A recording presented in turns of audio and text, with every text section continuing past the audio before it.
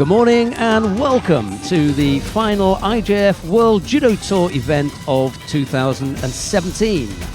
It's the World Judo Masters being staged in the beautiful and historic city of St. Petersburg, Russia. I'm delighted to be sitting alongside my colleague for this event, Annette Böhm. A very good morning to you, Annette. Good morning, Sheldon. Good morning, everybody who is listening to us and watching us. Now, what we're going to do is to take a look at the 7 weight categories that we've got to bring you on this opening day. There's 7 today, 7 tomorrow.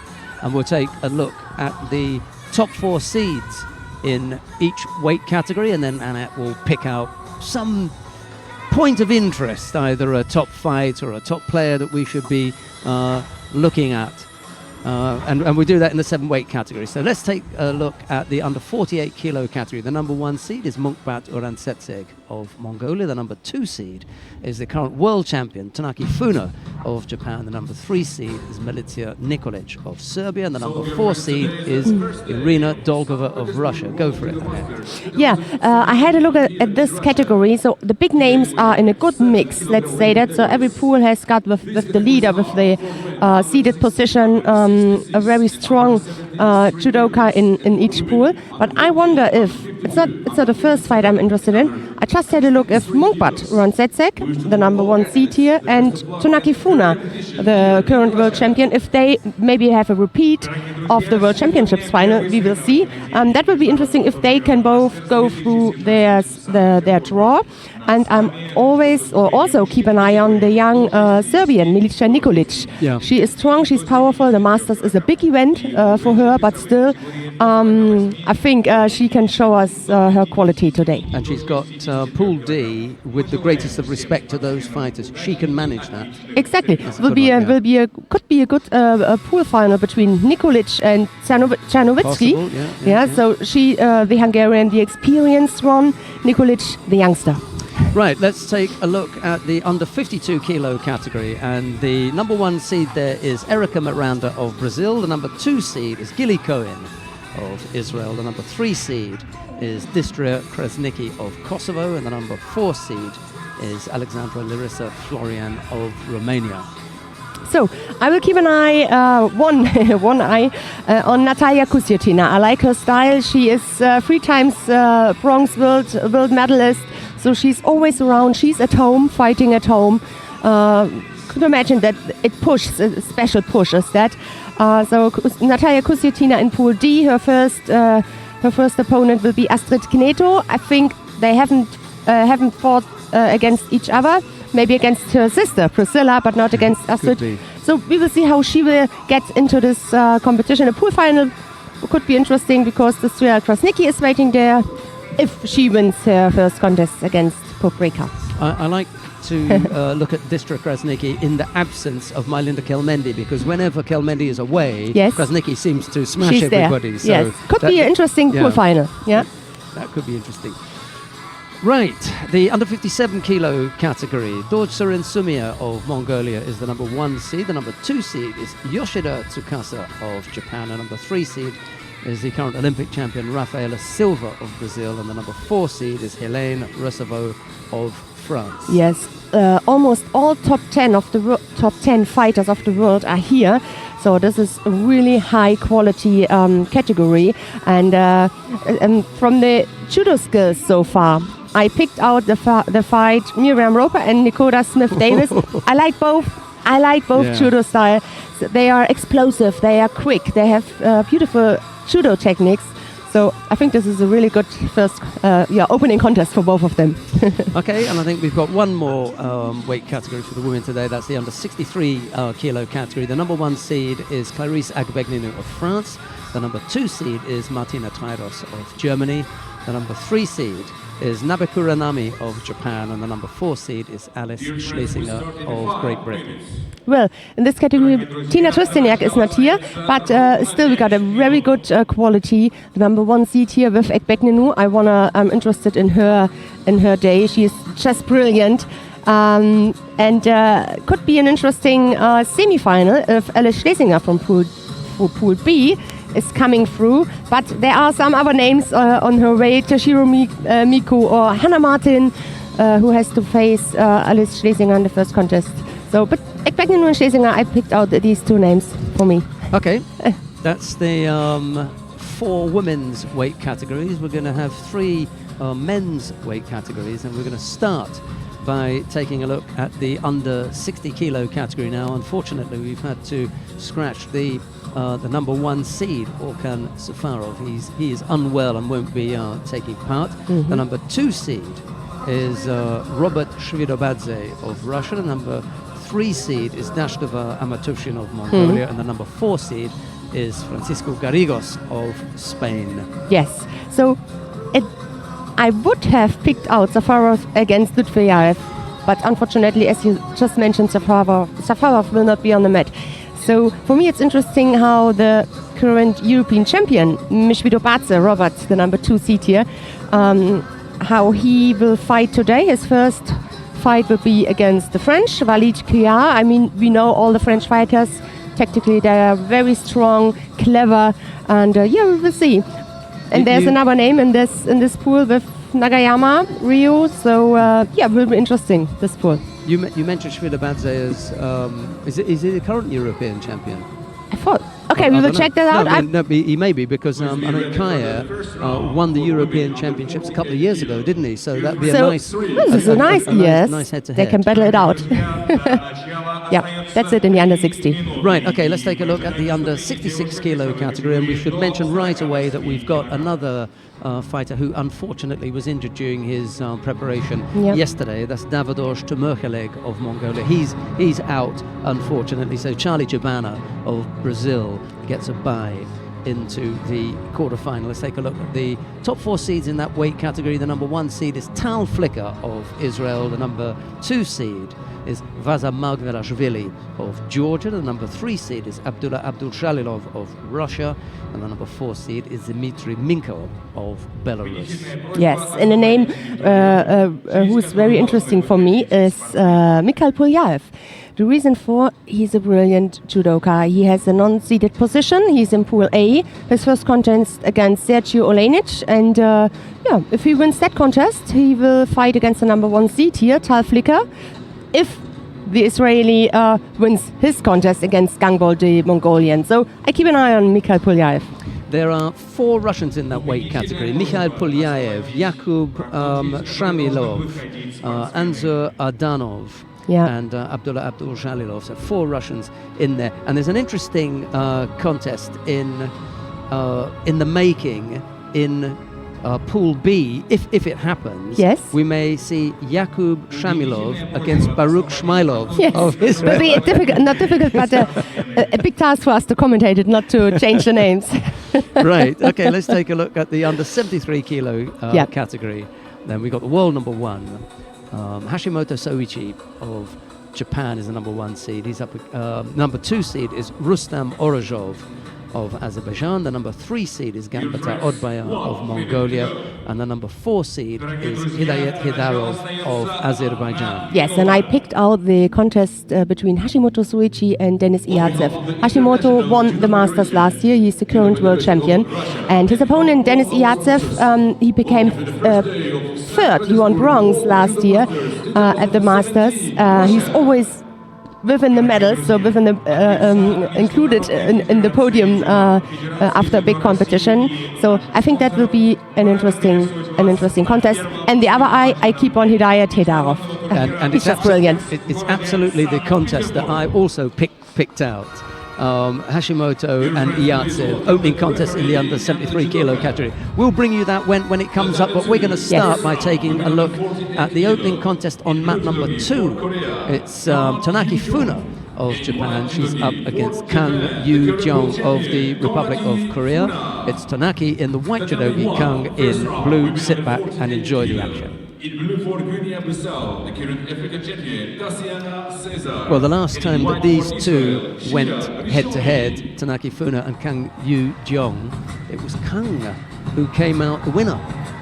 It was in the Asian Championships in May of this year. They had fought once before when Tanaki had won. And you see the red back patch there from Tanaki. Well, since Kang defeated Tanaki Funa in the Asian Championships, I think that was in May, Tanaki has gone on to win the World Championship, so not necessarily, a bad thing. Almost comes up with that little left-sided Ojigari. But Kang is able to turn onto a front and avoid getting scored on.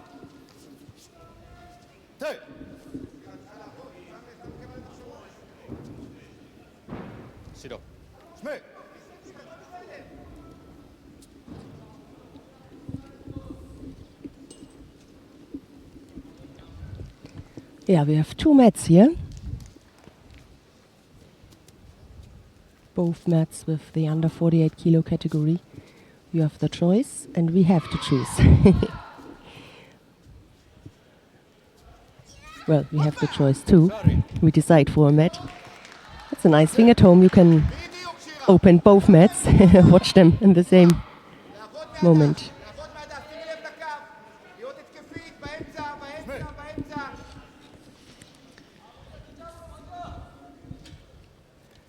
Yeah, Annette, that's a good point. 2 mats. The choice is yours. You don't have to stick with us. You get three options. You can choose mat 1, choose mat 2, or you can choose the commentated channel, which is our dribble, and you can come and listen to us. We're just beginning to get, a trickle of people coming in to the venue as the seats begin to not get filled up by any means, but given the attendance that we've had in places like Cheboksary, Chelyabinsk, Tyumen, Ekaterinburg, I've got no doubt that we're going to see a good crowd here. They're just a little bit slow to come in this morning. And an Uchimata Ojigari combination there from Kang. It looked nice. The first part of it did anyway, and then she kind of fell away from the second part and really didn't threaten in the end. But just want to mention the fact that we have 46 countries here. 214, of course, because of the limit. It's equal between men and women. 46, not bad.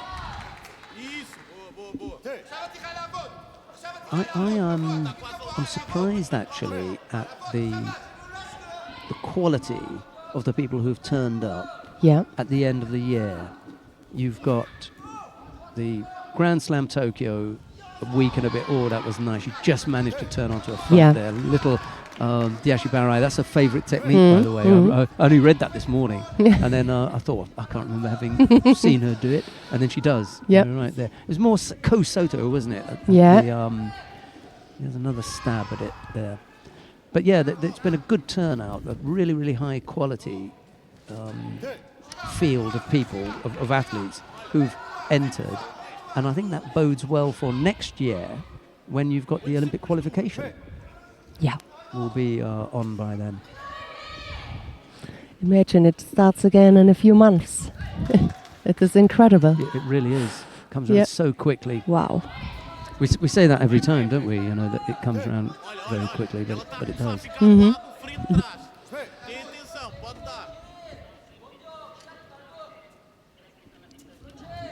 No score yet, a minute left to go. She's going back to the feet, is Tanaki.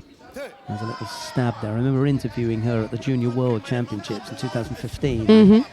She was up there. She doesn't speak any English.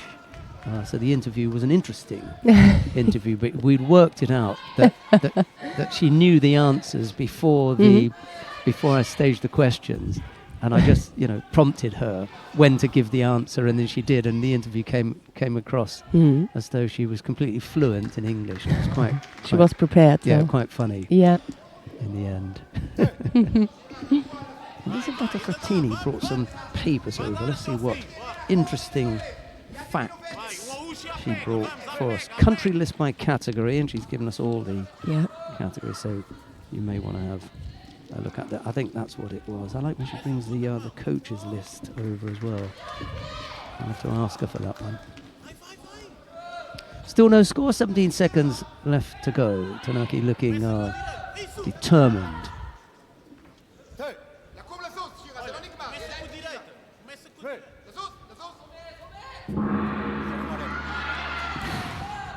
Nice little right-sided Seotoshi from Kang just threatening on that side. Shira Rishoni of Israel has defeated Tatiana Cesar of Guinea-Bissau on mat number 1. This one is going to go into golden score. Yeah.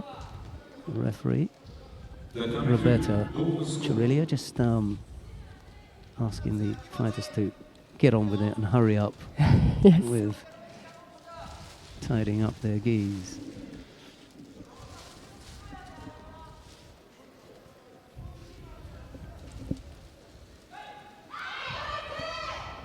Right, so here we are, golden score period. Women under 48 kilo, first round. In blue judogi for Ukraine, Marina Cherniak. In white judogi for Russia, Irina Dolgova.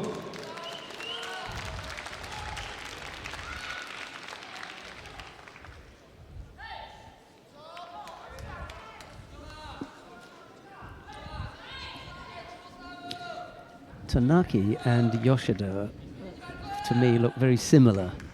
You know, Yoshida in 57, Yes. you think there's going to be a big difference, but they do look fairly similar. Not really, right. And it's because Yoshida is quite short for 57 kilos, and she's squat and a stocky little tough fighter.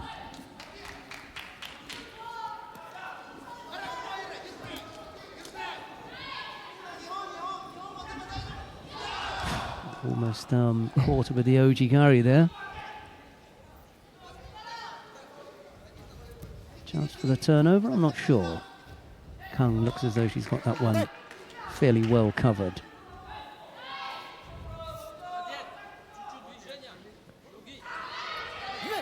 Oh, another good Uchimata effort. She threatened her on a few occasions with that Uchimata. Mhm.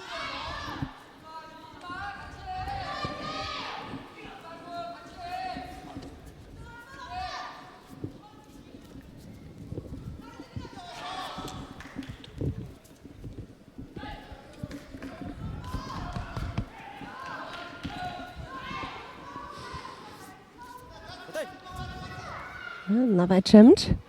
Weaker one. So a single slip here and you're out. I mean, imagine that. You know, current world champion, minute 20 odd into golden score. If she gets caught with the... Oh, that was nice. That was beautiful. That'll do. Yeah. Committed enough. Footwork. Good. She went to the well again and again and again, didn't she, with the footwork, Yeah, and exactly threatened her. Exactly the right moment. Yeah. Good work with her arms. That was a tough one to get that's to get the day started. Yeah. Wow. Tanaki. Yeah, she'll be desperately disappointed.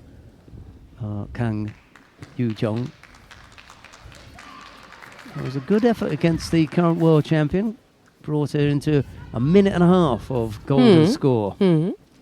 Kept things in the balance. Threatened her on a few occasions with that right-sided Uchimata, but in the end, it was Tanaki Funa who made her way into the quarterfinal.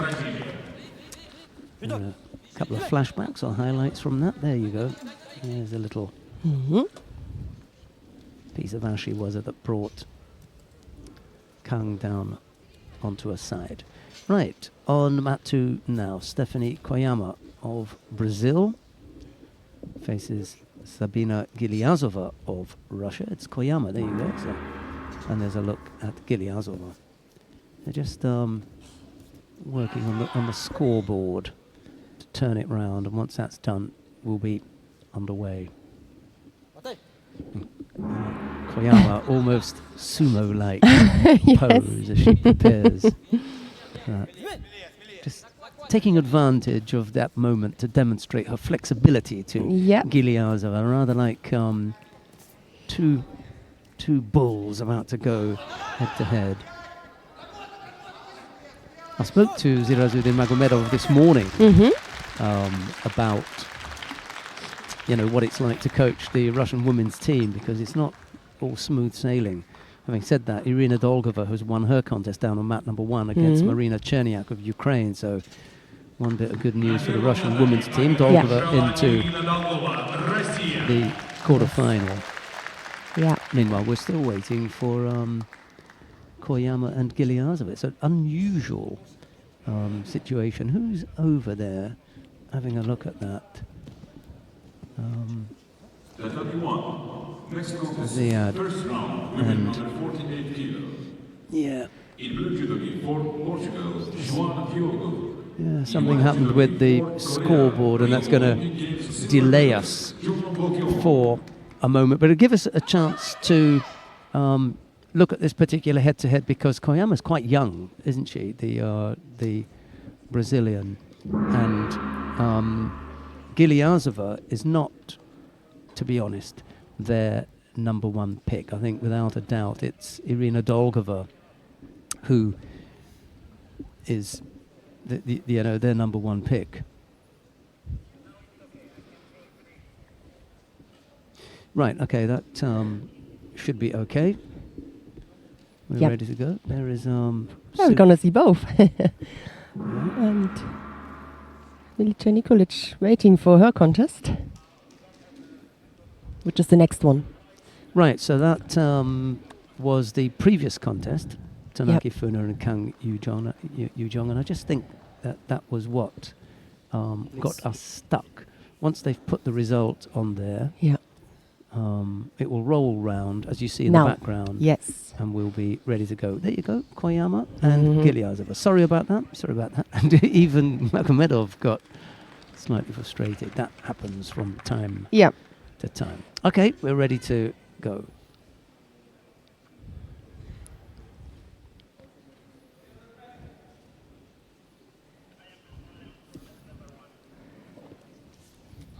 Oh.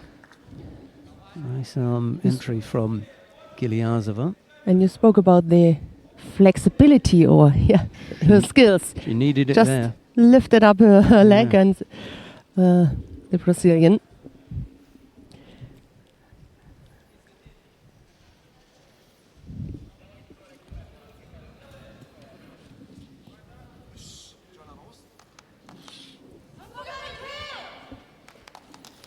If you know that your opponent reacts like that, and if you are able to combine the Uchimata with a second one, the best thing would be entire Toshi. It's really difficult to switch between Uchimata and entire Toshi. There's something is completely different, but this is the most effective.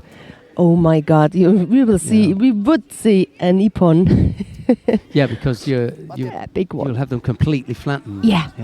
Or the Uchimata, and if they're stepping off, and if you're able, when they're just on one foot, to take the supporting leg. There Yes. she goes this time. Yeah.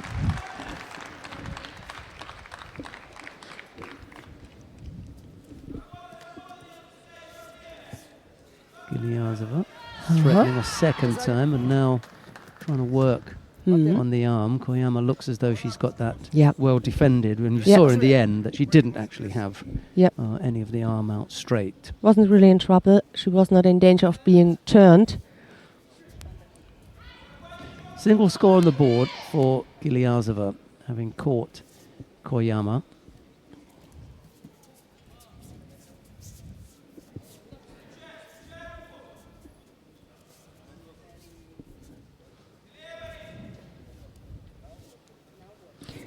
I want to mention that this venue is a very nice venue, to be honest. It's not too big. It is, I think it's a nice place to fight and to watch. It's an ice hockey arena, normally. 2 mats. I is like enough, it. Yeah. Yeah. For the Masters, I think. Yeah, for Masters 2 mats is Absolutely. perfect, yeah. Yep. Osai Komi, that's been the problem Oh, for yeah. the Russians when they haven't got the kind of quality that Dolgova has. She's managed to turn out of that one. Yeah, though. because Koyama didn't have 100% control over Yeah. the arm and the shoulder. So luckily, the Russian came out. Yeah, just saying that there are a couple of lightweight Russians who are up there in the higher reaches of the ranking as far as the Niwas is concerned. Irina Dolgova is one of them, and Alessia Kuznetsova is the other. She's moved up to 52 now, Yeah.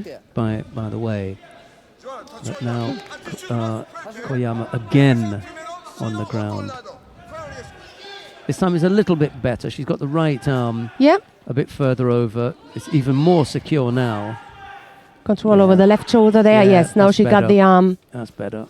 Yeah.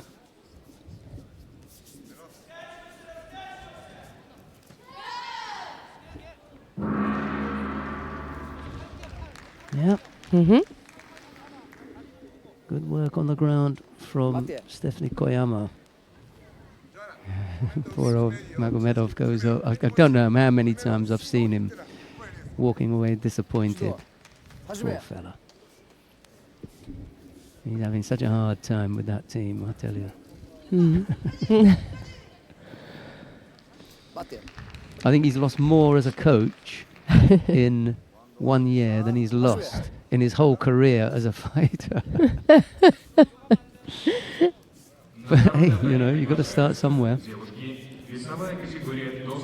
Koyama with 2 wins this year, the Grand Prix in Tbilisi and Grand Slam in Baku. Yeah, Will be absolutely, interesting. yeah. Next fight I think will be interesting between Tonaki and Koyama.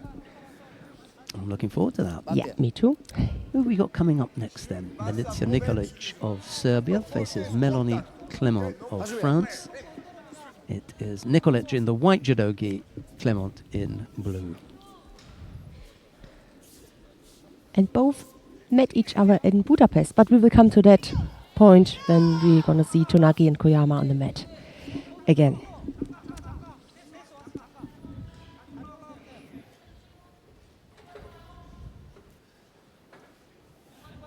They're both quite tall for Yeah. 48 kilos, but Clement is just that little bit taller and leggier. Mhm.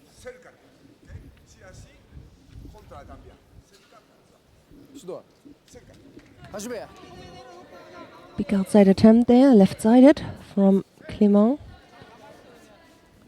She was thinking about the pickup for a while, wasn't she? But, Yes. It didn't come off.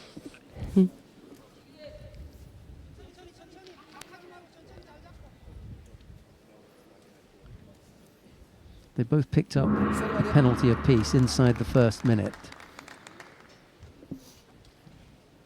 Mark Pickering, the IGF media manager, was wandering in the background there as that big Uchimata from Clement was unleashed on Nikolic. She couldn't get off it. She was clattered over for Ippon. Yeah, real disappointment. But, you know, this is the Masters here. Absolutely. No hiding place. No. На татами 2 приглашаются девушки весовая категория до 48 килограмм. Черновицкий Эва, Венгрия. We'll just take a look at that replay. Yeah. There you go, look. Wheel down. Yeah. The topic 1. First She round, just men under get some contact, was waiting, and then continued. На татами 1. Мужчины весовая категория. Right on the mat now, Noah Minska of Israel faces Chernovitsky Eva of Hungary. It's Minska in the white judogi, Chernovitsky in blue, and here is Annette Böhm.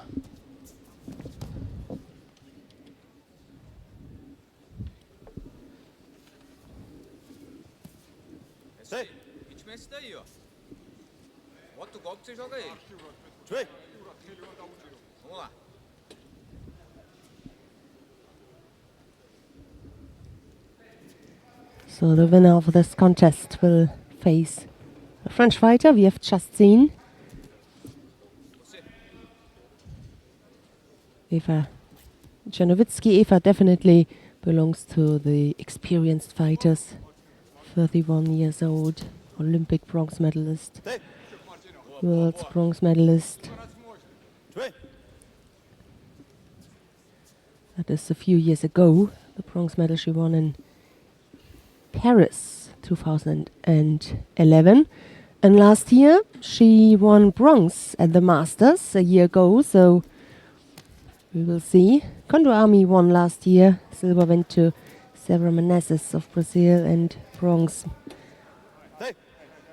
Oh, I beg your pardon. It is Marina Cherniak who became bronze medalist and Julia Figueroa, so not Eva But today everything is open. The first contest against Noah Minska, who received a penalty. No score yet. 2.5. By the way, on mat number 1, men started in the under 60 kilo category. This is also the last contest in the under 48 kilo category in the first round. So, second penalty. Coach does not agree.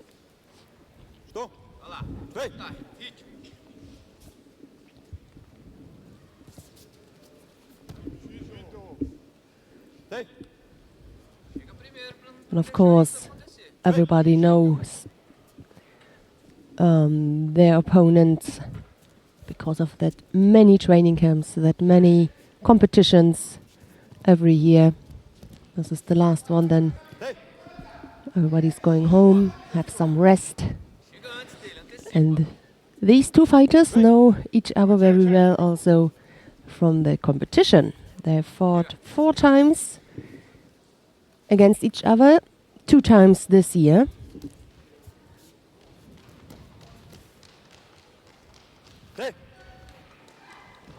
Every time Czernobytsky Eva won that battle. Once it was at the European Championships in Warsaw and at the Grand Prix in Tashkent. So and here's the determining score so far. Right-sided the attack here from Czernobytsky, who has taken the lead now. 1 minute and 20 to go.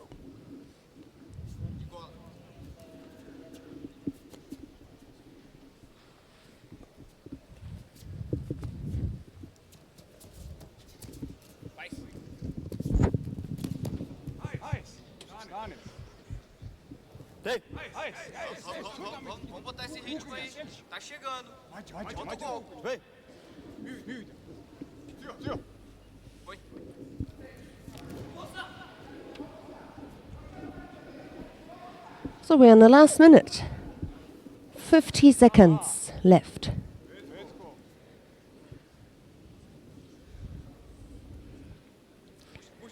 Not many fighters in each category, but the higher the quality is.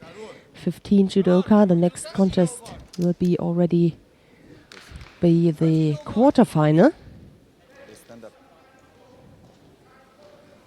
6 of the top 10 in the world ranking are taking part here at the Masters. The Kazakh fighter Galpachwak is not here. Kondo Ami of Japan, Dolgova, Irina, and Paula Pareto.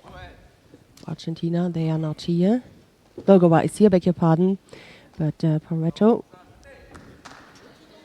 So, but I think that's not unusual. A few are missing, but the main part of the top fighters in each category we're gonna see this weekend. So, Czernobytsky Eva should be clever enough now to handle the last seconds here. Controlling her on both sleeves, and she takes it.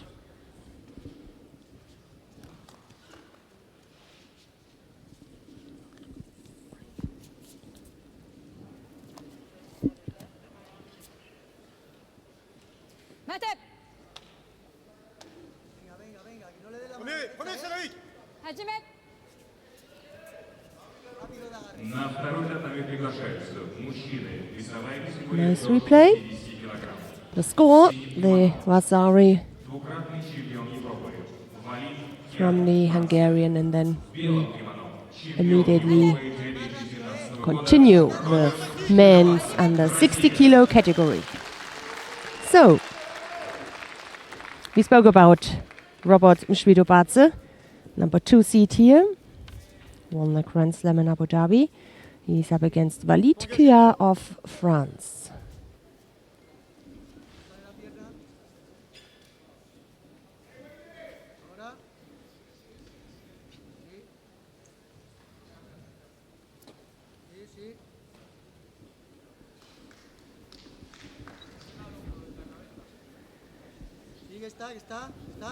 Yeah, he's the current European champion. In Warsaw in the final, he won against the Bulgarian Yanislav Gershev.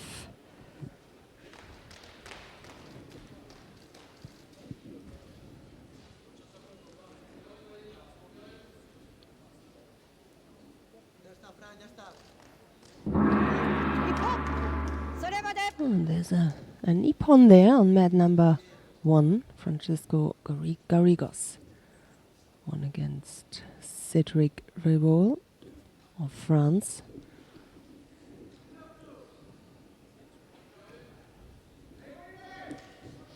Oh, nice attack. Opening there.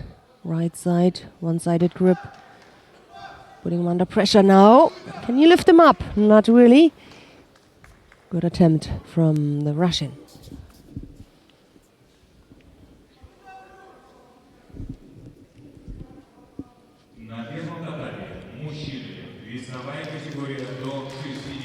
And we also spoke about the French fighter who couldn't defend his European Championship title. He won in Kazan 2016.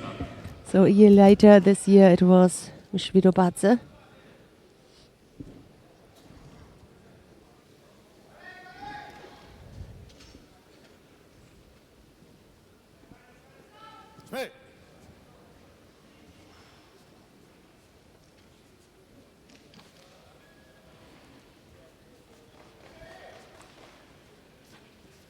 And I think he didn't participate this year in Warsaw.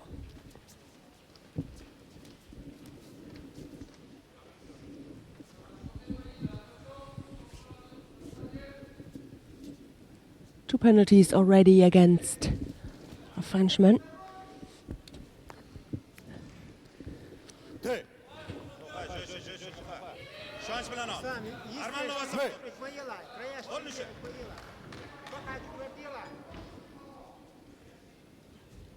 A minute 30 seconds left. No score yet.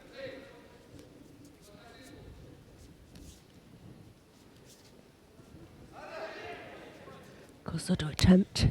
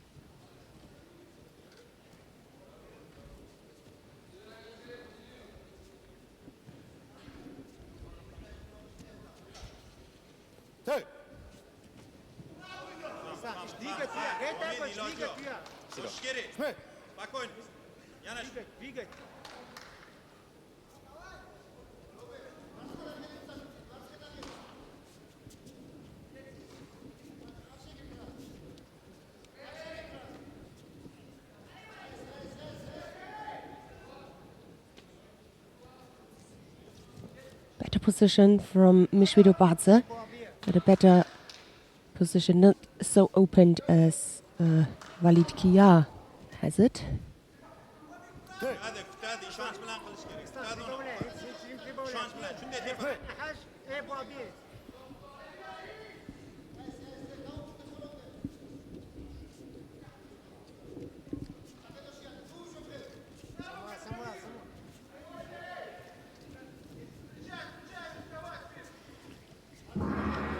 So, the golden score.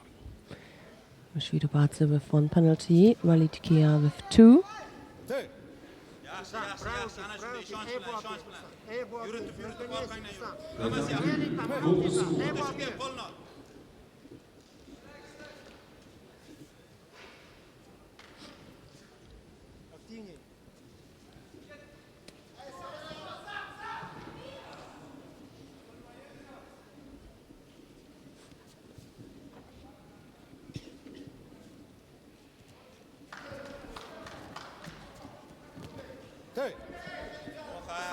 Активнее, мело активнее. Прибавляй, Ислам. Минут, Тион.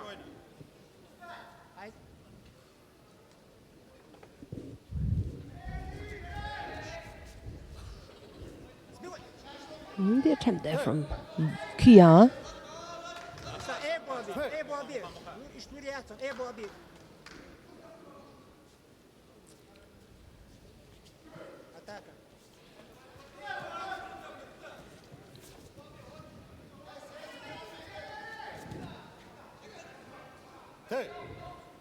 Yok sadaka İslam. Yok sadaka İslam. Her zaman ayeti. Ne tavak? Dikkat ver.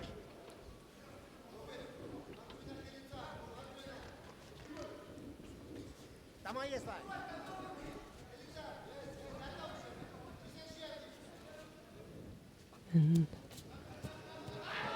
Yep.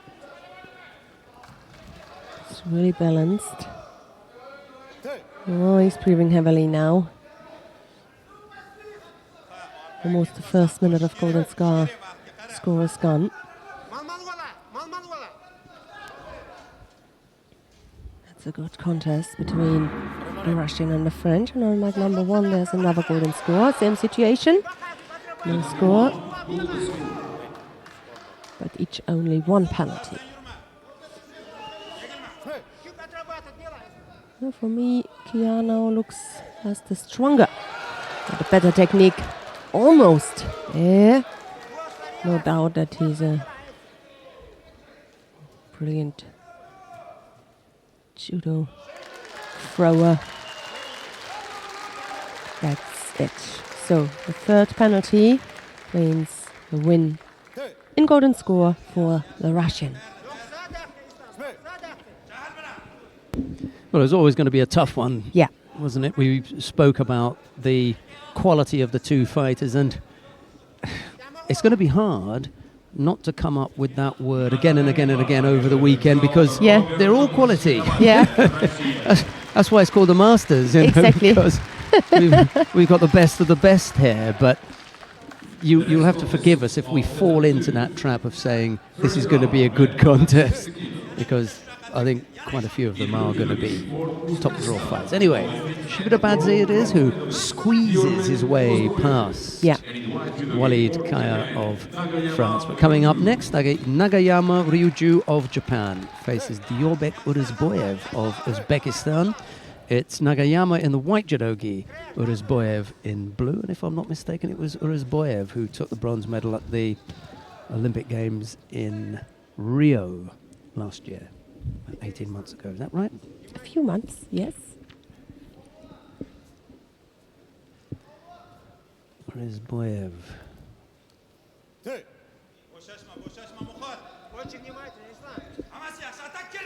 Have we got another Uzbek here as well? Sharafuddin Lutfilayev. Yeah, he's made his way through to the quarterfinal on the back of Orkan Safarov having dropped out.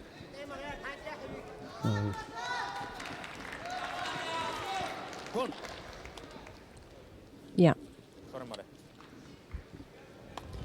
Must be quite early in other parts of the world. If we're looking west, if we're looking east, then obviously it's slightly more advanced. It's 25 to 11 here in St. Petersburg.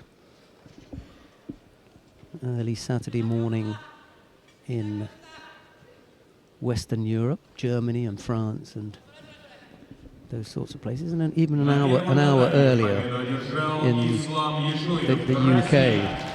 So maybe people still at breakfast. Yes. That's a nice morning program then. And then if you go across to North America, then wow. Dreary-eyed, real early start. No score as yet between Nagayama and Urizboyev. Yeah. Oh, quick attempt here. The footwork from Urizboyev. The attempt to get into a throw.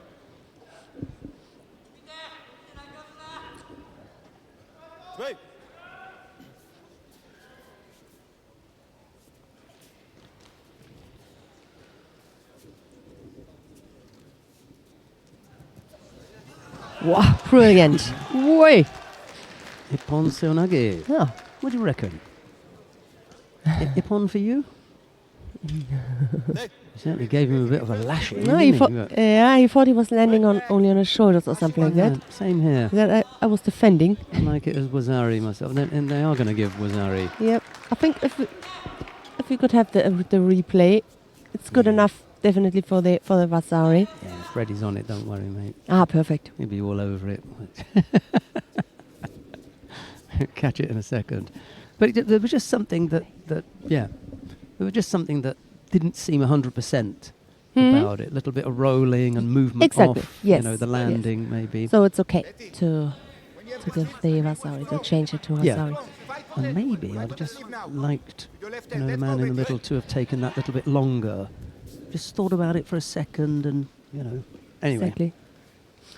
Nagayama leads by Wazari with 1:20 left to go. Urizboyev with a bit of work to do now. He's picked up a single Shido as well. Angelica Delgado of the United States of America is down on mat number 1 against Bettina Temelkova of Israel. There's no score in that contest either. We're going to get a nice break before the final block at 5 o'clock. The opening ceremony as well. Yes, and you know what? I'm looking forward to seeing the opening ceremony because every time we are in Russia, there is an amazing they go for it. Yeah. opening ceremony. So a lot of things we are looking forward to seeing today. Nagayama has a bit of a cut on his chin. Maybe he's opened up something that he did when he was shaving this morning.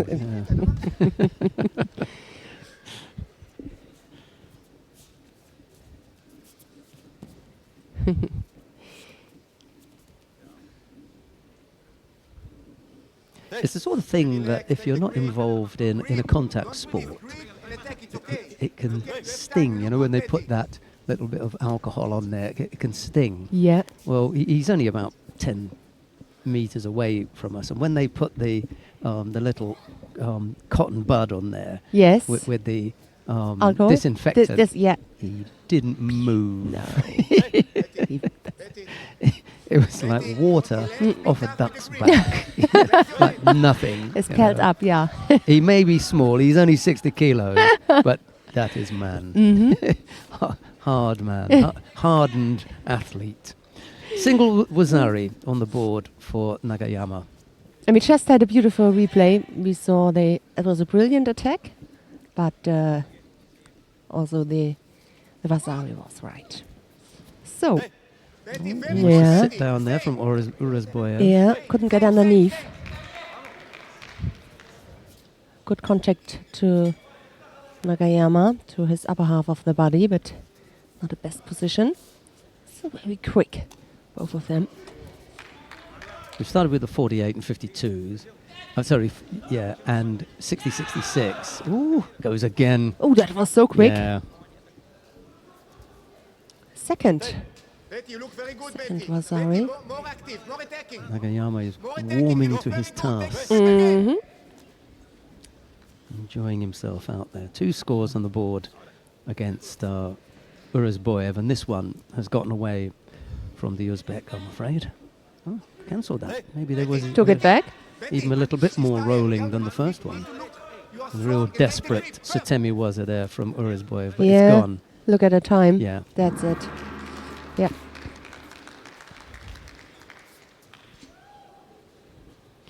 Well, Nagayama can go and tidy up his chin now. Betty, very good. She's very tired. Now. Attacking, not releasing the grip. Grip and attack. Now. Didn't he cancel it, the score, and we ended up with the 2 scores at the end? We still got them on the board. Yeah. Maybe having cancelled it, they put it back. But he definitely said, cancel. Anyway, it's all academic now. Yeah. Attacking. Because Nagayama is through to the quarterfinal. Right. On mat number 2 now, Dashtova Amatovshin of Mongolia faces Felipe Pelim of Brazil. It's Dashtova in the white judogi, Pelin in blue. Wasn't it Dashtova's birthday yesterday?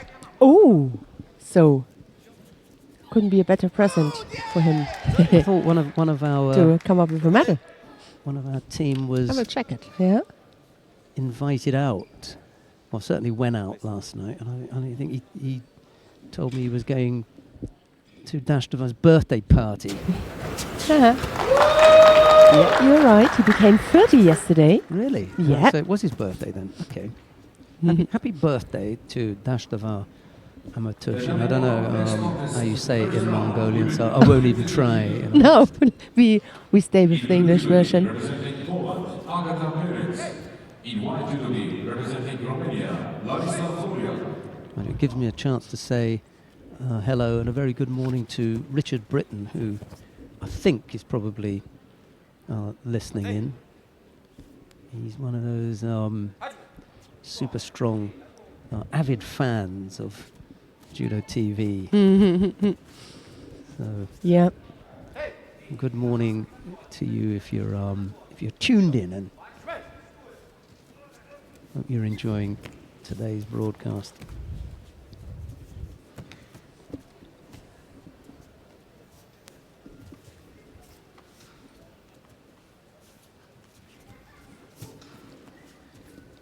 Could be quite a celebration for Dashtova. That was fantastic. Yeah. Absolutely fantastic. Yep. And I mean, all right, Wazari for that, but that was perfect for me. Really, really nicely executed. Sutemi was up from Dashtova. He came under a bit of pressure actually, and he launched the technique under pressure from Pelin, but he brought it off beautifully. And now Pelin decides that he's going to have a go at the Sutemi Waza, but it's nowhere near. Yeah, nowhere near. It wasn't happening, was it?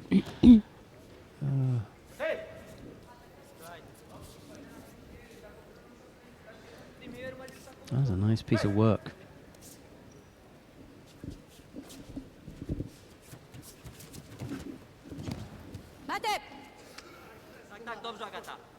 Timelka won her contest over Delgado, by the way. Yes.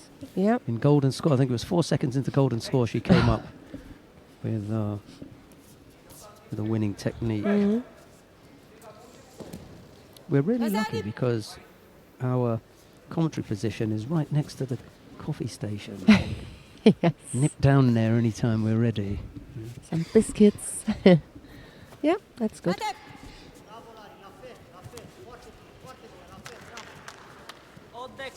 Pelin working away there really hard.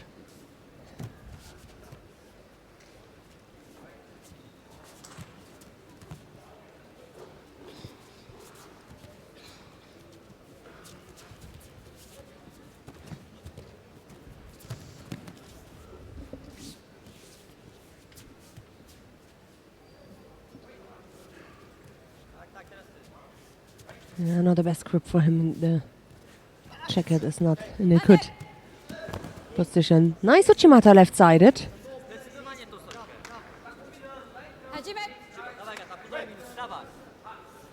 A little bit of problems to find his grip when the jacket is outside. Oh, that was beautiful. No space in between, so close to him. It was slowly but controlled. So Crowd beginning again, just to fill up some of those empty seats. And there was a nice ripple of applause for Dashtova when he came up with that technique. Very, very appreciative of that quality judo. now Sumika Eshi uses the forward moving of Pelin. Always moving him. Oh, the way. Yeah, second penalty. It looked a little bit just an accident. Sorry, this was. But in the end, Dashtova takes it. Let's see if he will face his countryman Ganbat. Yeah, it's come not up. going to take long to get to the quarter-final lineup, is it? Yeah. And when we have, we'll let you know. We'll run through each of the weight Yeah. categories as soon as the quarterfinals are lined up. На втором татами мужчины весовая категория до 60 кг. Синий Иман. Гусман Кыргызбаев. Brilliant. That was the first score for the Mongolian. Rolled him. Control until the end. There it is. Second Nice, one. yeah. So coming up now, Ganbat Bolwatar of Mongolia, former world champion, faces Guzman Kyrgyzbayev of Kazakhstan. It's Ganbat in the white judogi, Kyrgyzbayev in blue.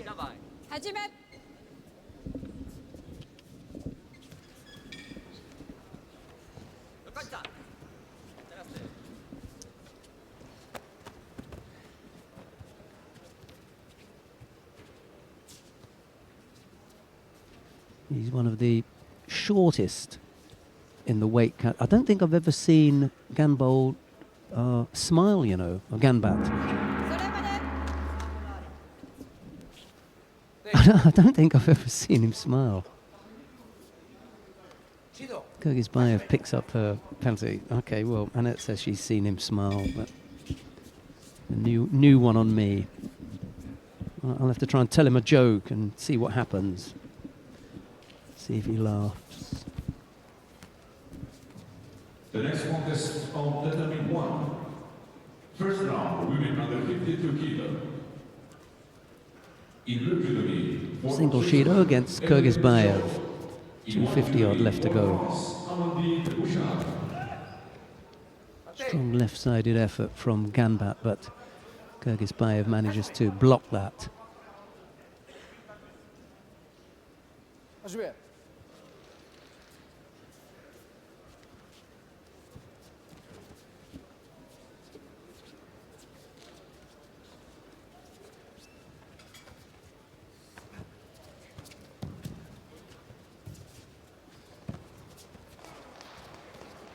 Martin. C'est juste, c'est juste. C'est trop gentil. Conséquente. Ajouer. Martin. Ajouer.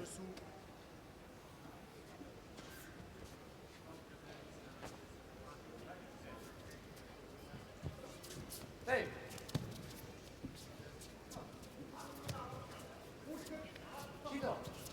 Martin.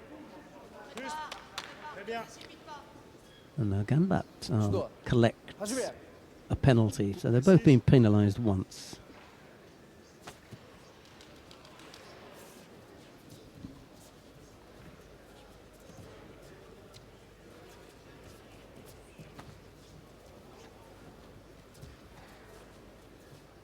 Martin. Au sol, n'hésite pas à aller au sol. Plus dur sur les mains, Mubuche. Reste pas dans son dos, hein. C'est oui, attention.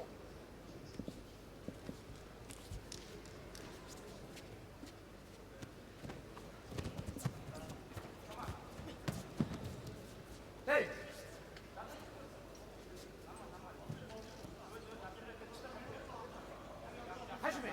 Martin. Alors encore. Reste en attaque, hein. Reste en attaque. À jouer.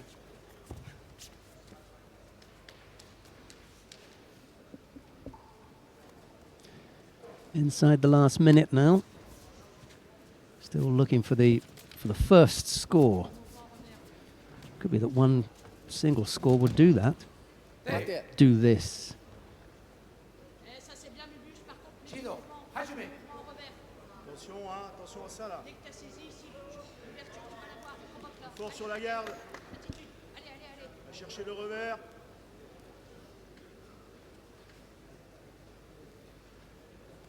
Azali. À jouer.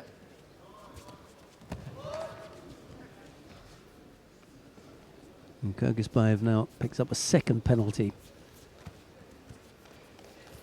And he's over there too long on that side. He was lucky to get away with that.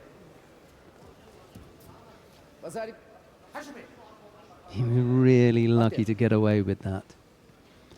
The minute you see the hands go over, you just count 1 single second, and that's it. You don't get any time to set something up.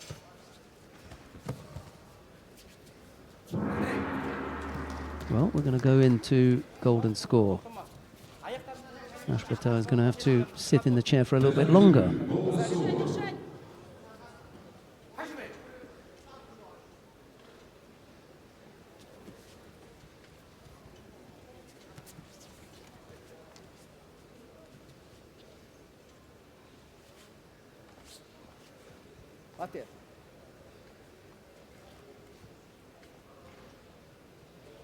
Evelyne, mets-toi sur l'attaque. That wasn't the strongest of attacks from Ganbat. Oh dear. That was a bit silly.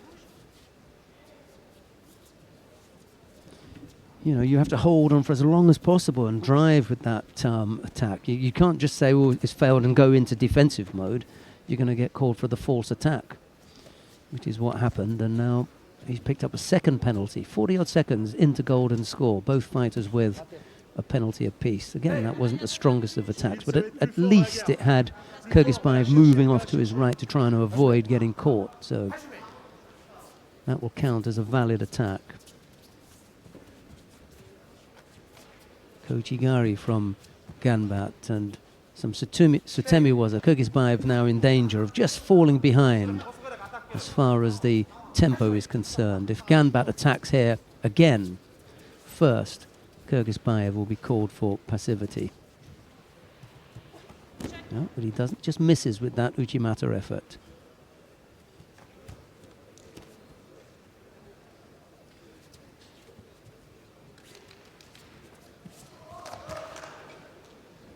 Again, he's lucky not to get called for being over on that side.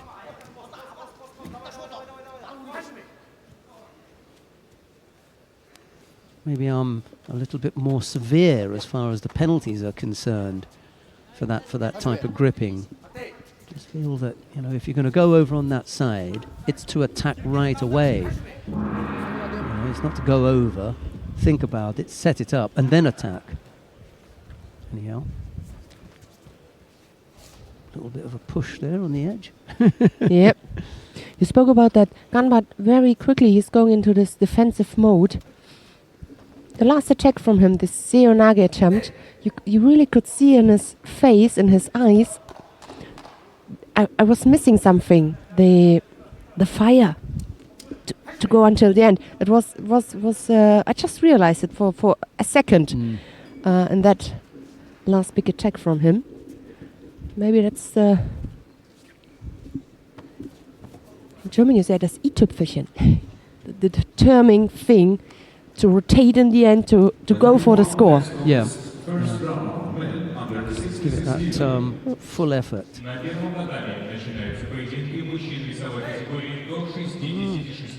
Strange. I'm afraid so.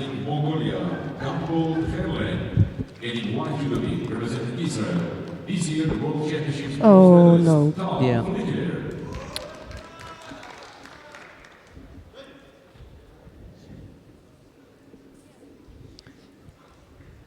Yeah. Just wasn't strong enough, I'm afraid. He knows it's coming. And the thing is, it wasn't necessary. Yeah. It was not necessary at all. Yeah.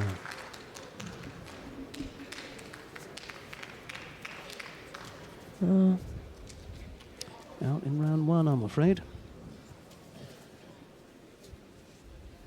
Such a brilliant judoka, Ganbat. You know, if it was a tight fight or they say, okay, no chance, that he deserves that score, but Yeah. in this case, it was just not necessary to end up with 3 penalties. These were all his attacks. And sometimes you don't know what's behind it or, yeah, the story behind. Well, we're going to stay on mat number 2. Why not? You know, the choice is yours if you want to go to see what's happening on mat number 1, Tal Flicker of Israel and Ganbol Kurlan of Mongolia are just getting underway there. That's in the under 66 kilo category. We've got a contest there between Gilly Cohen of Israel and Jessica Pereira of Brazil. It's Cohen in the white judogi, Pereira in blue. This is the first round in the under 52 kilo category. We'll stay here. Yeah.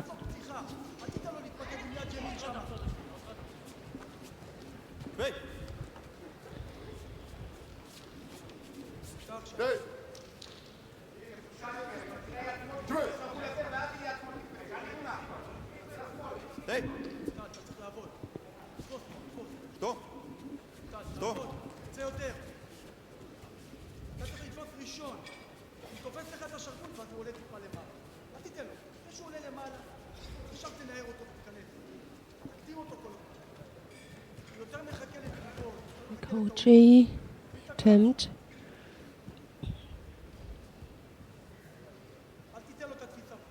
Oh, she got long legs. She can go there for the Sankaku. Legs are closed. This is a good starting position from Pereira. What she needs is just to turn her. She can fix her because, the legs got a perfect position. It just needs to get her under control. On the side, that's better now. Yes. Now take the right leg as well. Yeah, legs are a little bit. Gutami. Yeah, legs are a little bit open now. You see the left foot. It's not in a perfect position. Yeah, it's not right under in that bend. In that bend. Yeah. Mm. But it's strong enough for the Yes. Osai Komi. Absolutely. Yeah. That'll do. Yeah, when she was able to reach down the side and trap the right leg as well, that makes it much more difficult for Uke to escape.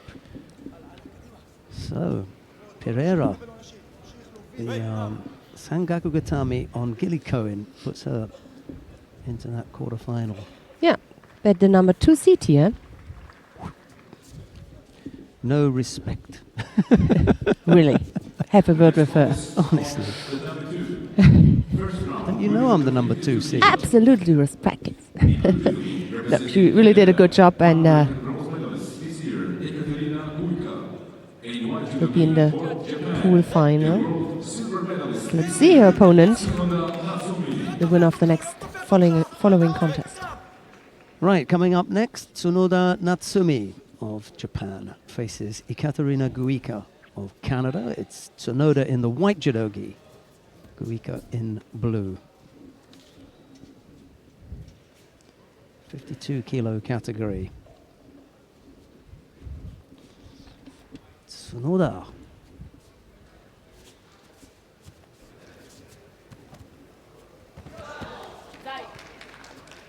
On the board early. Yes. Catches the Canadian well there.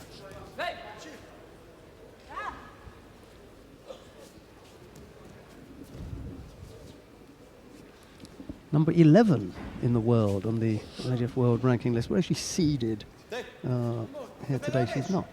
Well, not one of the top 4. Not the top 4, yeah. Not the top 4, yeah. Let's have a look then. 25 years old, Tsunoda. Yeah. Yeah, seating position number 7 here. She lost out to a teammate in the final of the World Championships. Shishimi Ai. Second score, Tsunoda going to work now. Just inside. Second gear. Yeah, 2:55. And 2 scores on the board already in the first minute. Minute 5 seconds.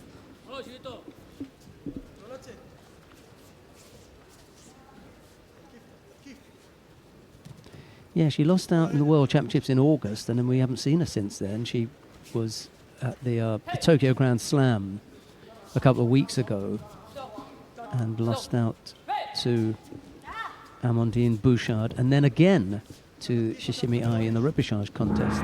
Yeah. Bouchard in the pool final. Haven't seen her. She was on mat number 1. Won her contest against Chop. And now it's up against and now it's up against Florian. Alexandra Larissa Florian of Romania.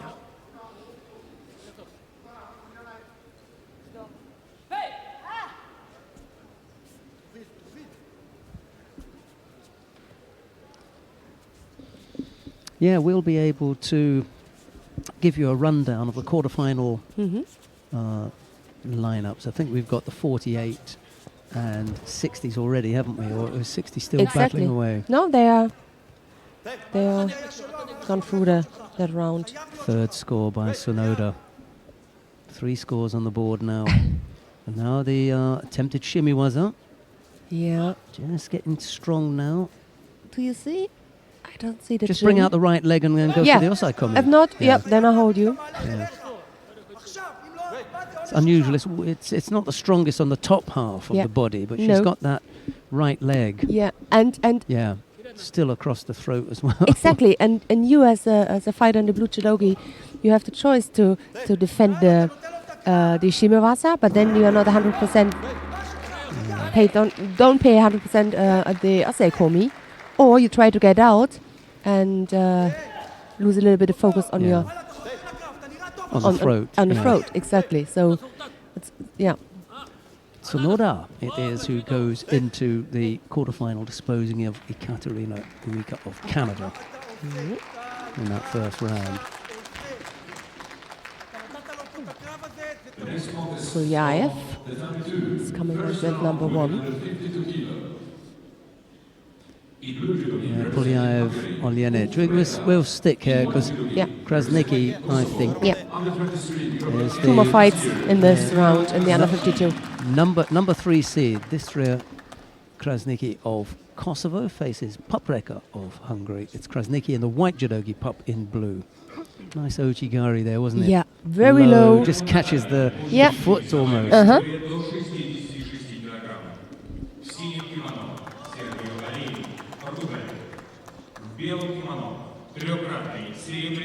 I'm always interested to see what happens when, as I've said before, when Kel Mendy is not here. I'd like to see what happens with Krasnicki.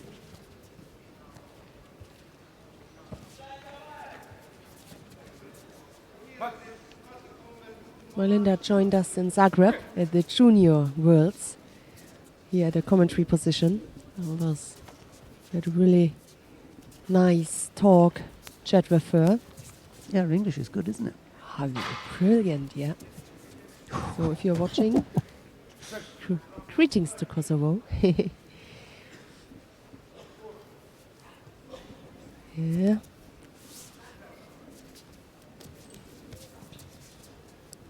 They gave Wazari originally. I was okay with that. You know. Took it back. But they took it away. Yeah, took it away. Probably just sat her on her backside and one arm was down. So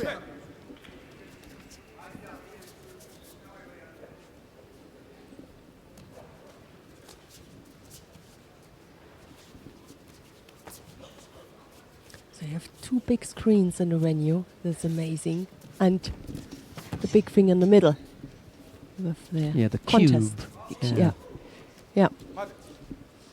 It's very, every hockey or basketball venue that you go to in the United States of America, North America, Canadians as well, they're hockey mad, aren't they? Mm-hmm. They have that kind of display. And we're able to take advantage of it. Here, it's actually almost directly above where Krasnicki and Pup are taking part now. My God, so powerful. He just grabbed the head, Koshigaru went there for the ippon. Okay, she doesn't waste any time. Distria Krasnicki.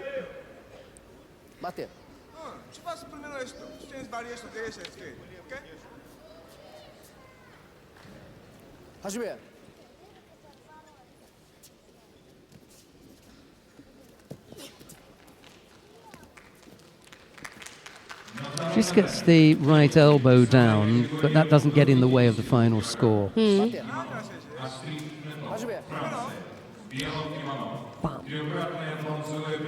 Second push, another step.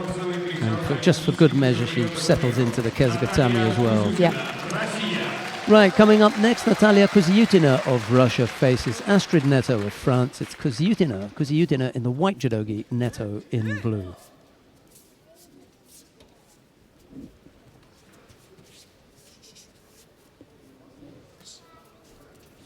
Kozyutina was the bronze medalist in Rio, Yes. added to her World Championship medal, so picking up an Olympic bronze medal. She's got her hair slightly darker I just wanted to mention it. at the moment. Yeah. She still A has little the difference. possibility of dyeing her hair, which is not open to all of us. But it looks completely different. Yeah, it does, yeah. Sheldon. Yes, that is right. And let your hair a little bit grow, Sheldon, then Yeah, that would help. it would help. Polyaev is taking the lead on that number 1. Got strong throwing skills, Yeah. Polyaev. And And as she's- Annette has just said, he leads down on mat number 1. Oh, second one. Where's that? Yeah. On the ground. Where he picked up the second one for the. Yeah. Polyaev Komi. Yeah. Look, if you look away, you could think he's thrown him twice. Yes, it was but he just- didn't. Just the Yeah. score. Yeah. I've often thought that. So, Mikhail Polyaev through to the quarterfinal, defeating Sergiu Poljanic of Portugal. That could be carnage in the under 66 kilo category because Polyaev is in one pool. Yakub Shmailov is in another. Anzur Adanov is in pool C, and Abdul Jalilov is in pool D. It could be a complete It could. blanket. Yes. Kozyutina is holding Neto at the moment. Yeah.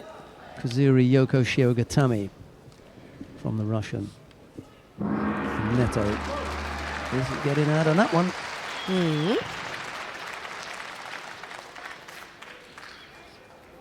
We haven't seen a Russian lose yet, have we? Today.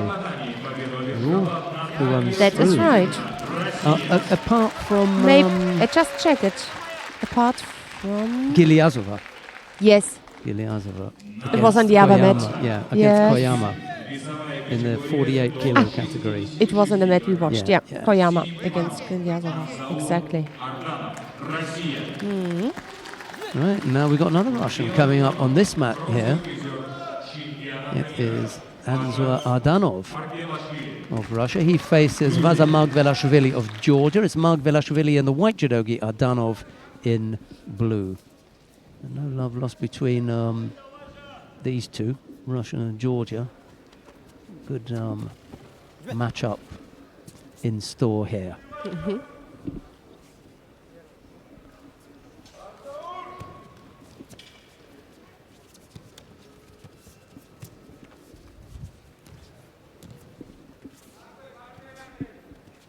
Ardanov actually has got a bit of work to do against Margvelashvili.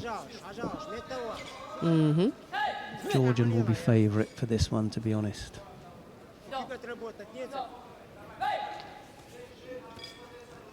And both fighters pick up penalties for avoiding to take a grip.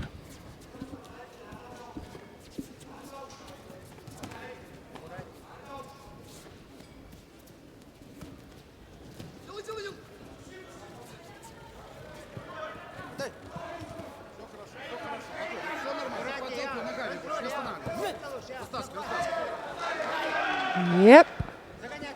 So that's the first score for the Georgian. Like a counter. Adanov landed on his left side.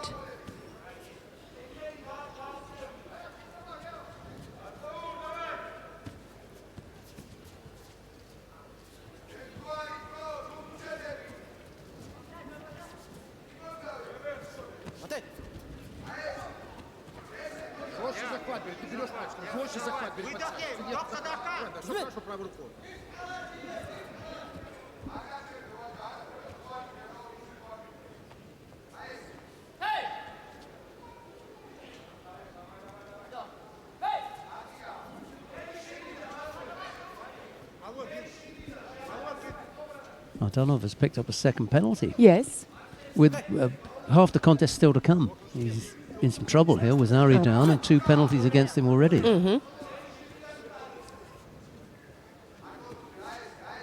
Margvelashvili has got the measure of him, I think, here, Annette.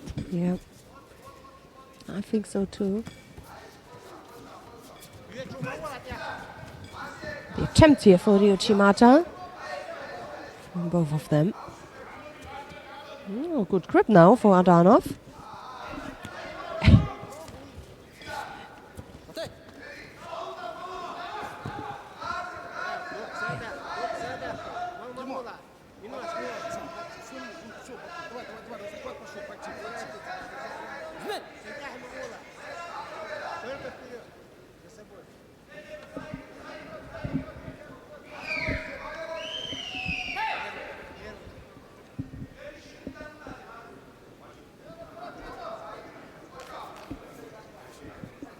Couldn't really bring him into danger on the ground, but at least burned some seconds on the scoreboard. Margvelashvili. So a minute now. Minute now left. Ochi, that's a nice combination, if it works. Adanov looks drained now. Yep. Doesn't seem to be the power there to Yep. really threaten Margvelashvili. Yep. See, look at his left leg, it's too far away for the Uchimata. You need to jump, get a little bit closer. Maybe for that the power is gone now. Last 30 seconds.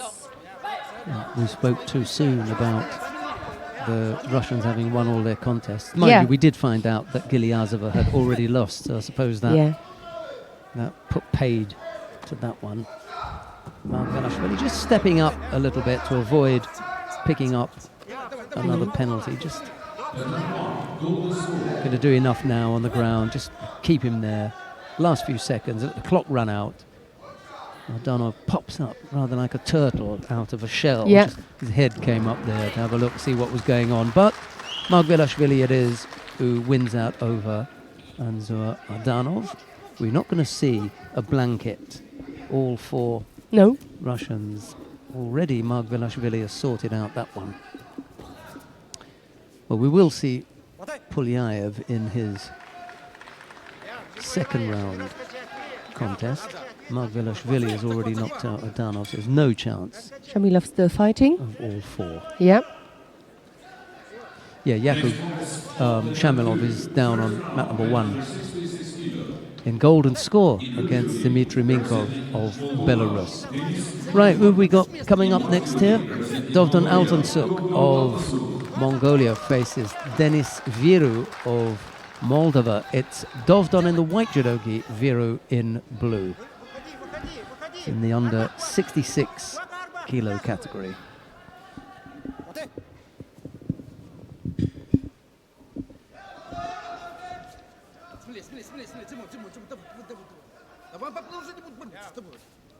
Аккуратно. Не царять, не скатывай, шизоват, не талафит.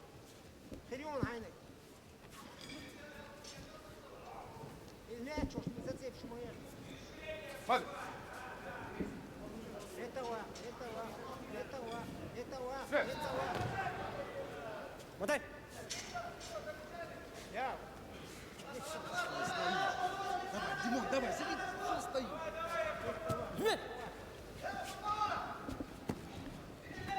In the under 57 kilo category, which is not that far away now. We've got that coming up shortly. We've got the world number 1 and the world number 2 here.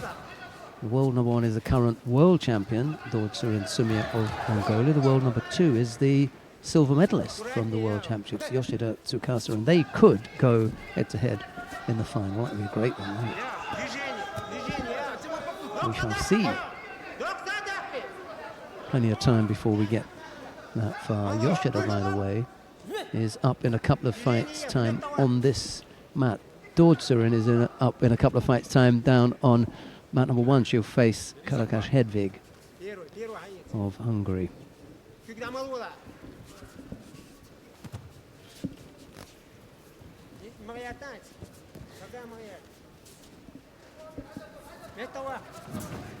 Подсеки. Single penalty against Dovdon at the moment. That's the only thing on the board. Дима, давай, давай, давай.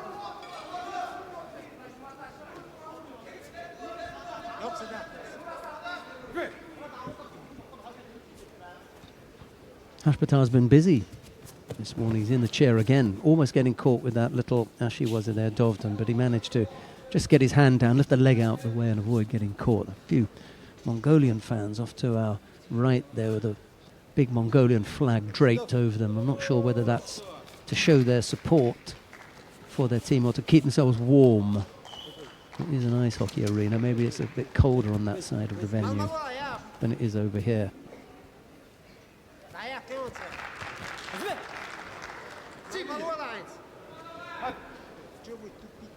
Still just the single Judo against Dovdon at the moment.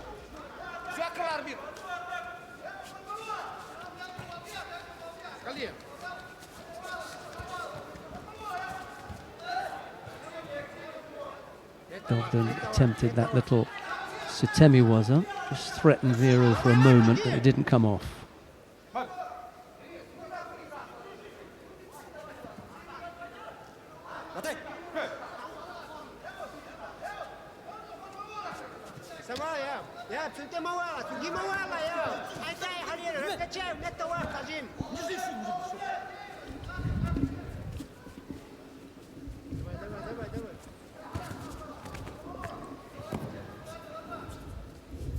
Погой атаку. Блядь. Ногами, ногами, ногами, Дима. Ochigari. The attempt for the Sumikashi. By the way, it's the 3rd minute now on golden score on mat number 1. And no score and no Shido so far. Interesting. Minkov and Shamilov really doing battle down there. Yeah. Что стоять? Да как ты хочешь выйти?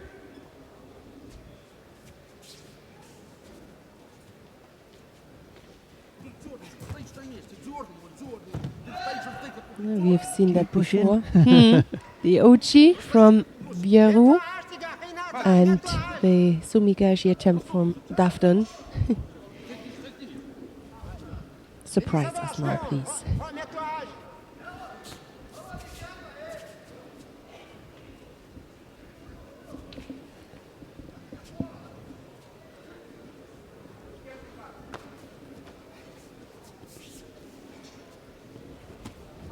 Yep. Try to surprise us. Left sided becomes Seonage. Both number for penalty and going to see another golden score. I like the golden score period because both of them know now it's all or nothing. One last big attack and a score, and that's it. It makes it exciting. The golden scores. Oh, almost. Yeah. Nice little movement there. Back or forward, backward. It's a little feint, the attempt there Faint. Faint. Right, yeah. to break the balance. Oh, that was a nice combination. Not a perfect control over the upper half of the Vieru's body.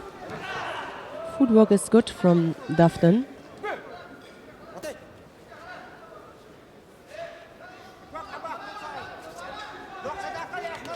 Oh, that was a weak attempt. No.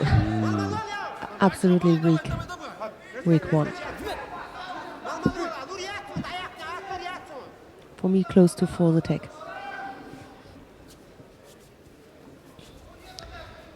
Yes, it wasn't very clever, No. especially in the golden score. Oh, he's gone now. Yeah.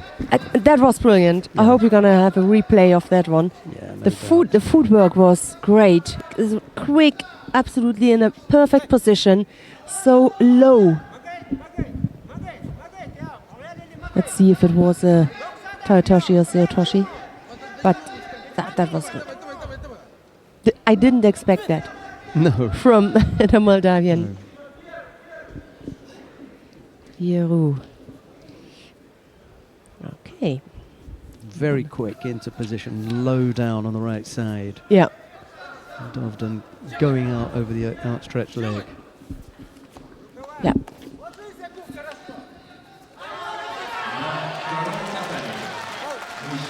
Beautifully done. Yeah. Yeah, now we have it.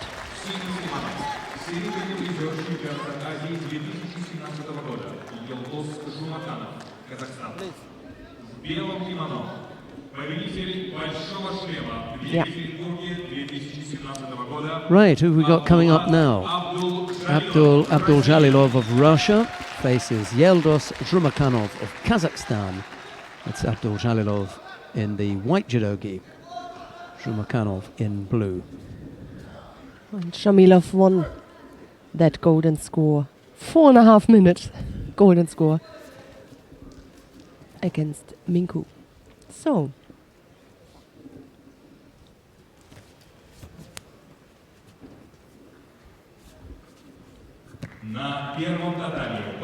the last contest in the under 66 in this round. Then we're gonna go to the under 57 kilo category. To women. The number one, next contest, first round, men under 66 kilo. In blue judogi, representing Brazil, this year world junior champion Daniel Karmin. In white judogi, representing Israel, Baruch Shmailov.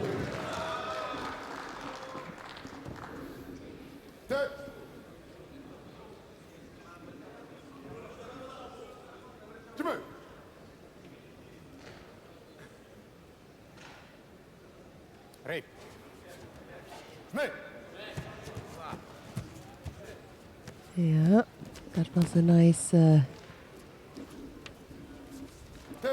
combination from the Russian. He stepped in with one leg, like you're going for the Sasai or Hitsaruma, and then try to break the balance, but it was just an attempt. So it's the Kazakh fighter who takes the lead. Shumakanov.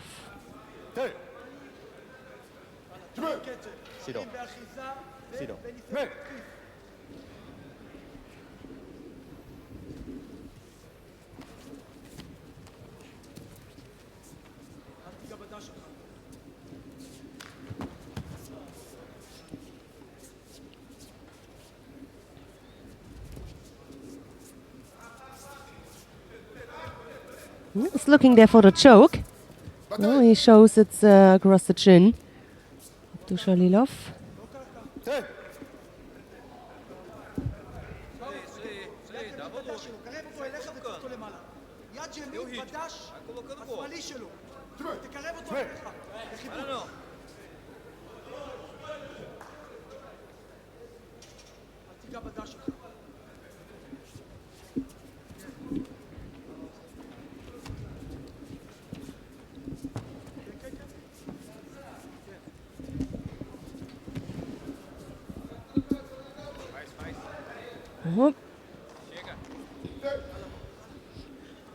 Just wondering where that started.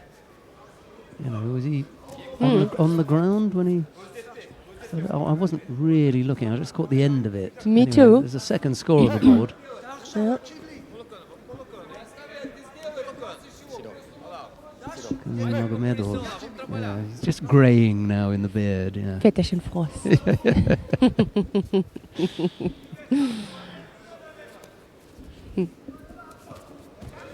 Oh, almost lost his balance. Good reaction there from Abdul Jalilov. Yes. So Zhrumakanov having put 2 scores on the board.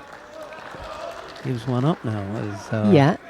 Abdul Jalilov digs deep with 1.5 minutes Oh, nice. the left to replay. go. Look. Just catches him. Yeah. And then rolls Rolled. as well. Yeah. But it was a good reaction. He wanted that, exactly that reaction from the Kazakh fighter with this feint. So backward and then pushed him. So still everything is open here. 1:20 odd seconds left, and Abdul Jalilov both just with enough. stepping up the pace. yeah, Go on, yeah, Annette. yeah, and both with with the possibility to come up with another score, especially Abdul Shalilov. Then we will see. We will see. He's a bit bent over now. Yeah. Is Zhumakhanov, almost looking defensive.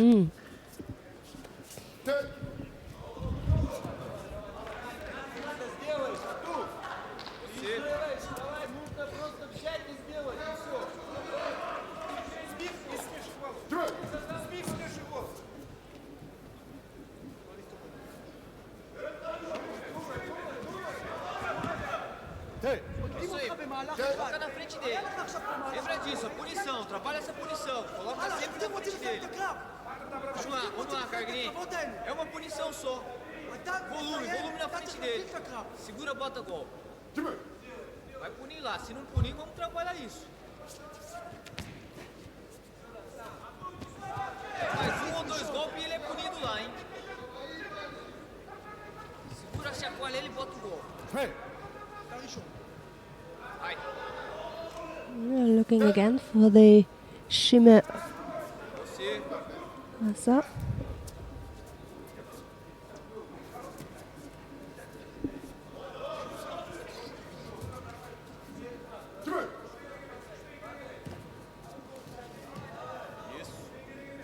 Yeah, that's a good idea. Indeed. Vamos lá, mais um golpe que ele vai ser punido lá. Na frente dele.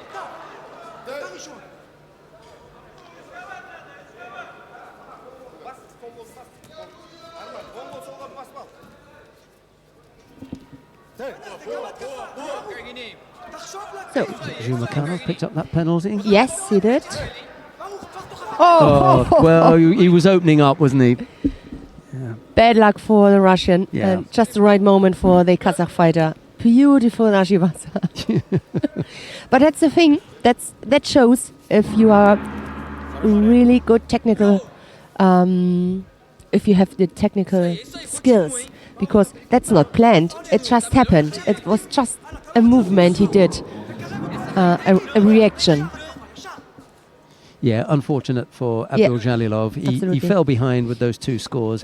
He then picked up his own score, which opened it up a little bit. Zhumakhanov, however, he did have the luxury of being 2 scores on the board. He only picked up the 1 penalty, and when Abdul Jalilov realised he had to open up completely, in came Zhumakhanov with that 3rd and match-ending score, really. Right, well, coming on to mat number 2 now, the world silver medalist Yoshida Tsukasa. She's up against Anna Borowska of Poland. It'll be Yoshida in the white judogi, Borowska in blue. And whatever happens, we're going to stay here. Yeah. Because even if Dortsurin and Karakash take to mat number 1, I think it'll be... Look at that, Vasalaso. It needs some time to get all the replays because there were a lot of scores. quite a few pieces of action in there. Which is good. Right, Yoshida in the white judogi, Borowska in blue. You haven't missed anything.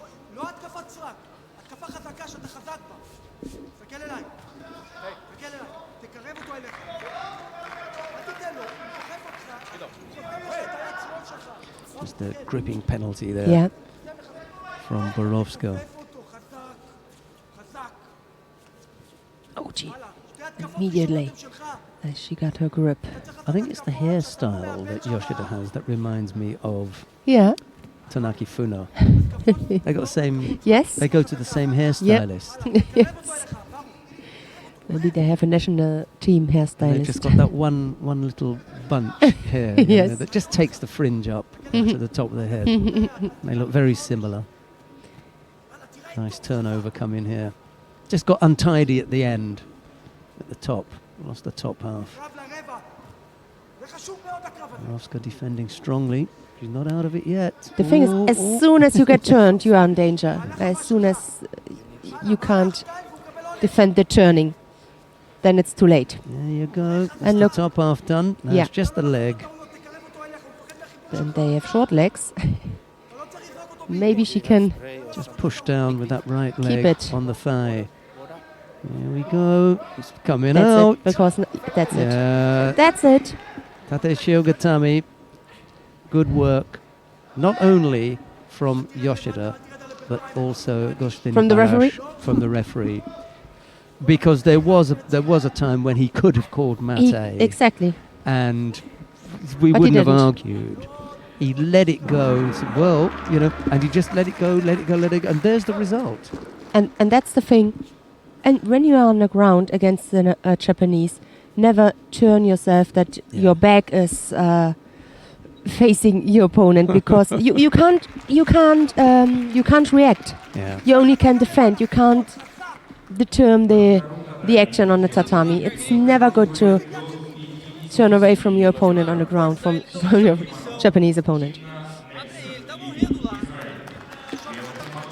So, Yoshida, Bota o golpe, chegada de mão, bota o golpe. she takes it.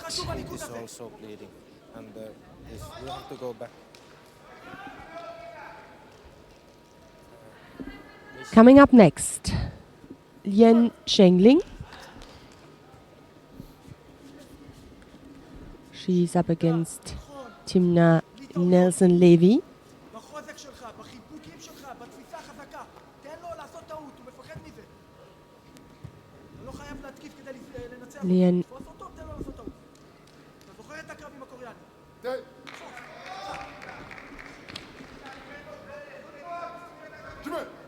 Lien in white, Chinese Taipei. Nelson Levy, the fighter from Israel, in blue. The winner will face Yoshida in the pool final. So we are still in pool C. לא לעשות טעויות, בלי טעויות. לא ירידה, לא בהצלבה, לא באותו צד. הלאה, מכונה, אתה מכונה שעובדת עכשיו.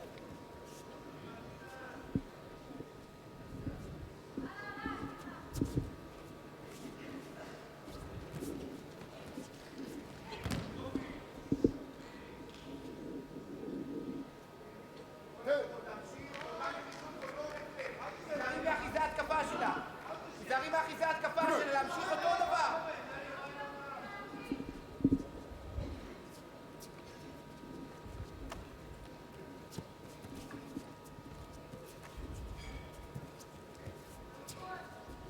לא לרדת על הכתפיים. חשוב מאוד שתראה טוב. השופטים לא צריכים לסיים את הקרבות האלו.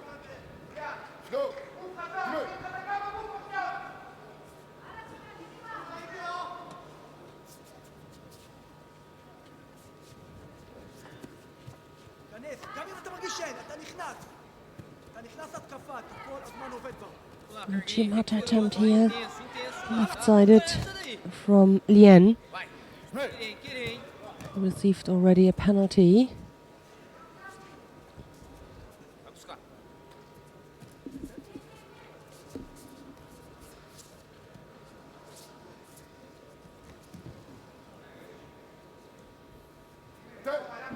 Can't get through with an attack on the ground. A little bit then more than 2 minutes left. The Ochimata attempt from the rotation opening. It is a difficult one. טוב מאוד, טוב מאוד. עכשיו איך אתה מתקיף. Vai.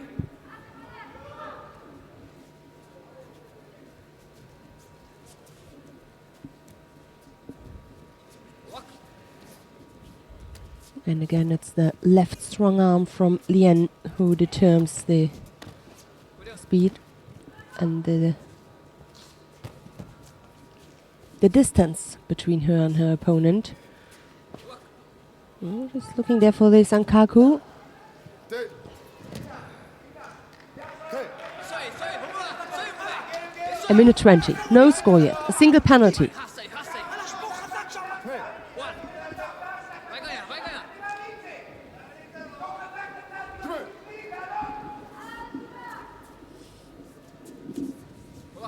לא לצאת.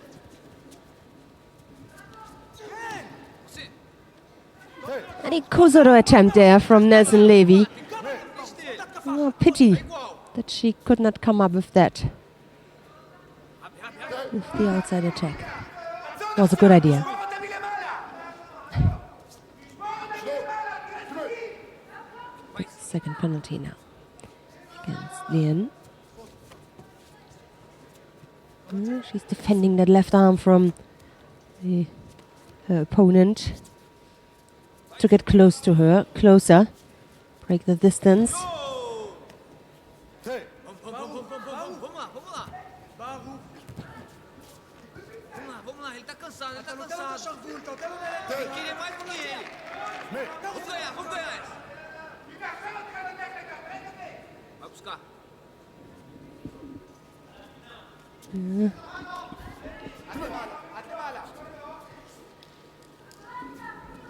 The last warning for the Israeli coach. He claimed a forbidden grip. אני יודע שאתה עייף, הוא עייף יותר. Sempre na הוא frente. עייף יותר, Chega אתה a לא mão, מוותר. chacoalha ele, bota 20 seconds. mata essa mão. Yep. Can she come up with a score? Lien much more taller. She got long legs. She tried a few times the Uchimata. Was a little bit weak, but I think it's a good way to overcome Vai de novo, vai de Timna novo. Nelson Levy. And what Nelson Levy needs is to get really close to her. Maybe she can come up with a second score, but that's not necessary anymore. Both now with a penalty, exactly. So that was the third for Lien Shenling, and it's Timna Nelson Levy who goes into the next round, the quarterfinal against Yoshida Tsukasa. That's disappointment from Lien, isn't it? You know, she's got nice judo. She's a dangerous opponent, and unfortunately, she just, you know, it didn't happen today for her. Right, coming up next, Rafaela Silva of Brazil faces Giovanna Rogic of Serbia. Silva in the white judogi, Rogic in blue. Maybe the Serbs can come up with a win, but it's a tall order given that she's facing the current Yes, Olympic champion. absolutely. That's a strong pool indeed. The pool number D here with the Olympic champion Rafaela Silva, with Miriam Roper coming up in the next contest with Nicoda Smith-Davis. Oh my God. Still haven't seen, there's no sign yet. Oh, yes, they have. Under 73 kilo category. First fighters are just beginning to appear on the the pre-list, pre-fight list. Gyozjin Baboyev of Uzbekistan will face Pierre Duprat, and then it'll be Gambata Odbayar to go up against Marcello Contini. We don't know when we're going to see the Isaev, not Isaev, Iyatsev, Hashimoto head-to-head. Yeah. And on mat number one, there was another incredible golden score, 4:30. Shmylov over Kagnin, yeah. As you forecast or predicted it, Shmylov is against Shamilov in the pool final. It was bound to happen sooner or later, wasn't it? Yes. That tricky little one.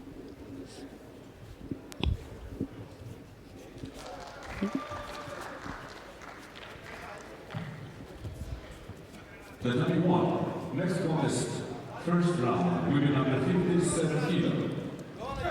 На первом татаме девушки весовая категория до 57 килограмм. In blue judogi, representing Hungary, Karakash Hedvig. And in white judogi, representing Mongolia, Rio Olympic silver medalist, the current world champion and number one in the world judo ranking, Torsure Suya. You see, we can't really change mats because what we would be saying is we're going to go and watch the world champion instead of the Olympic champion. So, but at home, if you want to see Dortzer and Sumia against Karakash Hedvig, just click on one and you can go down there and watch that. But we're going to stay with Rafaela Silva. Give her due respect as the current Olympic champion.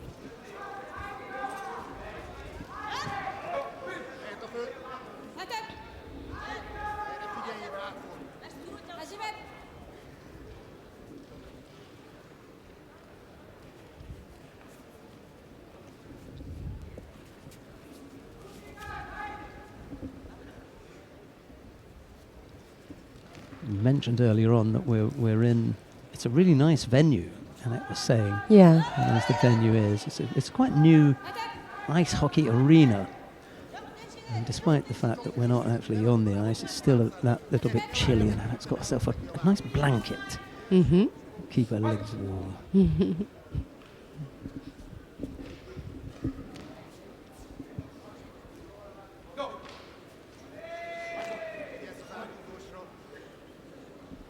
No score.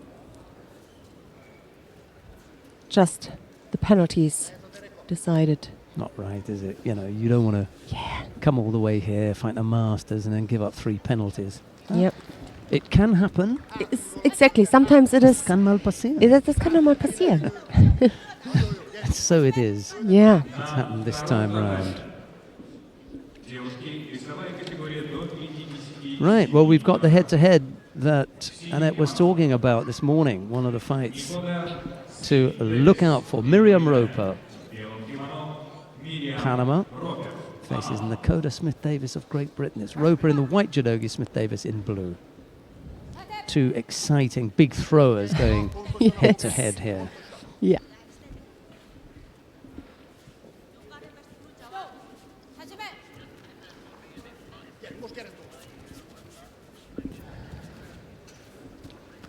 You can see in the background that Rafaela Silva hasn't quite disappeared from the venue as yet. She wants to have a look and see what's going on. She's got her big warm-up coat wrapped around her. Mm-hmm.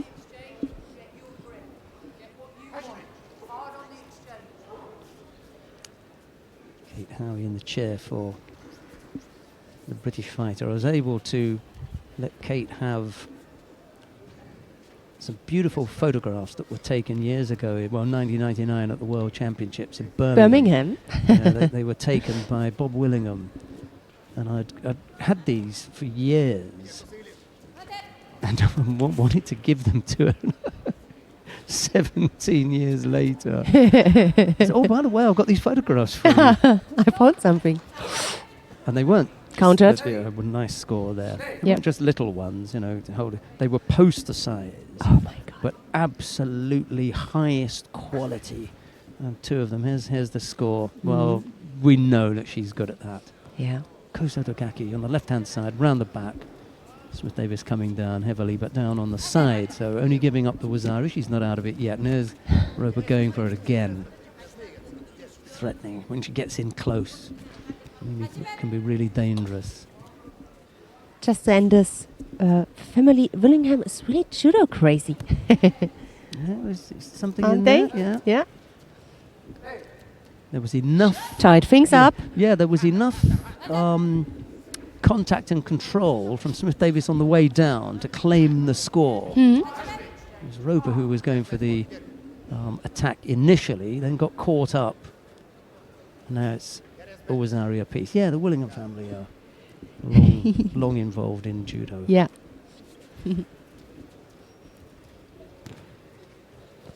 We had Kim Willingham as the stadium announcer just recently somewhere. In Zagreb, and I had the pleasure to meet her, yes. That's right, Zagreb.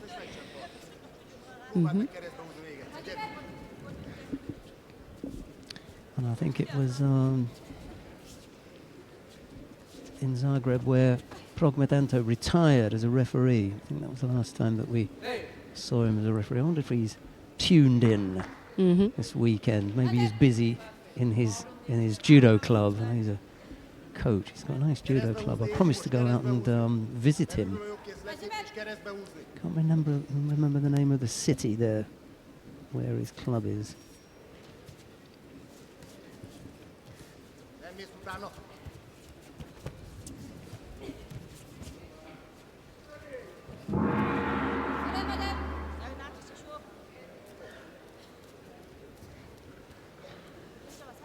Golden score for Tatami 1.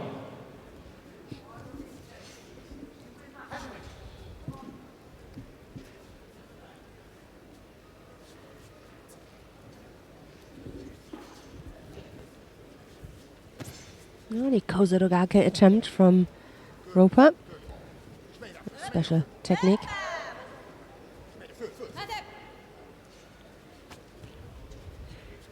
Our favorite.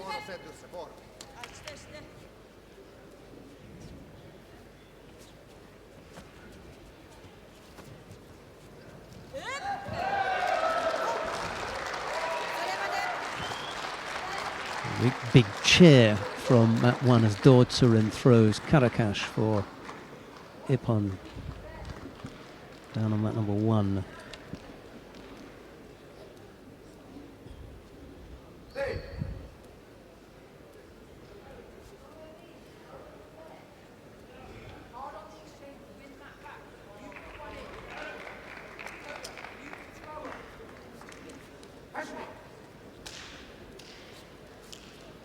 The next contest on the W1. First round for women under 57 kilos. In blue judogi, representing Kazakhstan, Sevara Nishanboyeva. In white judogi, Pula, that's where Teresa Story. Prokmet Antov's club is Pula. I promised I'd go out there. Maybe I'll do that early next year when I get a week off or something. Do a visit for the kids, you know? Yeah, why not? So golden score, no penalties, but 2 scores, each with Vasari. A little bit of Ashiwaza again, threatening there from Roper. Oh my yeah. God, she caught her on the Ojigari. right moment. Wow. I just wanted to mention it can go either way. Yep. It depends which situation for whom is coming sooner, quicker. And unfortunately for Miriam Roper, it was Smith Davis who came up with the winning score. A nice strong Ojigari it was at the end as well. There's the Kosotogaki that brought Smith Davis down. Nidan Kosotogaki taking both legs. Yeah.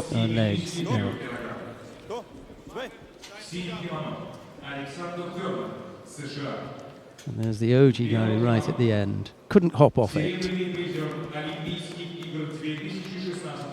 Right, Rustam Orozhov of Azerbaijan is up against Alexander Turner of the United States of America. It's Orozhov in the white judogi, Turner in blue. And a big hand for the Azeri Orozhov, the Olympic silver medalist from Rio. Lost out to Ono Shoei in that final. No Ono here. It'll be Hashimoto Soichi, and his name is up on that list, so don't go too far away if you want to watch that one.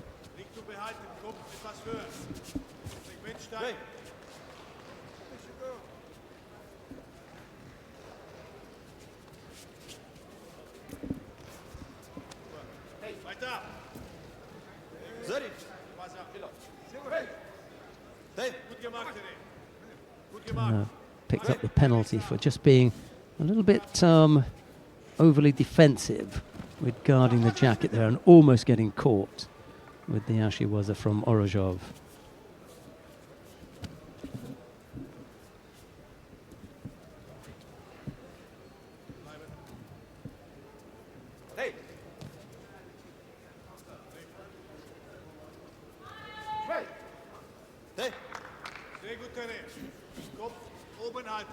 Just say, again, a very good morning to Richard Britton. It would appear that Richard has just tuned in to us, and he missed that nice big hello and a big shout out that we gave him this morning. It was a little bit too early for you, was it, Richard? You missed out, mate. We said hello to you already.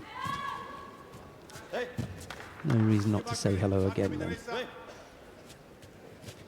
Left-sided Uchimata from Orozhov, and then he comes around the back with a little Taniotoshi that brings Turner down. I think he fancied that it was a bigger score than the Wazari.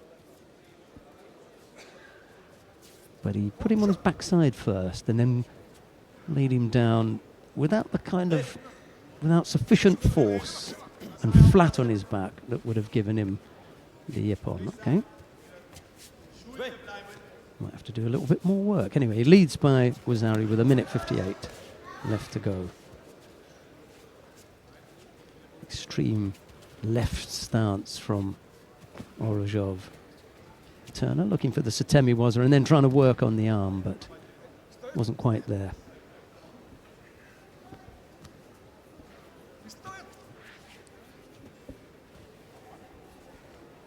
It was a rather limp entry into that Tatisho Gatami, but it's enough to have Turner tapping out.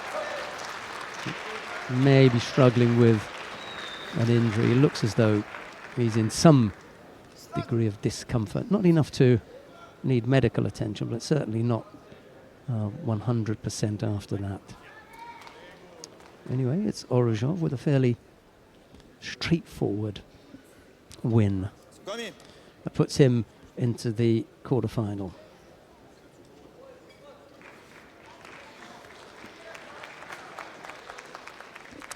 Okay, well that brings us one fight closer to the Hashimoto Soichi Denis Yatsev matchup that we've been talking about. Before that, we've got Gyosjon Baboyev of Uzbekistan to face Pierre Duprat of France. It's Baboyev in the white judogi, Duprat in blue. That's coming up next on mat number 2.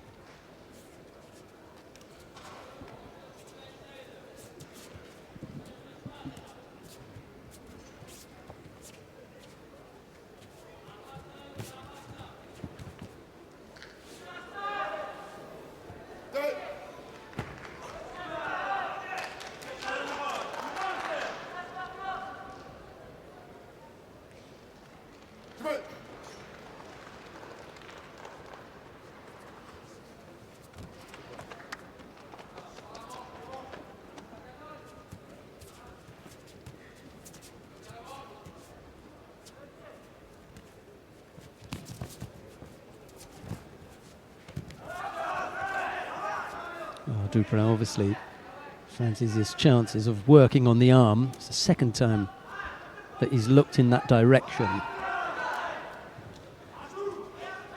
First time Baboyev was able to fight it off. First round for women under 57 kilos. Please welcome in blue for Russia, Daria Nezhitskaya, and in white for France, Hélène Risco.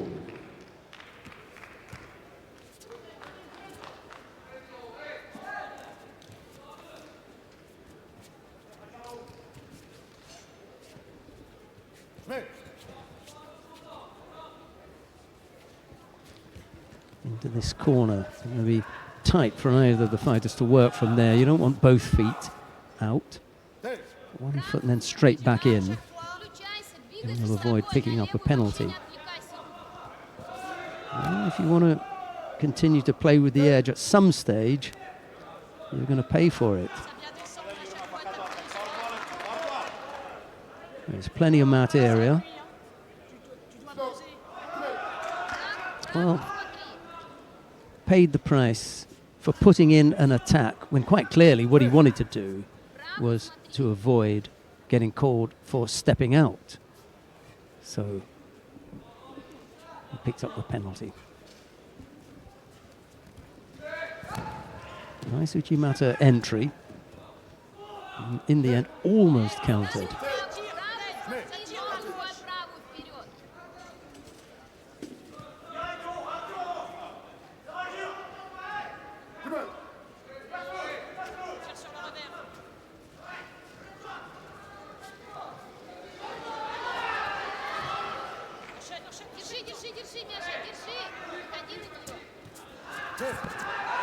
That's a nice score. Really well done there by Baboyev. And again, the position that both fighters took up on that edge brings unnecessary pressure.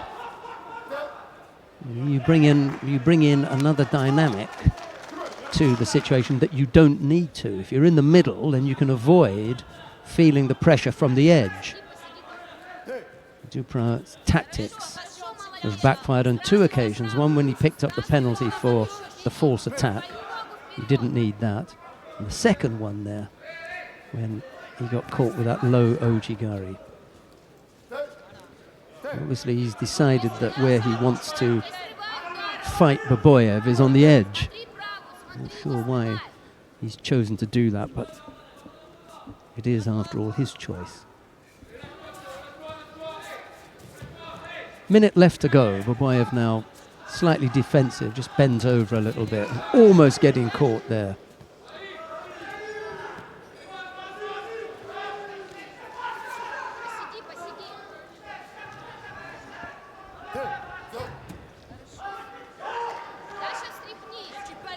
Not quite able to put those two phases together to come up with a score. Baboyev going down on his side, but not with enough control to pick up the score. Well, they're going to have a look at this now and decide whether there was enough for a score. We shall see.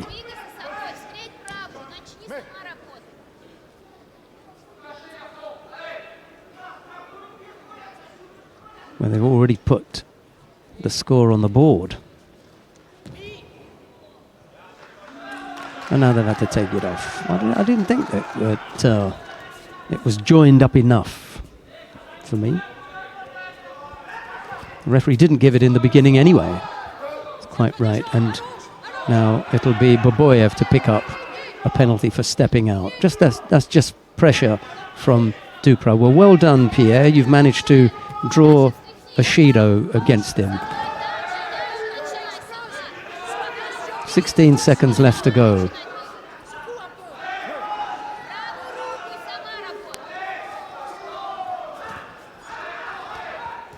Forces him off into that corner again, does Duprat, and they burn another 8 seconds. There are 4 seconds left to go, and there are 3 occasions here when, for me, there was a complete and total waste of time by Pierre Duprat, whose judo is way, way better than the tactical efforts we saw for him to gauge in battling away with Baboyev on the edge. He picked up a Shido for a false attack when he didn't need to because he was caught up on the edge. He gave up a score when, again, he was battling away on the edge there, and he just wasted 16 seconds in trying to get his opponent penalised, and he did once. To what avail? None at all.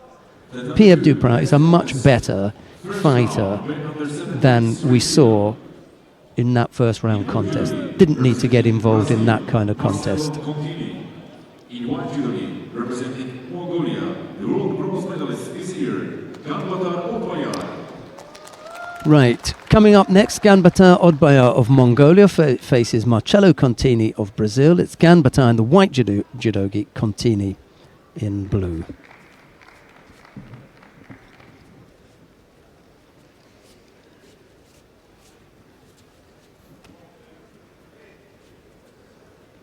Tatami 1, first round for women under 57 kilo.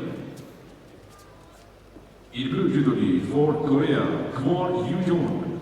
In white judogi for Kosovo, Nora Shakova.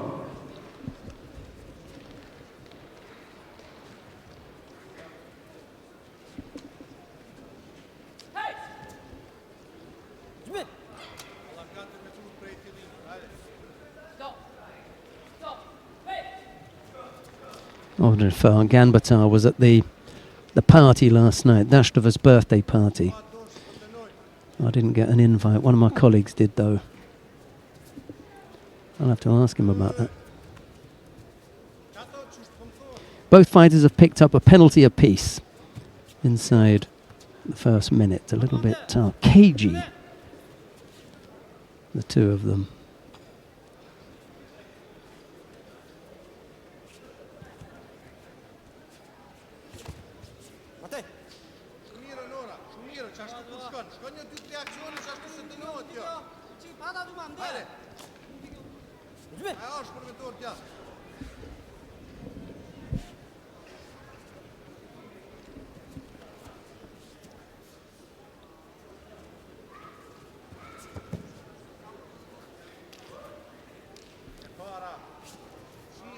was going to say the Mongolians building, quite a strong team, but to be honest, they've always had danger fighters in the lightweight 60, 66, 73. They've always had fighters that they can look to.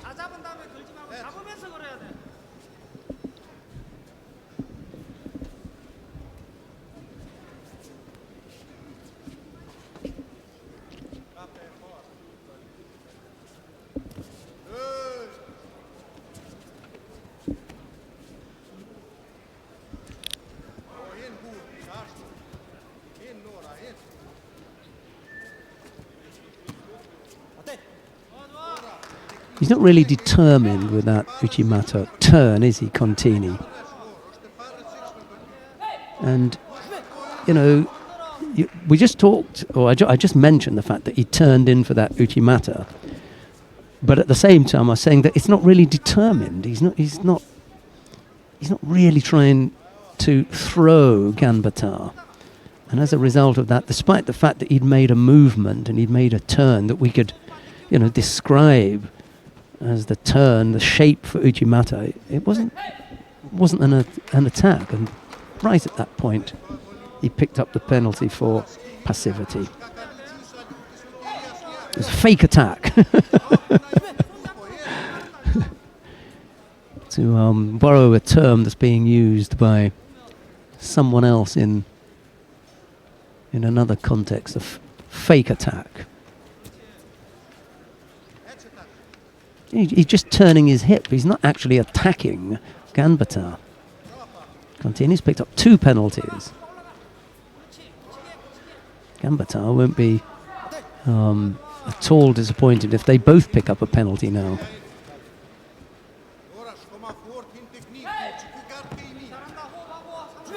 Contini's got to really pick things up here.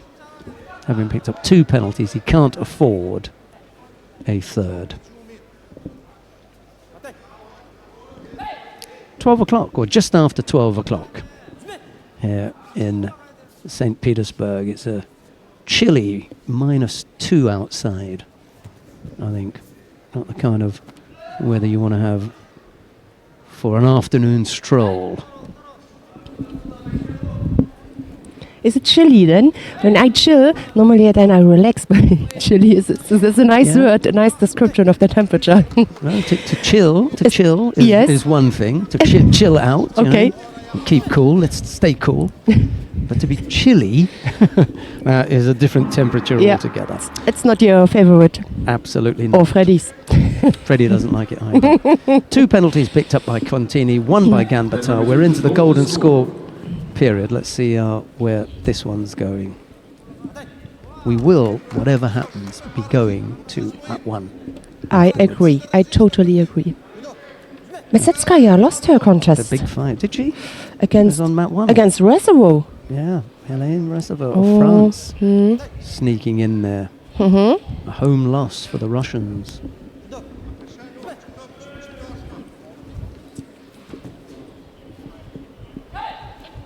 Ganbata flirting with a false attack there. Yeah. Got to be careful. You have to move your opponent, have to make them defend in order for it to be called as.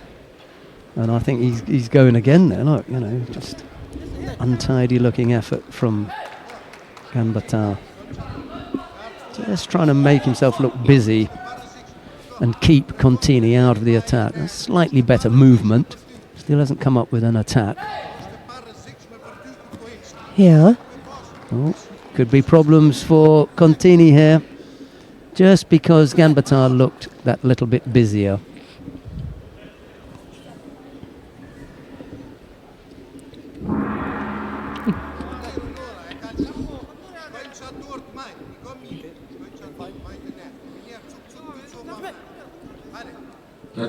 Eight of the top 10 in the world are here.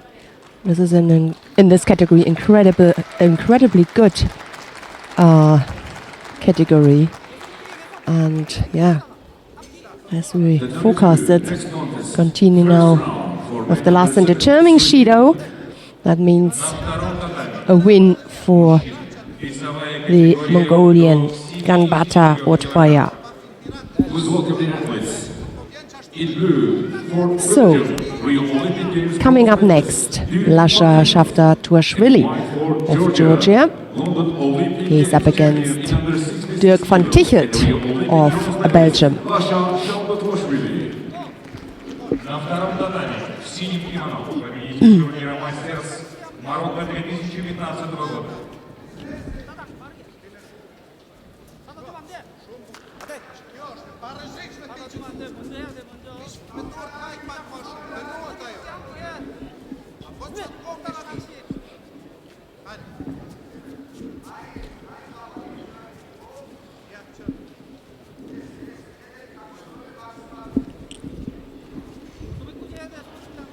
So, the Georgian with an incredible effort in his judo career with the Olympic gold medal in London in the under 66, and then 4 years later, meanwhile he changed category, moved up until 73 kilos. He managed it again to get on the podium, won the bronze medal.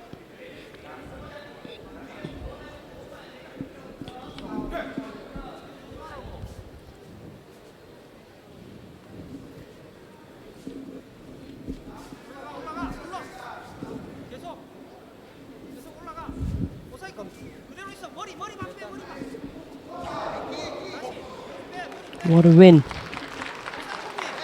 against Dirk van Tichelt, Olympic bronze medalist from Rio from last year. 2 times World Championships bronze medalist, always around the top fighters, the Belgium is.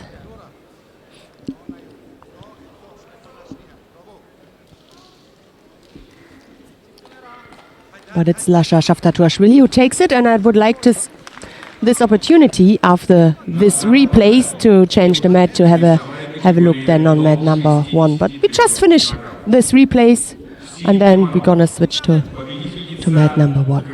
Beautifully thrown here. The OG very low, but a brilliant contact over the upper half of the body.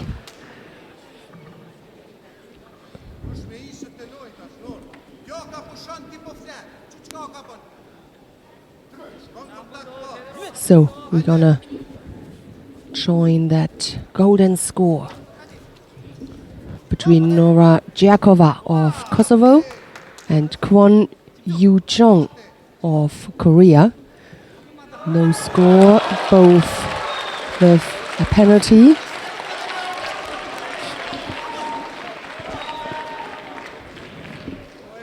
The under 57 kilo category, and after that one we're gonna see Hashimoto Soichi against Dennis Ialtsev. That was the reason.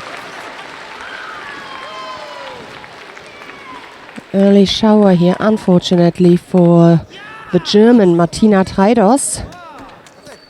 She just lost out against Daria Davidova of Russia within the first half minute.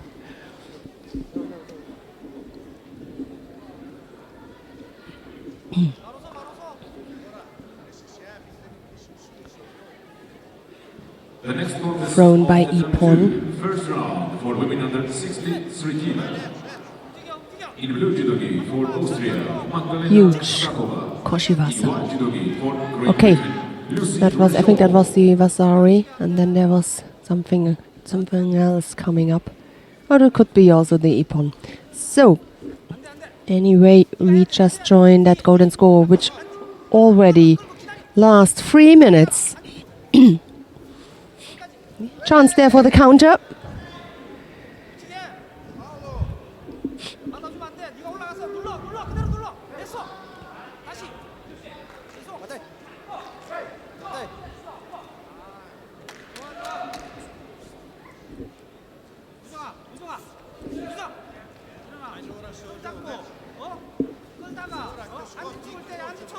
There again. The Korean lost her grip. He decided not to give a score. Either they are still looking at, or they said it was maybe a little bit too late. So, 3 and almost a half minute gone.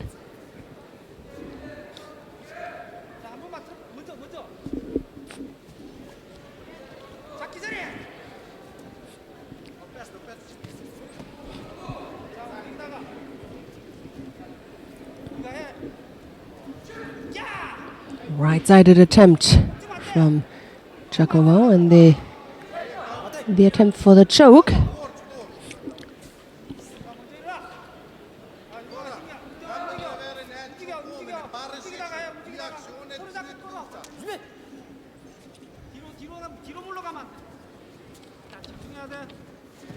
The winner will face Hélène Reserveau of France in the final. And it will be Ochi left-sided, very low. The connection there. But we have seen that today a few times. And nevertheless, it ended up with a score because the control there on the upper half of the body was there. This time it wasn't the case. Ashivat's attempt, like 2 pushes. Huh? Close to.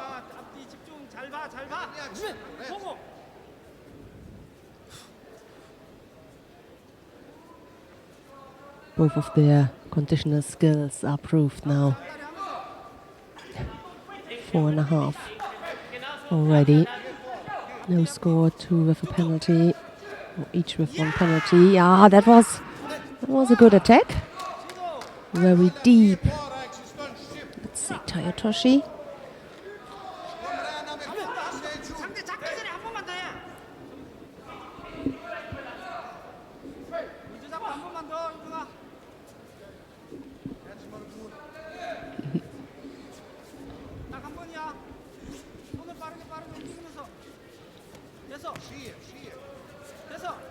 The thing is, the more time goes by, the harder it gets to come through with a score. Power is gone or goes more and more. But still, we're going to see good attacks from both of them.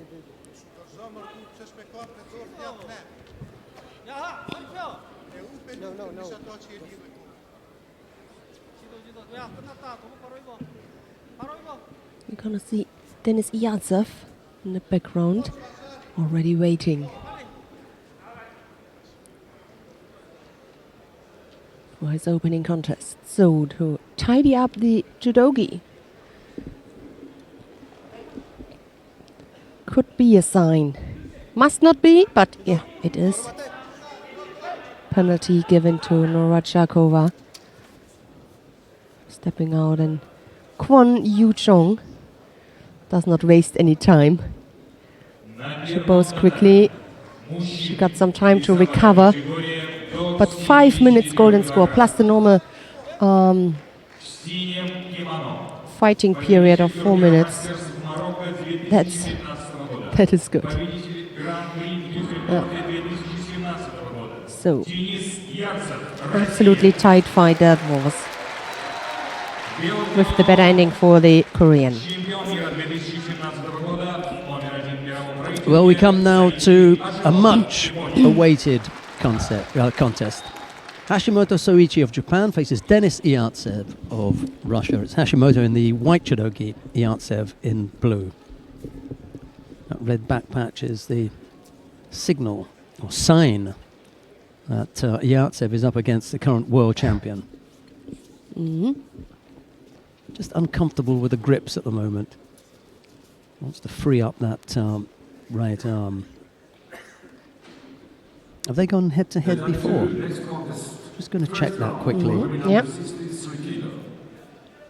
Hashimoto could defend his Masters gold medal from last year. Iantsev ended up with bronze. So did Rushov. and silver was Gunbutter. All of them are here. All of them are here to fight for the last event of the year. They haven't gone head to head before. Ooh, yep.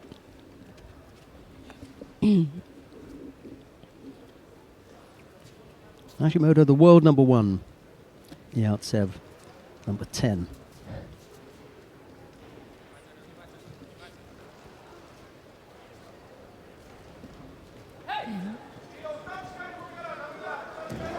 Oh, yes.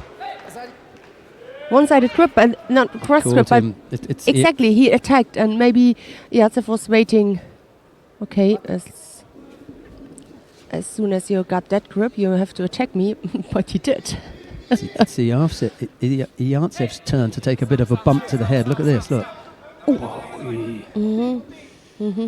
He goes on his head first, actually. Yeah. Was our lead for the Japanese. Yartsev is normally the one who is known for dishing out that kind of punishment. He's on the receiving end here. Zari down, 2 minutes to go.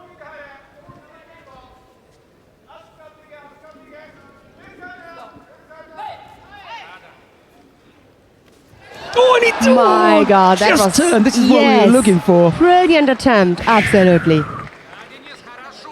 Like a feint we've seen already today. That was good. He really had him going. Yeah. Just couldn't get the hands in the right place to bring him down onto the scoring part of the body. Yeah. Such nice movement when the Yartsev unleashes that. Hashimoto was almost on the receiving end of that one. Yes. He's not going to get another chance. No. As you said it.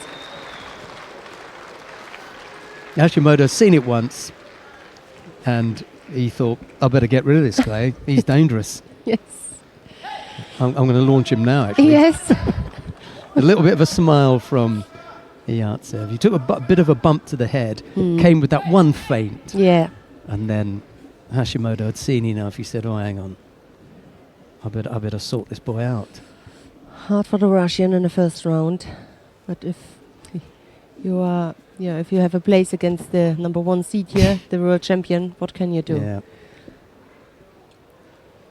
Well, it wasn't quite the close matchup that we were hoping for. There were a couple of flashes in there.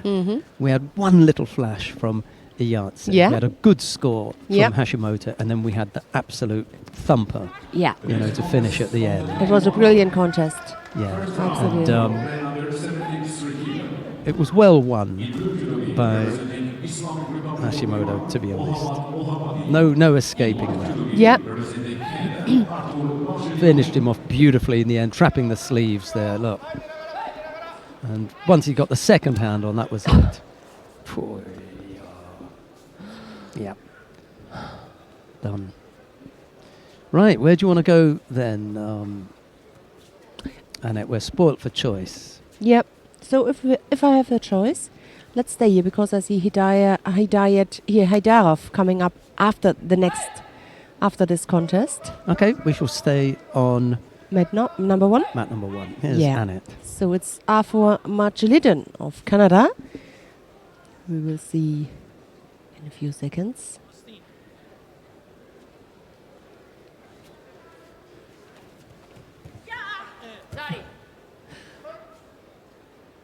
He helps him up. So, there he is, the Canadian. He is in white, and Mohammadi, the Iranian, is in blue. He just received a penalty. Almost a minute is gone. No score yet.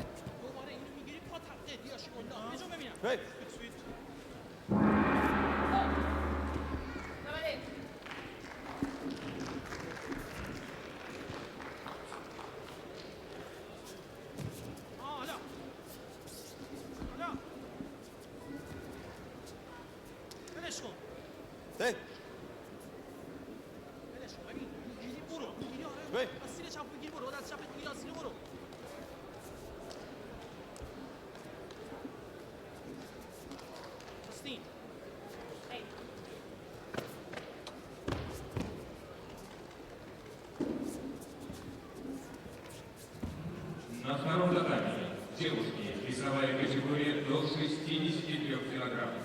В синем кимоно. Uchimata left-sided. He was so quick in. For some reason he stopped. Why? Just go until the end. It was a good attack. Бронзовый призер чемпионата мира 2017 года Павлуш Мунгушинев, Монголия.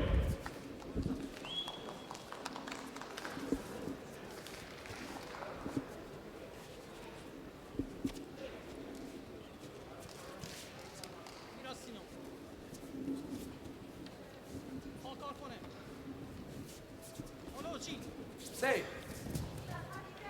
Sei. Judo, حجمه.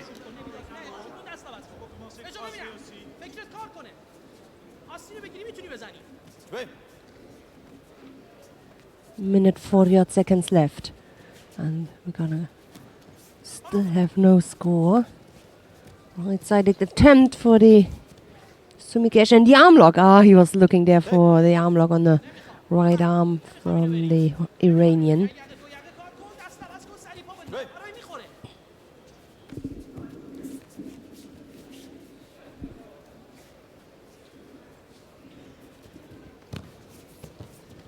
Matei.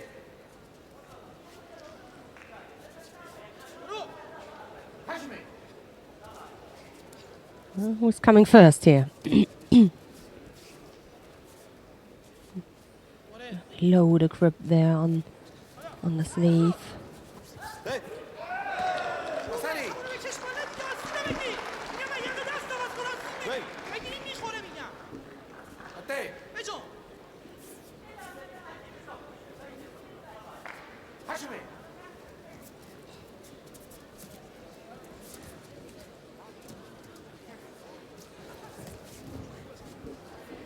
زری.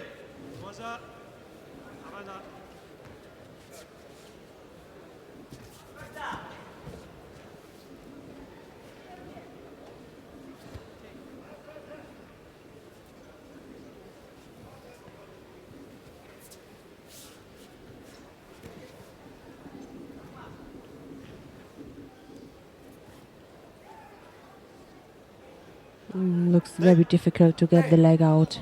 Yeah, the referee said Mate, but we're gonna see the score بجا ببینم آره تو میخوره اوچی تو میخوره for the Canadian. Good way. He just changed movement from one direction to the other. Took advantage of it وسری. and scored. That was a good reaction here from Marcelinen. Within in the last minutes, last seconds, beg your pardon, the last seconds, you can see now contest is over.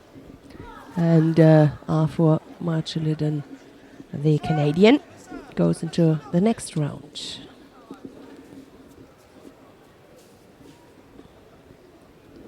Tough task for the Canadian because he faces the Japanese world champion in that category, Hashimoto Soichi.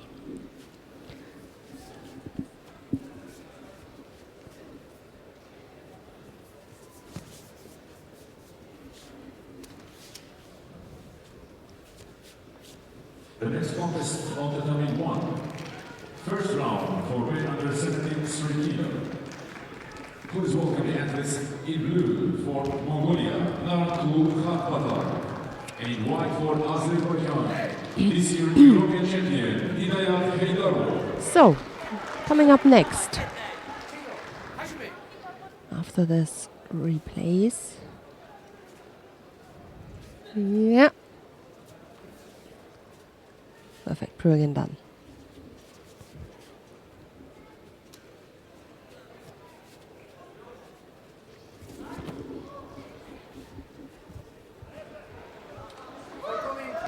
So coming up next, Hidayat Heidarov of Azerbaijan. He's in white. He's up against Naranghu Katbar of Mongolia, the Mongolian fighter. Katbata, the Mongolian fighter in blue. Heidarov, just 20 years old. Junior world champion, European champion, 5th at the Worlds, the senior world championships. And with just 20 years, he's already part of the Masters. Incredible. Right-sided cross grip.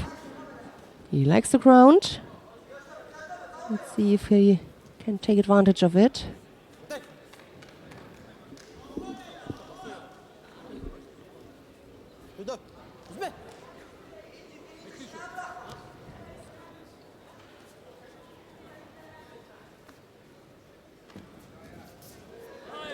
Quick and powerful, good reaction here from Hedarov.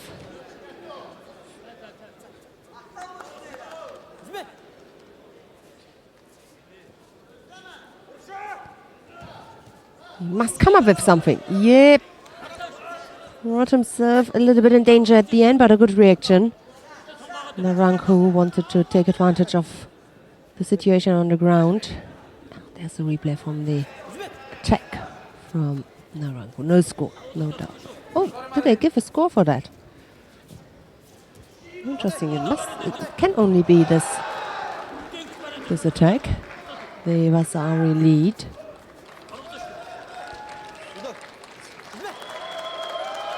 Second penalty now against the Mongolian.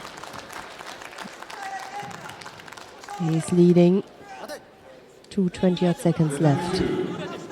It's time for quarterfinals for women under 48 kilo. На втором татаме девушки. Четвертьфинала. Весовая категория до 48 килограмм.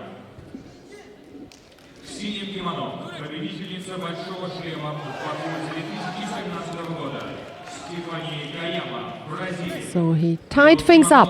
He almost lost his balance in the end when he had checked the Mongolian. There's a replay. Brilliant. Cross grip, Kochi, and then tried to control him on the ground. Penalty now also given to Hedarov for dropping down his opponent. Almost half the contest is gone. He must be careful. That goes quickly. There again, the replay. The Kochi. Okay, in the end, he lost a little bit contact with his foot, but still had the contact on the upper half of the body. Oh my God. This is a dangerous man, the Mongolian.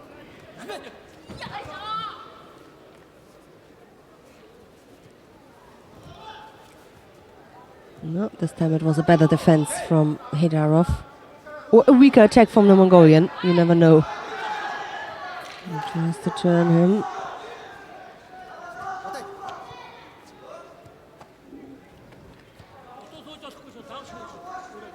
Tough task for the young Azeri fighter.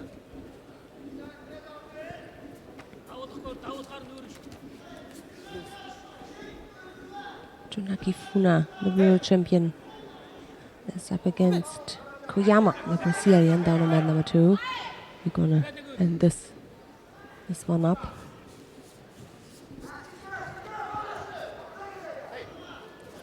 Couldn't come through.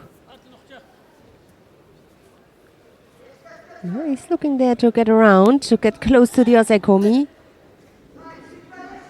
So, a minute and 2 seconds left.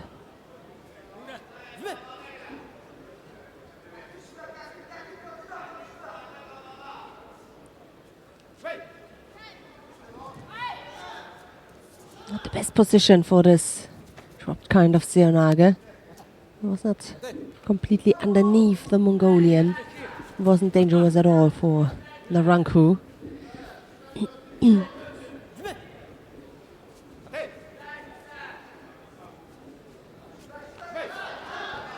Script again. Maybe he can come up with a second score outside. Oh, Ochi! Good reaction. He attacked at the outside and then switched to the... Excuse me, but this deserves a Judo from the Mongolian. The way he behaves on the ground. Look, at the outside, good reaction there, the Ochi. And then on the ground, tritt. I don't know.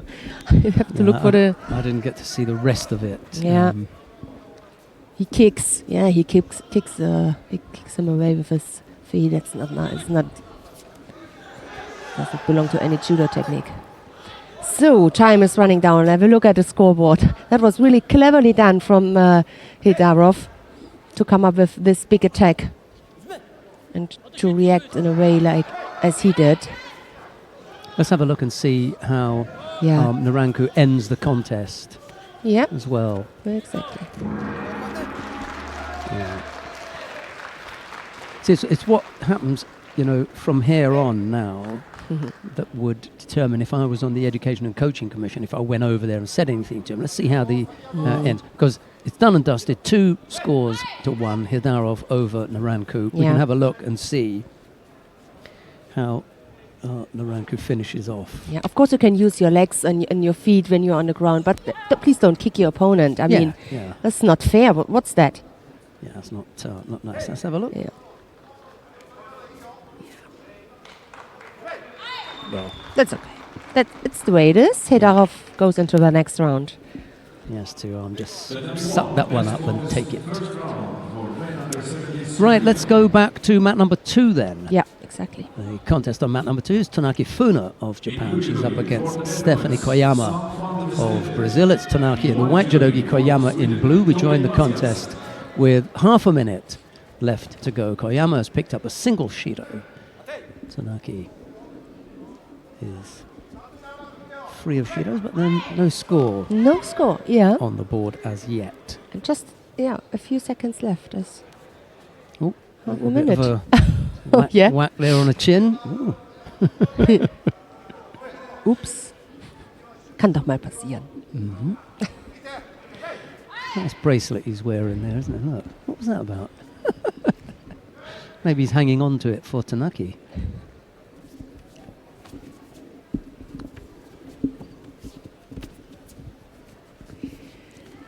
You never know.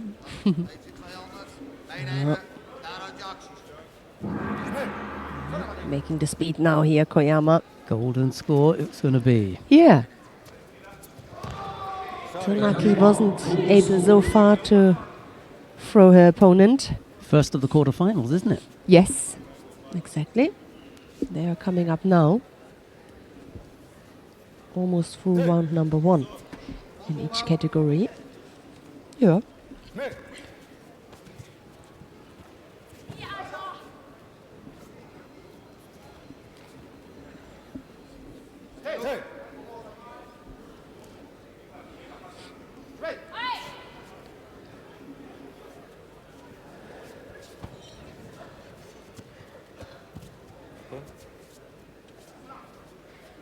Koyama's caused Tanaki real problems here. Yeah.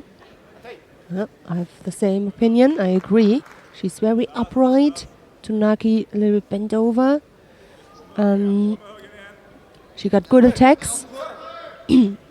But she picks up a second penalty. Yeah. Yeah. I couldn't see the reason for gripping or passivity. Okay. Just freezing her out and making it difficult to grip, but then forgetting to attack herself. Yeah. And in the end, I missed something. Yeah, something. There was something I had to do. Picked up a penalty. That's right. Attack? Picked up a penalty. Okay.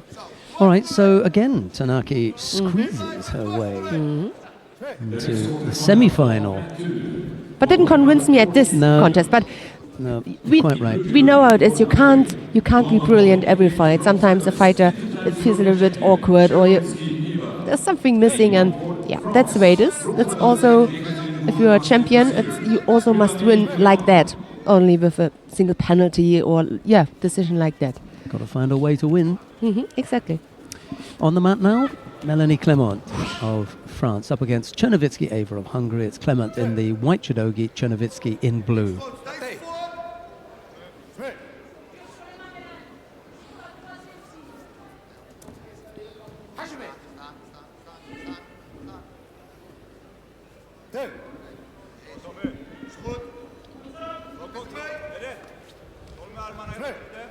There are a lot of young judo fans Little girl, little princess, she's- for example, just entered. How cute. Yeah, A lot dressed of in a kids. little Yeah. pink top and a tiara she's wearing. Isn't that cute? And she's transfixed by the action on the tatami. She's Yeah. not looking around at anything else. She's just looking at the fights. Oh, she's been distracted by something else. We'll leave it now. No score yet between Clement and Chernovitsky.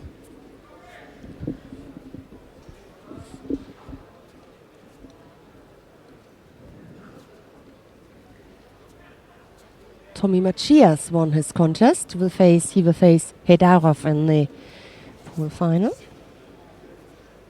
So round 1 is also finished in the under 73 kilo category. For women under 63 kilo, tatami 1.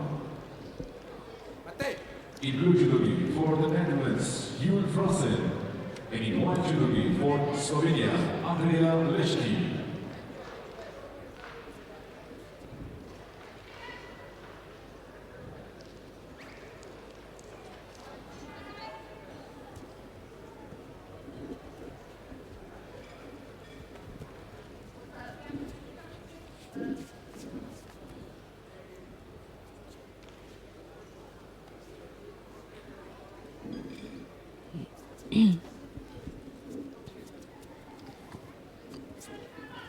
It's funny that we got the second of the quarterfinals going on here, and in the under 63 kilo category, we got round one. Yep, but there are only 3 contests left, so then Yeah, die Aberhofer to draw, die bummeln ein bisschen. Yeah, They take a little bit of they'll catch up. Yeah.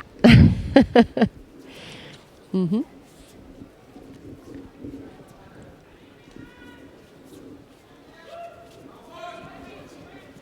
Left side attack again, and she tries to get her to at the outside. Melanie Clément. She got long legs, but she's a little bit too far away, so she must overcome the distance. Come and get a little bit closer. On the grip. Use the sleeve. Use your feet.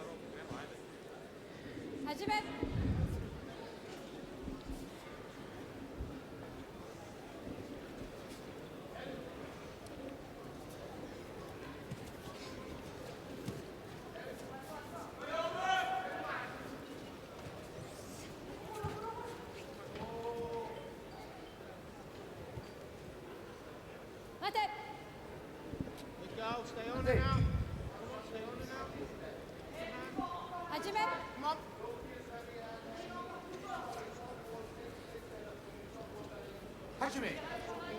Little over a minute left to go. No score yet. Chernovitsky having picked up that single Shido.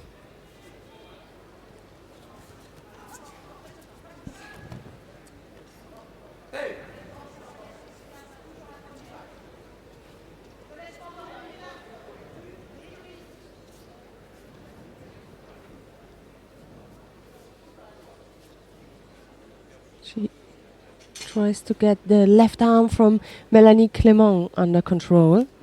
That left arm, which is important for the French fighter to attack. And she focuses so much on that. Of course, first she needs her grip, but she is focused so much on defending that arm that it's difficult for her to come up with an own attack. Referee just indicating that he spotted, a drop of blood somewhere. Doesn't know where it's come from, but eventually he found out that it was Chernovitsky who Body check. who had a bit of a nosebleed. Yep. So he'll tidy that up and then we'll get back underway. Yeah.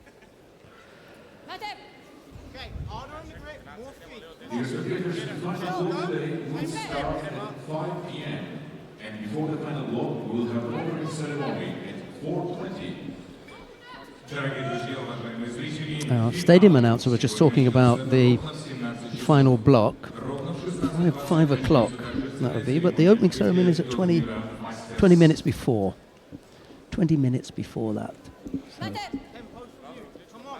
we'll see if we can bring that to you. Right, Chernovitsky should be back on the mat shortly. When she does come back, when she does return, it'll be the single Shido against her, 57 seconds left to go. There's a dad, a father in the chair, just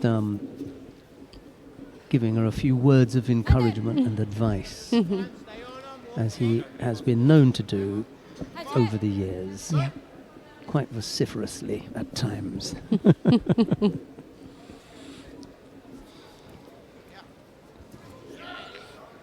You wouldn't want your dad in the chair, would you?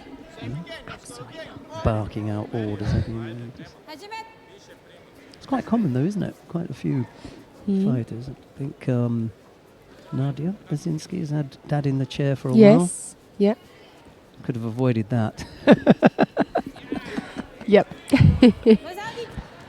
She's thrilled at the fact that he's gone to coach in the Netherlands. And the Maidov family. Yeah. Nemanja. His dad, Stefan and Nemanja. Their dad is also in the chair. Jules Franzen has won her contest in the under 63 kilo category. Round 1 down on mat number 1, defeating Andrea Leszki of Slovenia. So the fairy tale story for Jules Franzen continues as Chernovitsky and Clement continue their battle here in the third of the quarterfinals in the under 48 kilo category. Tanaki Funa having defeated Stephanie Koyama.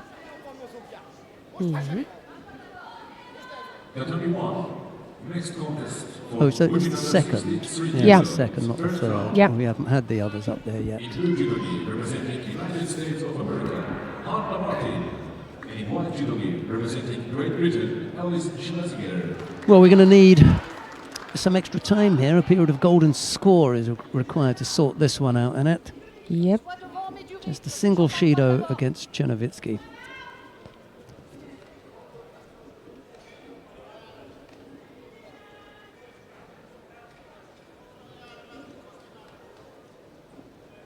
Chernovitsky needs to go off again to have that little bit of blood wiped up. It only took her a couple of seconds the last time. I'm sure they would be as quick this time, and then we'll get back underway.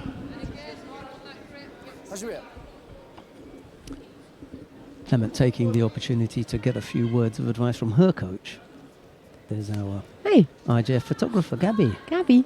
No idea that the camera is on her, does she? Yeah. Maybe she saw it on a big screen there. I don't know, maybe she was... But it was only a few seconds, not really. A fleeting glimpse.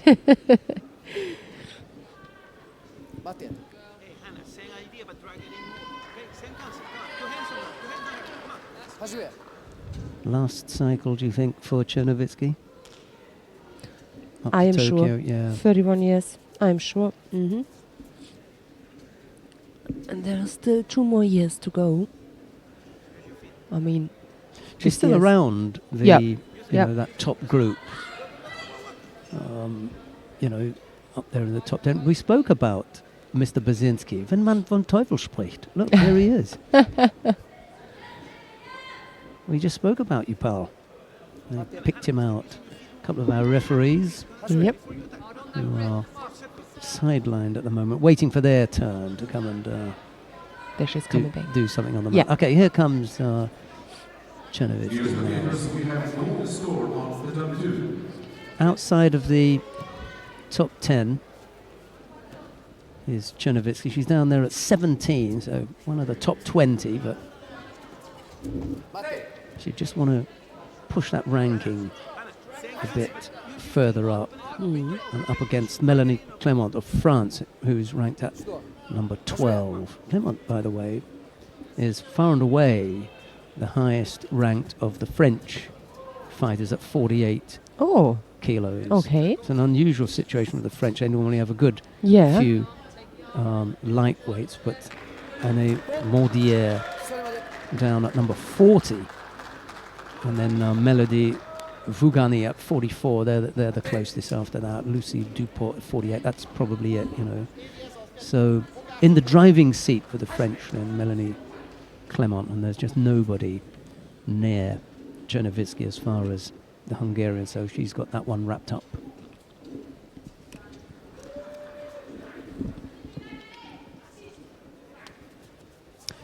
Still that single Shido picked up by Chernovitsky. There's a little bit of an advantage there for Clement, in as much as she could afford to pick up a Shido, the French fighter, and still be in it, whereas Chernovitsky, if she picks up another Shido, then she's out.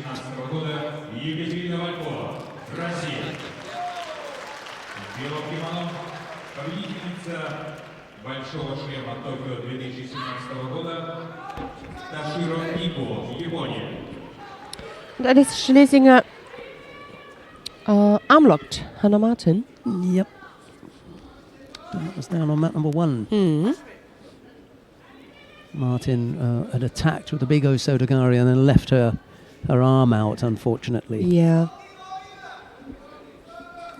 Schlesinger jumped on that happily.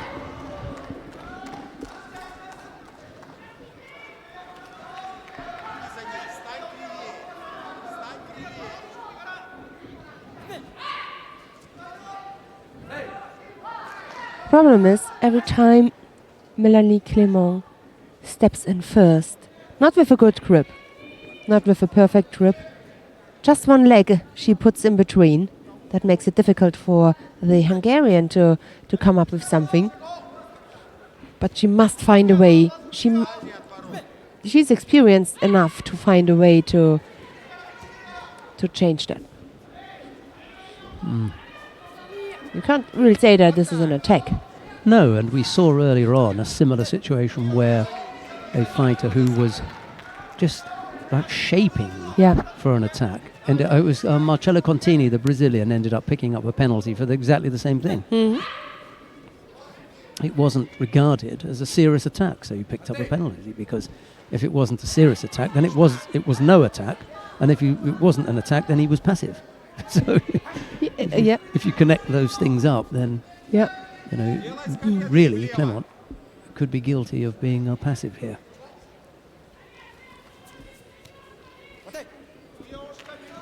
There's 3 minutes of golden score.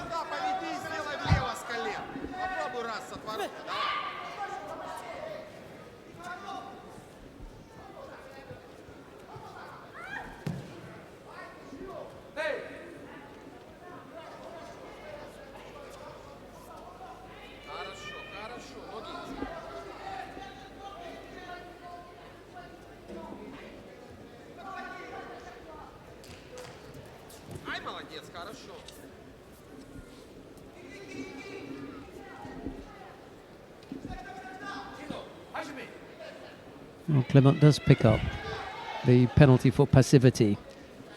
Yeah.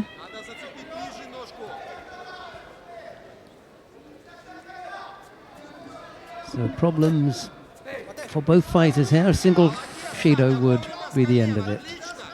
Chernovitsky really got problems to get close to come up with an attack, really.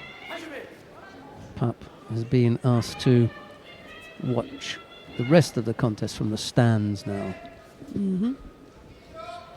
Although he hasn't quite got as far as the stands, he's just in the background. And you see his head pop round the corner shortly when he has a look from behind the advertising hoardings. Look, she just had control over the left arm from the French fighter, but even then, it was Clement who attacked first with the attempt. It was a weak attempt, but in the end, referee realized it, that it was a forced attack. But still, Chernovitsky, Eva couldn't use it to come in first. So, but she is in the next round.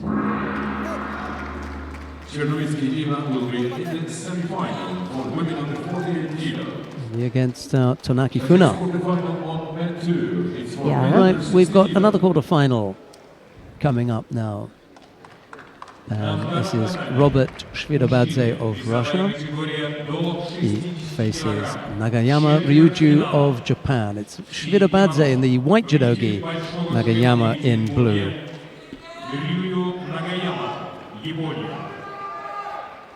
В белом кимоно чемпион Европы 2017 года Роберт Шидовадзе, Россия. He enjoyed that, didn't he, the stadium announcer? Yes. Robert Shvidobadze, Russia.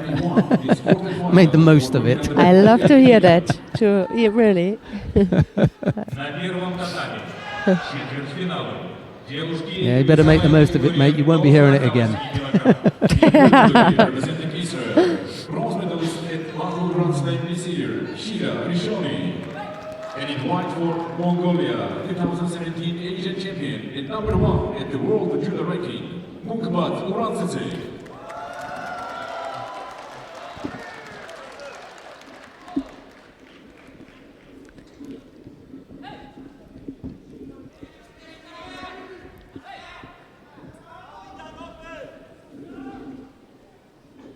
Well, now that we've had the Iatsev Hashimoto contest, which other contest have we got coming up that might interest us? Who's Hashimoto got in the next round that may cause him some problems? So that is Marchelita, the Canadian, he will face. In the tall order. Oh.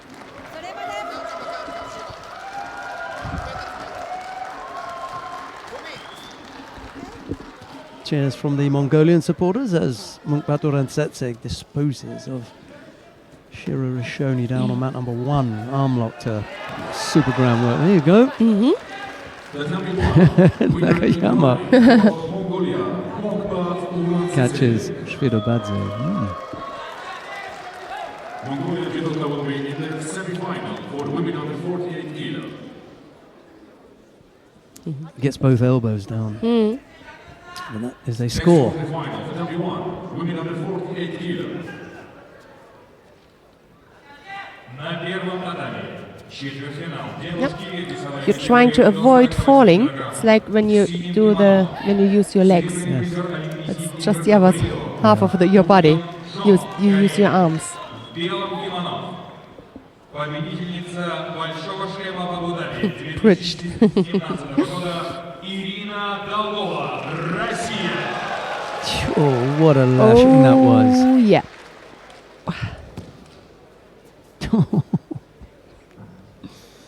He really got hold of Shvidobadze there, didn't he? Mm-hmm.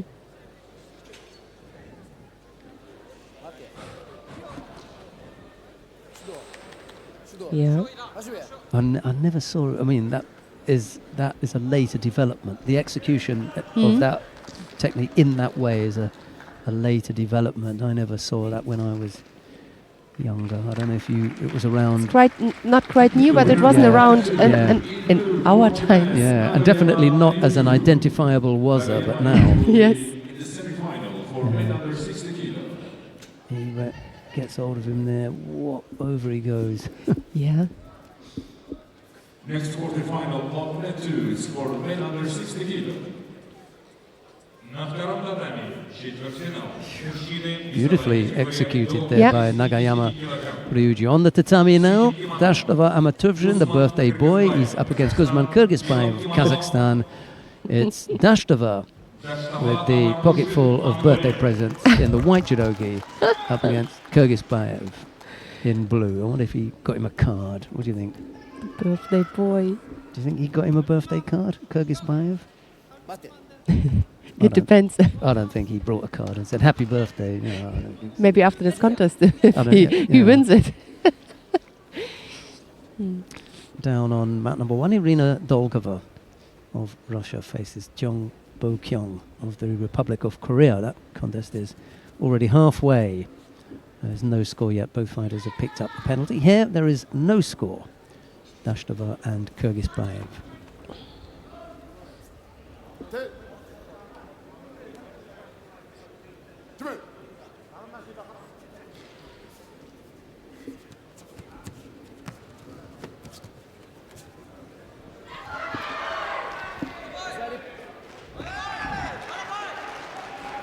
There's a score down on mat number 1 now. Dolgova has just thrown Tiong for Wazari. Hajime.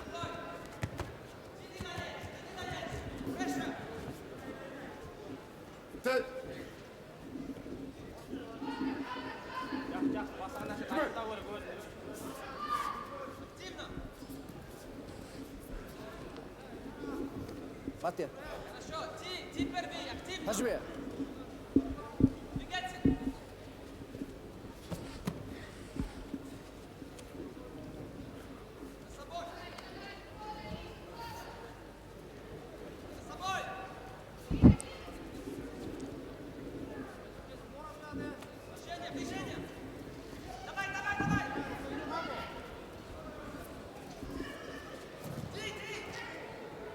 Half the contest gone.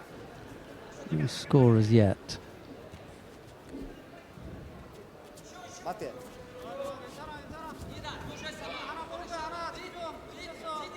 Hajime.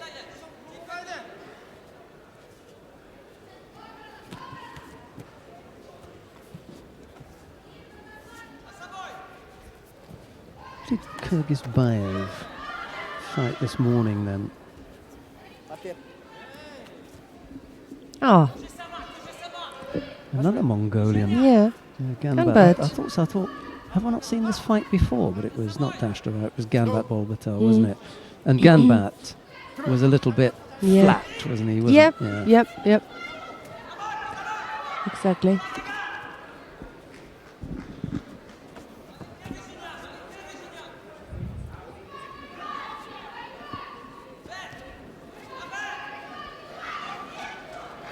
Second.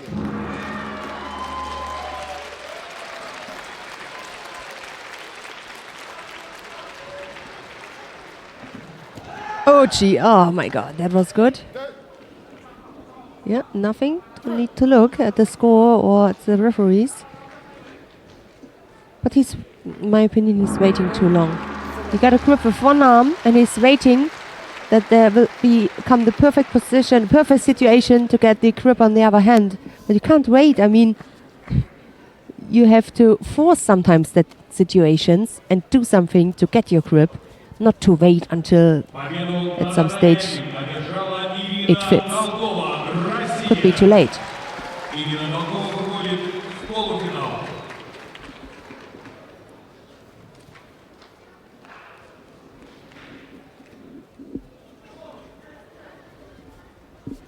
Tatami 1, quarterfinal, men under 60 kilo.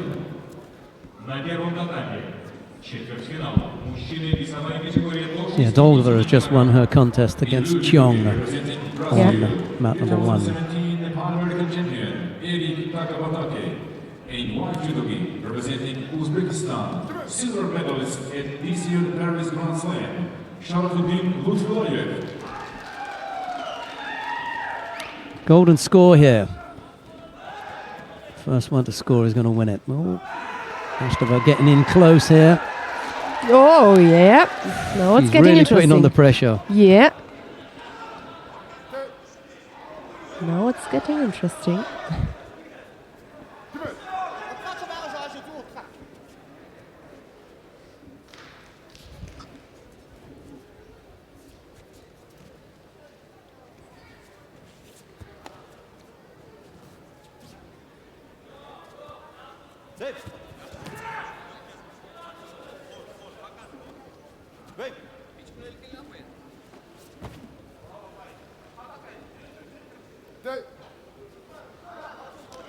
Не продвижение. Пустай.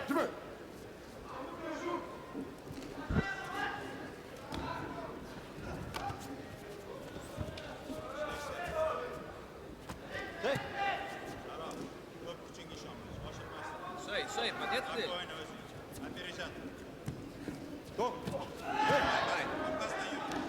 He looks the more aggressive, doesn't he? Yeah. Dashtava. Yeah. Kyrgyzbayev has just got to be that little bit careful that he doesn't fall behind on attacks now and get penalised out the contest.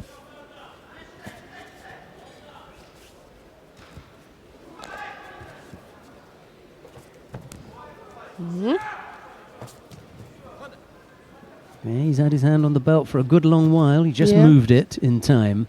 Yeah. Kyrgyzbayev employed similar tactics in his contest against Gambat this morning, you know, holding on to one side for a little bit too long and then changing it, you know, that kind of thing. So we'll see. Here we go again. A little bit desperate, wasn't it? Yeah. Be careful.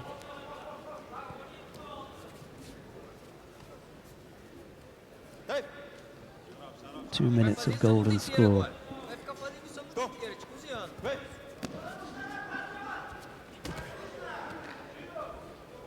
Nice. Ojigaki attack, just missed out there. Yeah.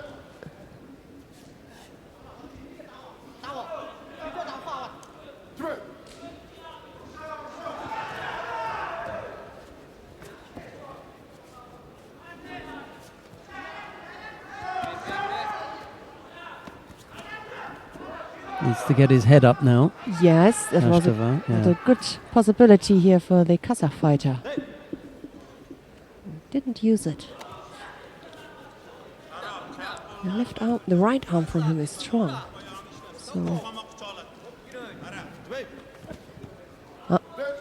missed that Kochi. Yeah. Hashpatal was in the background throwing his hand out as if to say, what was that? What was that?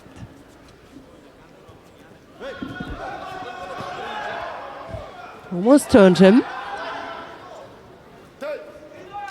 Well, the second push was a little bit too late. He had a good control over the right shoulder from Dashtavan. Just couldn't turn him.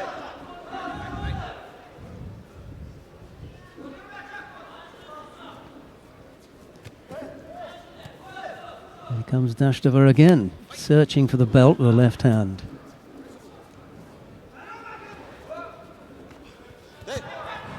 Very outside. Too far away. Yeah, both are right-sided. Makes it difficult.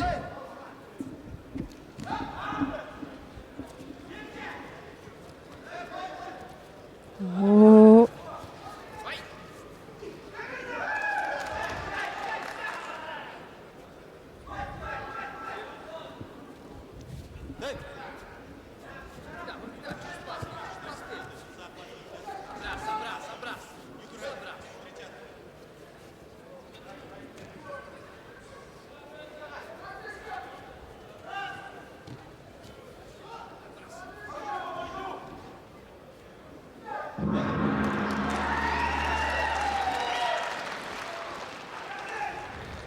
Bit of a chair for Sharafuddin Lutfilayev as he defeats Eric Takabatake of Brazil down on map number 1 in their quarterfinal.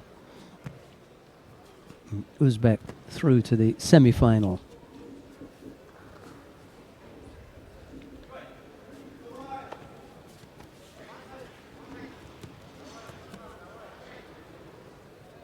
Got to get his head up here, Dashtova. He's beginning just to look a little bit tired. It's getting really unattractive now. Lutfilayev will be in the semi-final for men under 60 kilo. The number 1 next quarterfinal, men under 60 kilo. На первом татаме четвертьфинале мужчины весовая категория до 60 килограмм. В синем кимоно. Серебряный призер Гран-при в Ташкенте 2017 года Ислам Ешуев, Россия. В белом кимоно чемпион Европы, бронзовый чемпион Европы 2017 года Франциско Гарригас, Испания.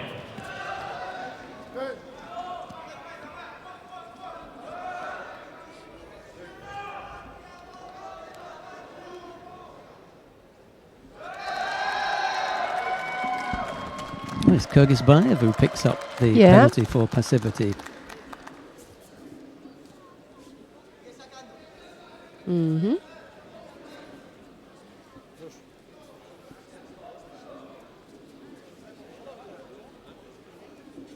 Look at the coach throwing his hands out. They've already decided. By the time they come to give the Hansokamake, it's already been decided.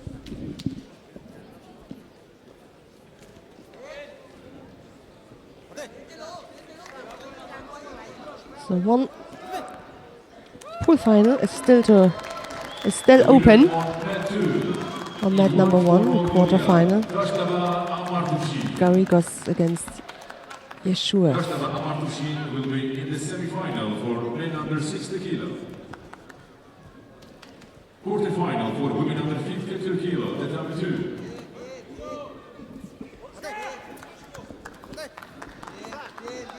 Who is welcome in blue for Japan. 2017 World Championships silver medalist Tsunoda Natsumi. In white for Brazil, 2017 Pan American champion Jessica Pereira.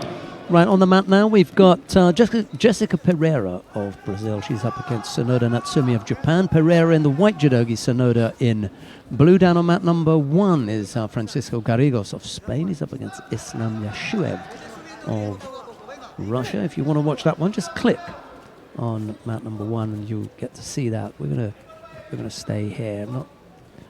I'm not really moved to move down to mat number 1, to be honest. See what happens with Pereira and Sonoda. Who did Pereira defeat in her second round contest? It was a rather good one, wasn't it? Gilly Cohen, did she? That was Osakomi, wasn't it? With the Sangaku, where the leg wasn't quite in the right place. Yes, I remember yes, that now, yes. yeah. Sangaku Exactly. Gatami, yeah.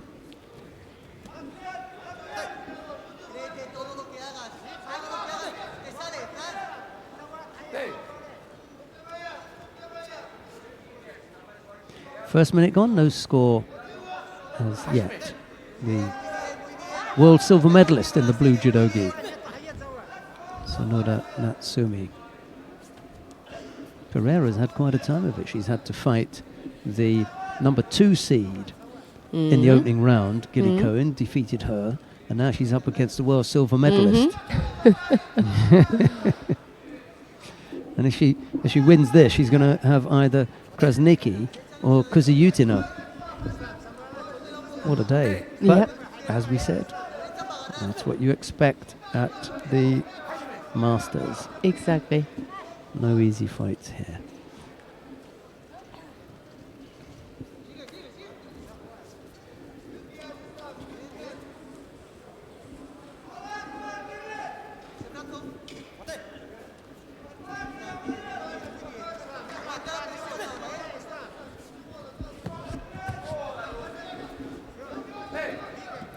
Pereira's putting up a good show here.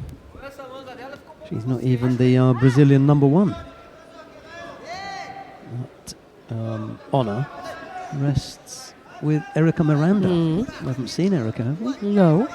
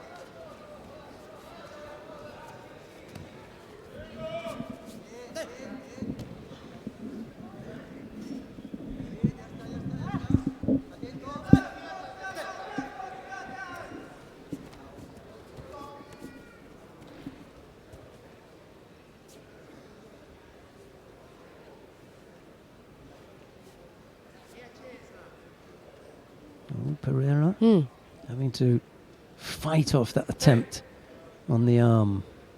She's done that successfully. Just for a moment it looked as though Tsunoda might have a look in, but Pereira with strong defense managed to keep her out. 1:10 here. We've got quarterfinals going on, so I suppose we should be able to wrap this up by 2:10. That's my thinking. Nice effort with the hips on the left side, but they wander out of the area, and there's no chance for Tsunoda to attack in Newaza because they're completely out of the area. 4 seconds left to go. This one is going into golden score.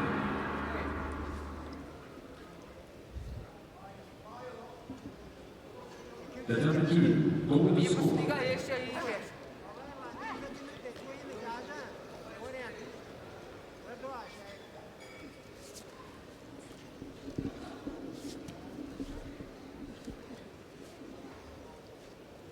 Well, first one to score will win, but at the same time, first one to pick up a penalty will lose, so gotta be careful here.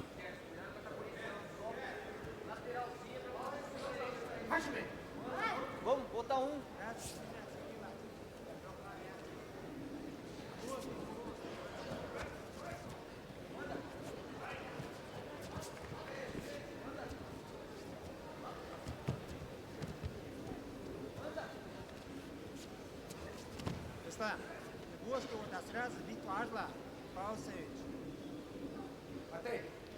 Tsunoda not able to make any progress on the ground. Again, Pereira's defense was strong enough to keep the Japanese out.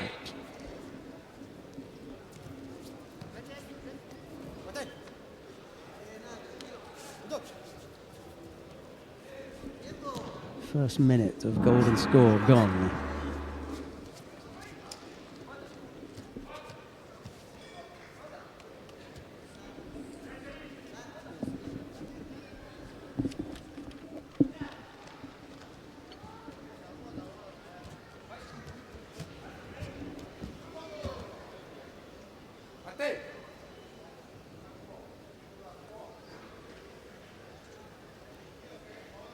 Nice tense battle between this pair.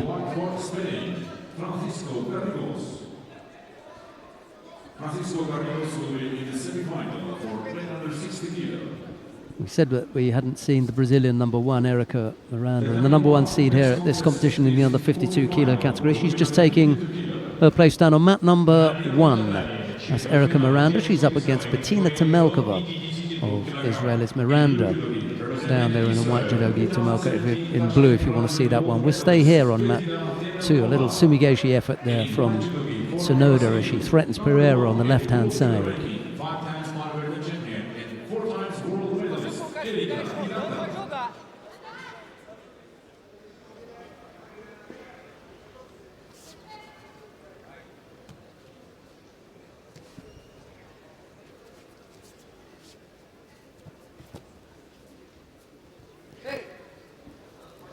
A bit of a lunge there from Tsunoda as she looks to go over on that left side.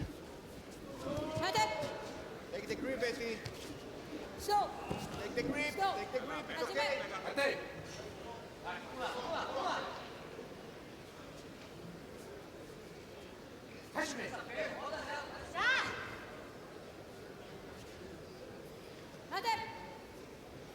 Shoot, Betty. Betty, move.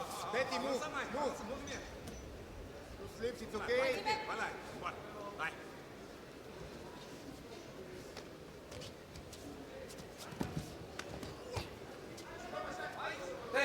Yeah, just can't quite get the hips far enough across and the legs in the right position to come up with a real threat. Tsunoda. We continue in golden score. Good tussle this one, both penalty free as well. A little sumigeshi effort, still too far away from Tsunoda, and she has another attempt on the arm. Pereira fighting her off again. This time just trying to free that up. Looks as though it's well defended again by the Brazilian. The referee has to call Mate. 3 minutes have gone of golden score already. Everardo Garcia is the referee in the middle for this one. Out there for a little bit longer than he thought he would be.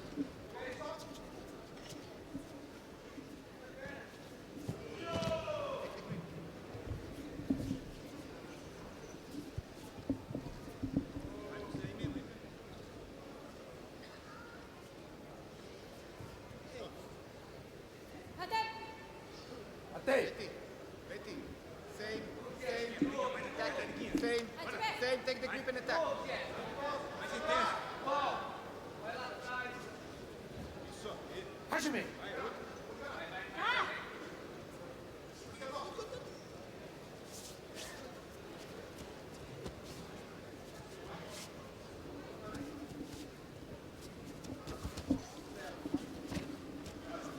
Again, she goes back over to that left side for the Sumigaeshi. Pereira again having to defend that. This time there's no chance to work on the arm. It's been something that Sonoda's been looking for on almost every occasion. Wasn't there this time.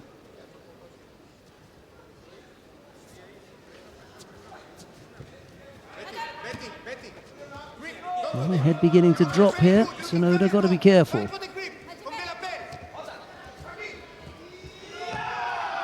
Not quite.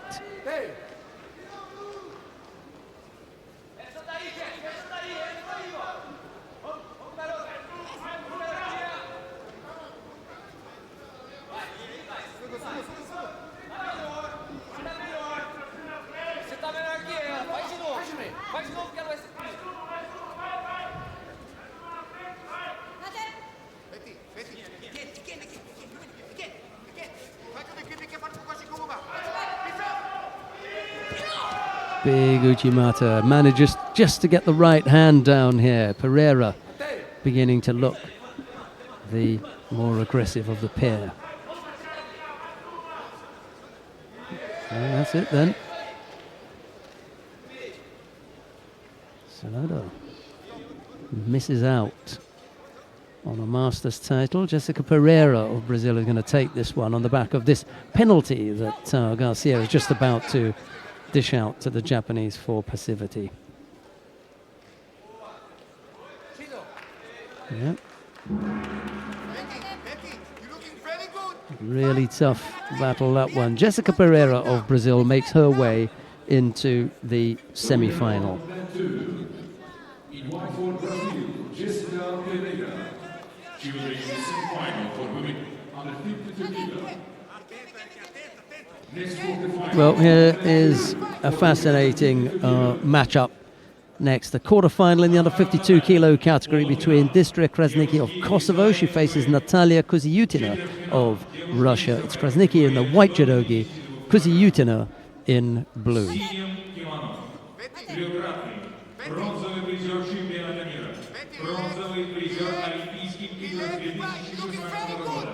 Natalia Kuziutina, Россия. Distra Krasniki, Kosovo. Well, they've only gone head-to-head once before. That was at the Paris Grand Slam earlier in the year, in February, when Krasniki won that quarter-final. She met in the quarter-final. And Krasniki came out on top. We'll see what happens here.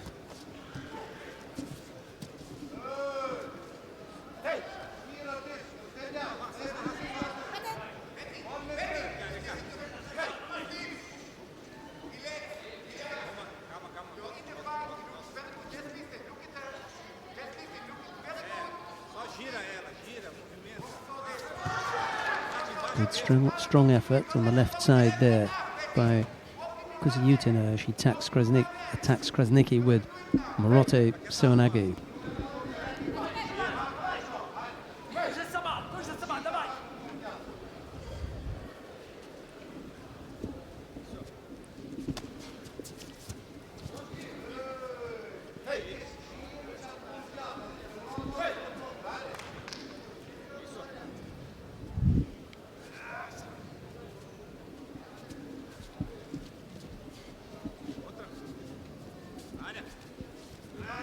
Just getting settled in, these two.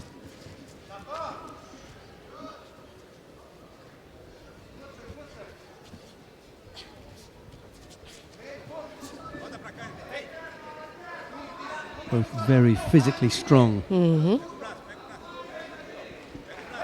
It's Krasnicki who picks up the penalty for passivity.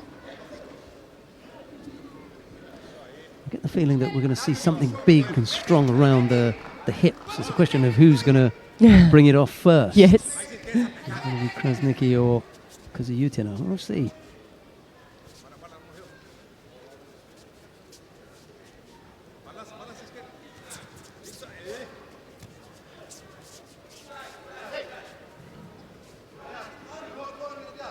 Yeah. Koziyutina just guilty of hanging on to that strong grip for that little bit too long, and then getting penalised for it.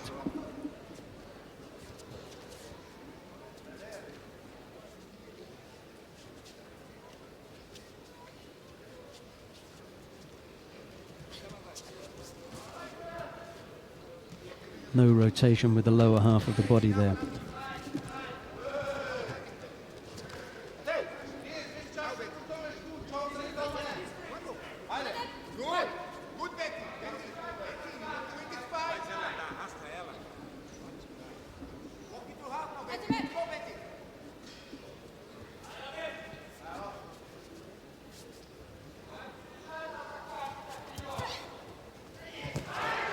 Ah, beautiful counter attempt. Yep. Yeah, came up with the score. Just felt that there was a bit of a delay in the when the landing and then the push. Like a little break. Yeah, and then earlier on they haven't been given that. Here's the effort. There, and she blocks it. Now, when she comes up with the elbow, this push for me is a second effort. I don't see that as a continuation. Yes, I agree. Of that technique. She comes down to the ground, comes up onto the elbow, and then she starts with the second part of the action. Yep. We saw it in slow motion. The referee only gets to see it at speed. So he's decided after a review that the ruling on the tatami is changed and there is no wazari.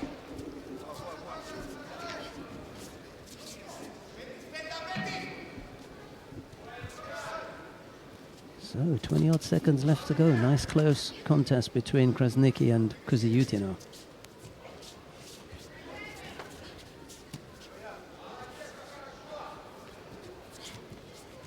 Uchigari right-sided. It's just a little bit of a stab there. Yoko Toshi left-sided from Krasnicki, a little bit too far away. She'll be in the semi-final for women under 52 kilo.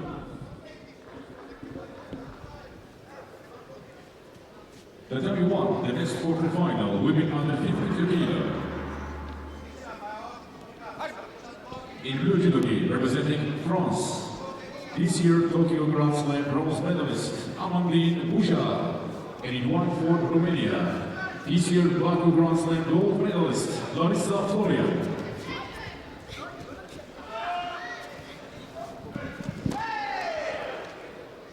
Close, but not close enough. Yeah. To come up with a score.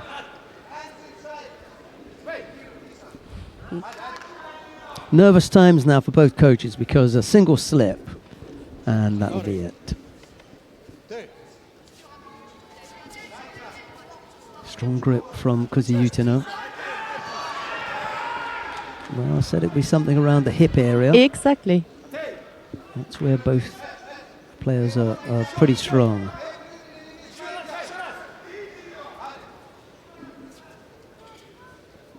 The turn of Krasnicki now to come back, especially in golden score. You can't allow two attacks to go unanswered. Must come back strong now. Oh, there wasn't enough there for Krasnicki to claim a score. Absolutely no. Because Koziyutina went to her back, but without any control or force from Krasniki. Sometimes the fighter is clever enough to get engaged in something that looks as though make a there little was score. movement Yeah. and to show I had the control. And again there, no chance to claim a score. Yeah, and you see from whom the action is coming. So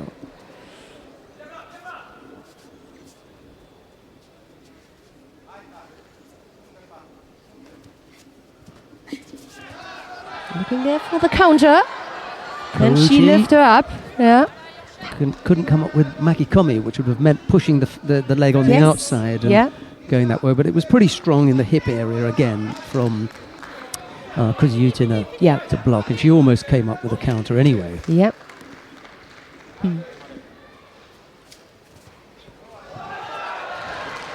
A little sit down and a push down. That was a poor way to go out, to be honest. Yeah. In blue for France, Amandine Bouchard. She will be in the semi-final for women under 52 kilos.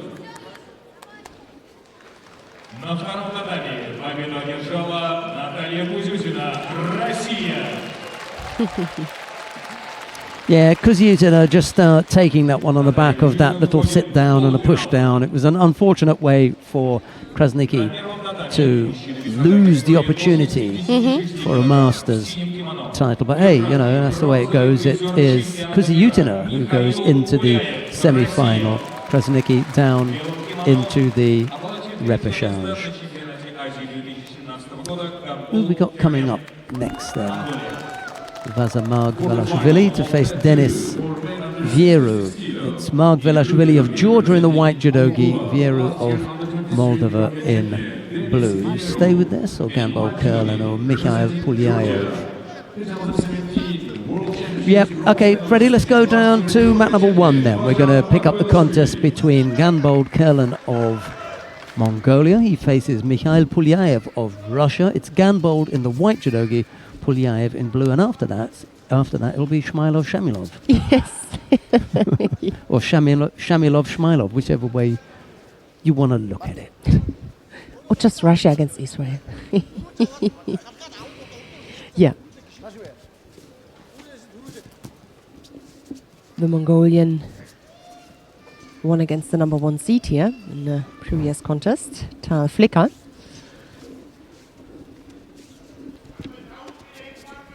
Pulyaev with a win against the Portuguese Olenic.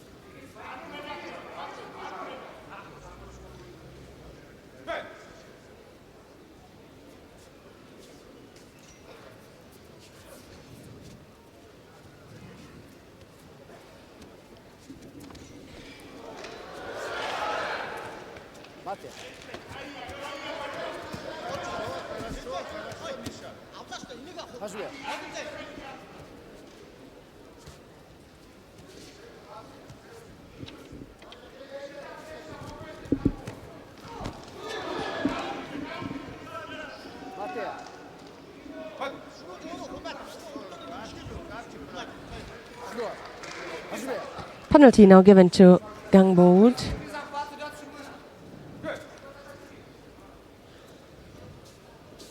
Oh, that was a weak attack. Was a weak attempt from Pulyaev.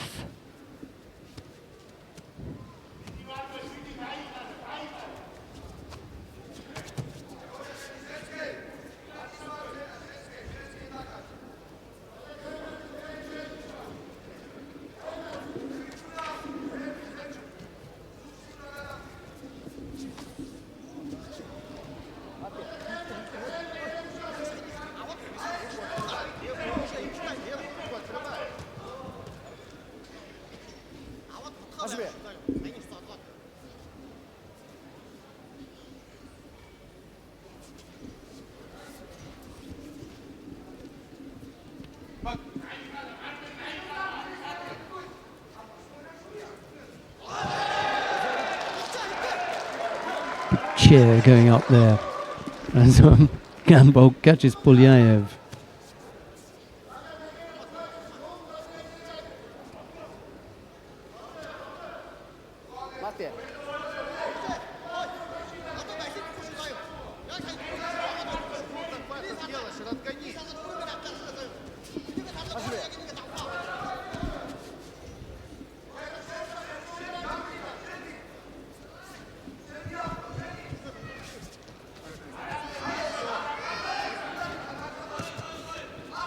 A minute to go and the lead for Gangbot. Pulyaev under pressure. He's not in the best shape today, my opinion.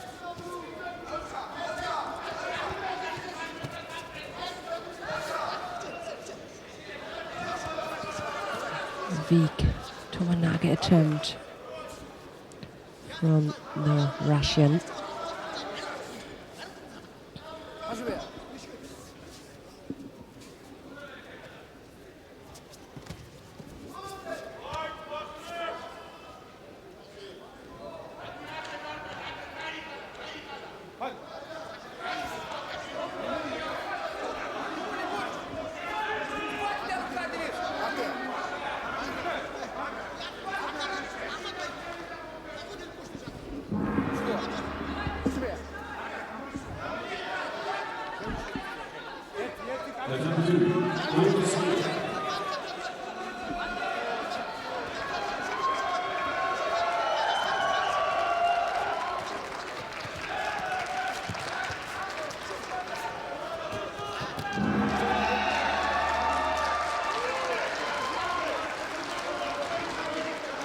So, wow, really unexpected Yeah. for the Russians, for sure. Pulyaev not able to get past Ganbold. Another Russian bites the dust.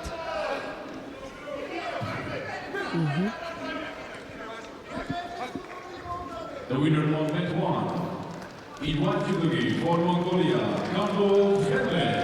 They're going to have quite a time of it, the Mongolians, even without Davadoj Temurkeleg. Next quarterfinal on Yes. 31, weight under 66 kilo. We've got the 66 kilo category quarterfinal coming up next. Yakub Shmailov of Russia to face Baruch Shmailov. Shamilov of Russia, exactly. Yakub Shamilov and Baruch Shmailov. That's the pair coming up next. I'll just give you the lineup for the under 57 kilo category quarterfinal because those will be coming up soon. Dorjtsurin Sumia will face Teresa Stoll. It'll be Helene Rosavod to face Kwan Yu Jong. Yoshida Tsukasa to face Tima Nelson-Levy of Israel. And Rafaela Silva will go up against Nakoda Smith-Davis. That's the under 57 kilo category. Quarterfinal lineup. Representing Brazil, silver medalist at Ekaterinburg Grand Slam this year, Charles Shibana. In white judogi, representing Kazakhstan, 2017 Asian Championship silver medalist, Yildiz Zhumaganov. We are spoiled for choice here. Down on mat number 2, Yildiz Zhumaganov of Kazakhstan going up against Charles Chibana of Brazil. Just going to check. I'm sure that they've never gone up against each other, this pair. תעבוד עם יד שמאל שלך, תקרב אותו ותיכנס.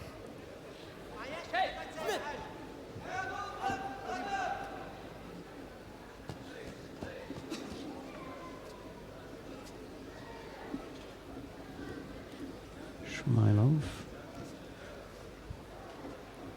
and Shamilov. No, they have not. It's a first. I just want to check Baruch Shmailov's record against Russian fighters.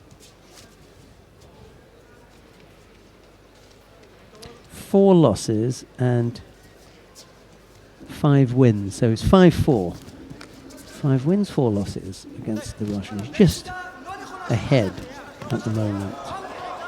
And his wins have come against Abdul Jalilov on 2 occasions, Kamal Khan Magomedov, who's not here, Kulikovsky and Adanov. Those are his wins. His losses were to Pulyaev, who's out now. He lost to Abdul Jalilov and Kamal Khan Magomedov on 2 occasions, but Khan Magomedov is not here. And what's happened to Abdul Jalilov? Is he still in, or did he get dumped out of the competition by Zhumakanov? Put him out, so he hasn't got to worry then. Yeah. Good position here. Oh, that wasn't that clever, was it? From Yeah. Shamilov. תן קדימה, חבק אותו אנשים. תעבוד עם יד שמאל, תחבק אותו חזק.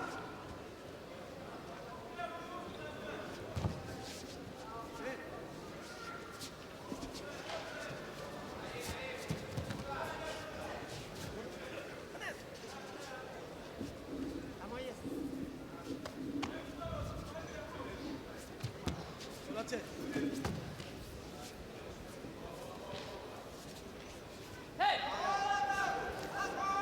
Just trying to free his hands up and get a better grip.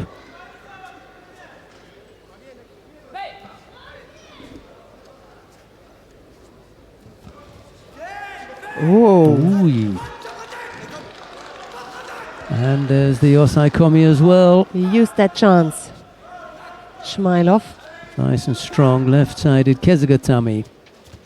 Real classic. Yeah, look at that. Look. Knee up, nice and close to the head. Good shape there, Annette. Look, Absolutely. textbook Kezigatami.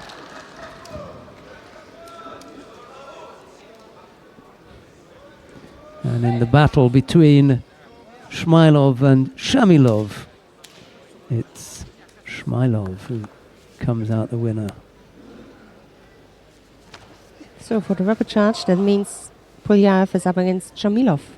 It's just 1 letter difference, isn't it? Shami or Shmailov. But it's just 1 letter difference. Yeah. Just the M. Who's in another position. Brother from different mother. Distant cousin, maybe. But it's Baruch Shmailov who takes it. The next quarterfinal on Tatami 1 is for women under 57 kilo. In blue judo gi, representing Germany, 2017 European Championships silver medalist Teresa Stoll. And in white judo gi, representing Mongolia, Rio Olympic Games silver medalist. Right, coming up next, Dortzer and Sumia of Mongolia faces Teresa Stoll of Germany. It's Dortzer in the white judogi, Stoll in blue. This is a tough one for Teresa Stoll, Annette. Yeah, absolutely. She's up against the #1 seed here, yeah. the current world #1, the Olympic silver medalist and current world champion. You name it, she's up against it. Yes.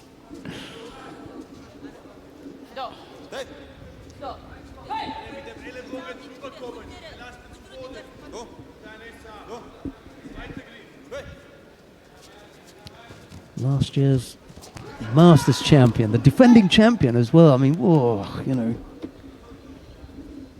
Exactly. The odds, I'm afraid, are stacked heavily against Stoll. Big Yeah. job. Absolutely. Where in Germany is Teresa Stoll from? Do you know? She's from Bavaria. Oh, okay. She got a sister. Amelie. Yes. And she's still young with her 22 years, but already really successful. She found a good way or a perfect way from junior to senior. Yeah, she's a nice looking fighter. I like to Yeah. watch. I like to watch her.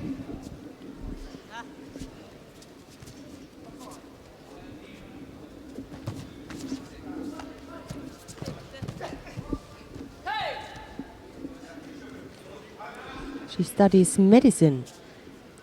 This is not an easy job next to the judo.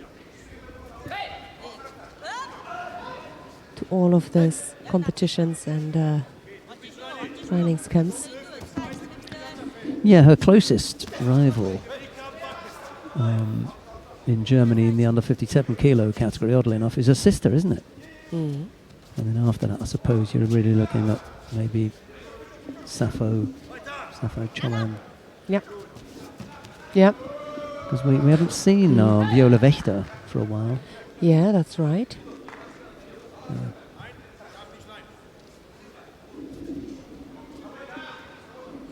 Yeah, she's coming from Munich.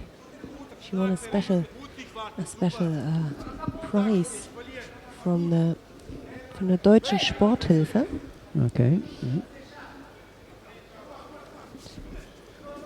Is it a scholar? Yeah, could have got been awarded a scholarship. Mm-hmm. Yep.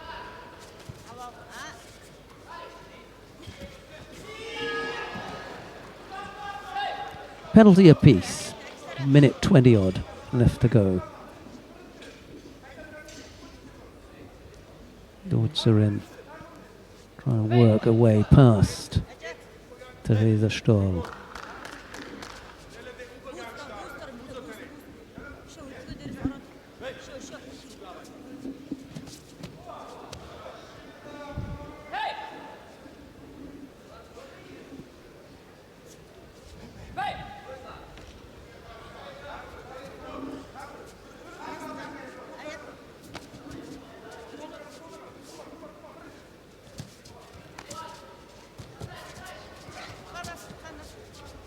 Yeah, looking there for the grip of the other arm, both of them.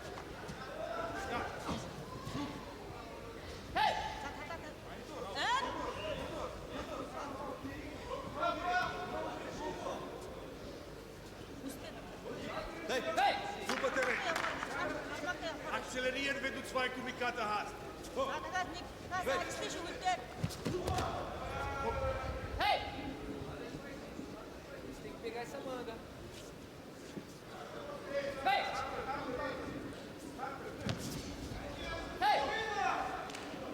She really tries to overcome the left arm there from Dortzerin.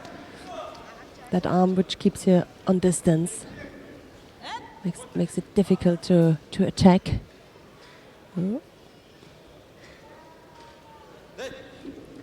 Time running out here. Well, normal time anyway. Yep. Means that we're going to go into the golden score period. Stoll having picked up 2 penalties.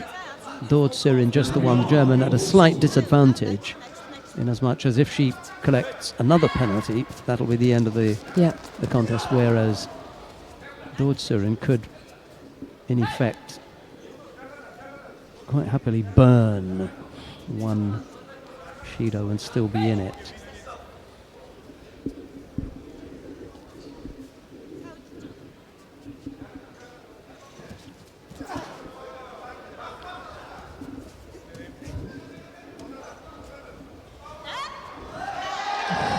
Not going to have to worry about any penalties. No. Low left-sided. Beautiful score from Dortzerin Sunia. Taking Stoll over that left shoulder.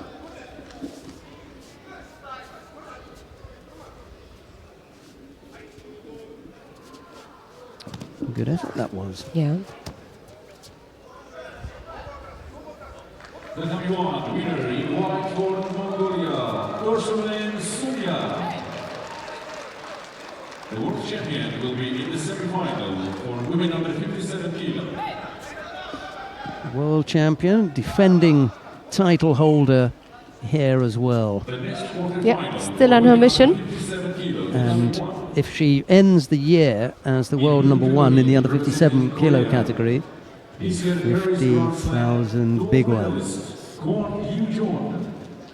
Every world number 1 in every weight category takes away 50 smackers. How's that? It's a nice Christmas present, I think. Absolutely. Here's another look at this. Oh, yeah.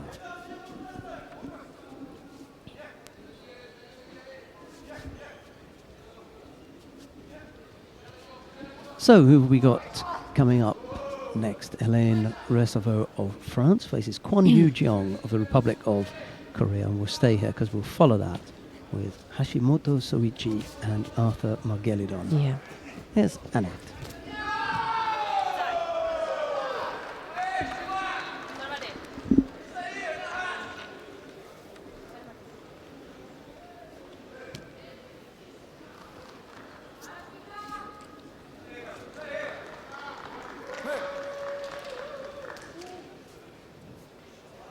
So, there they are. Hélène Reservoir, the French fighter in white, and Kwon Yu-jong, the Korean fighter in blue.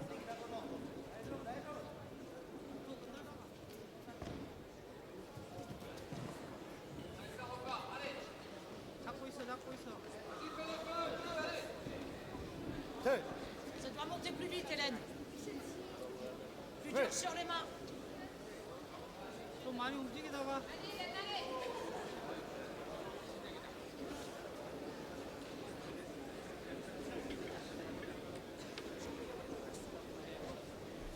손 들어.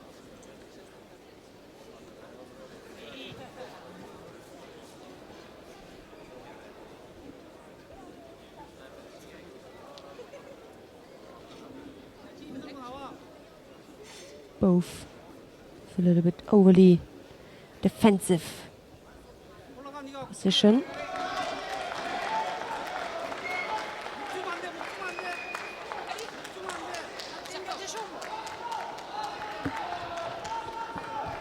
The 22 winner in white for Kazakhstan, Yildiz Zhumatanov. Yildiz Zhumatanov will be in the semi-final for 10 under 66 kilo.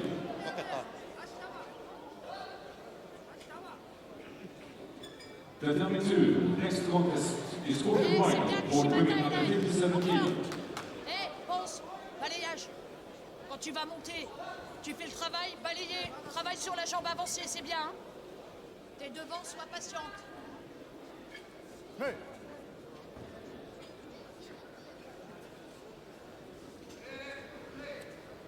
No score, no penalties so far. Less than 1.5 minutes to go between Reservoir and Kwon. The winner will face George Suan Sumia, the Mongolian you've just seen. Oh, good reaction here from the Korean. In blue judogi representing Israel, bronze medalist at Baku Grand Slam this year, Nina Hanson-Levy. And white judogi representing Japan, 2017 World Championship silver medalist and 2017 Asian champion Yoshida Tsukasa.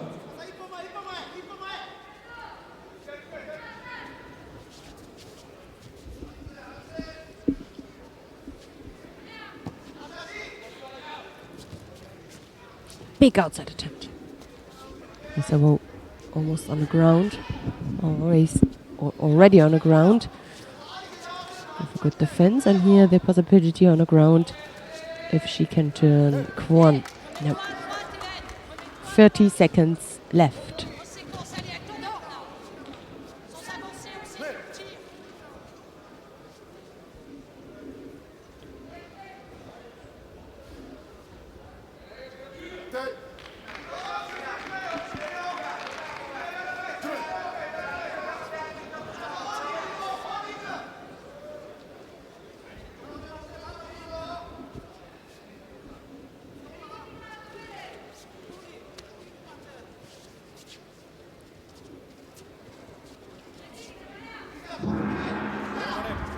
So that's it. The normal time period is over. We continue with the golden score.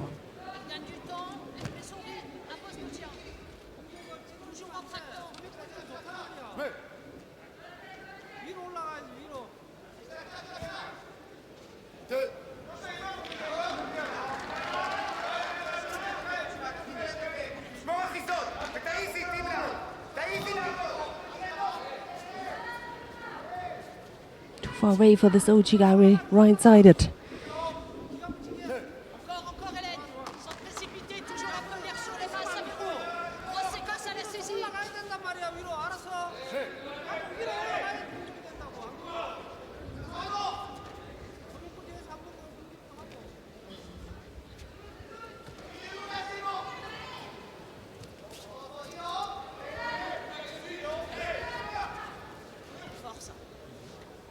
toi. Remplace-toi les mains.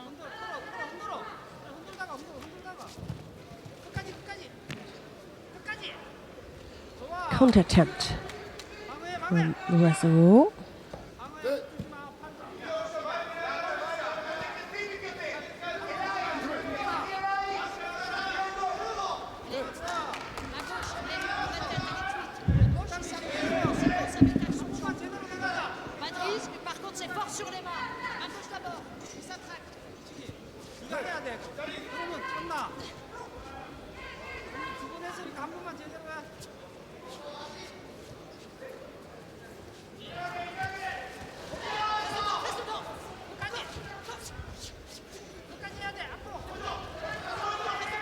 Shimata! Oh. There were a few possibilities for both of them. But none of them could use it. Yoshida Tsukasa of Japan has just defeated Timna Nelson Vivi of Israel down on mat number 2. The number 2 winner in white for Japan, Yoshida Tsukasa. She will be in the semi-final for women under 57 kilos. The next quarter-final for women under 57 kilos, the number 2. На втором татами встречаются девушки, весовая категория до 57 килограмм, четвертьфинал. В синем кимоно. Бронзовый призер чемпионата мира 2017 года. Briefly in the Osaikami. Still got the arm. Better to put some pressure there on the shoulder to turn her. You need to get the right angle to arm lock her. That takes too much time. Could manage to put pressure on the shoulder.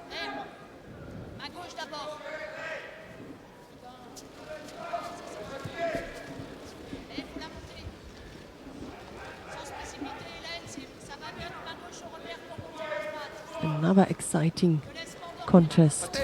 Silva against Smith Davis. Yeah, that's down on mat number 2, a quarter-final in the under 57 kilo category. Yeah.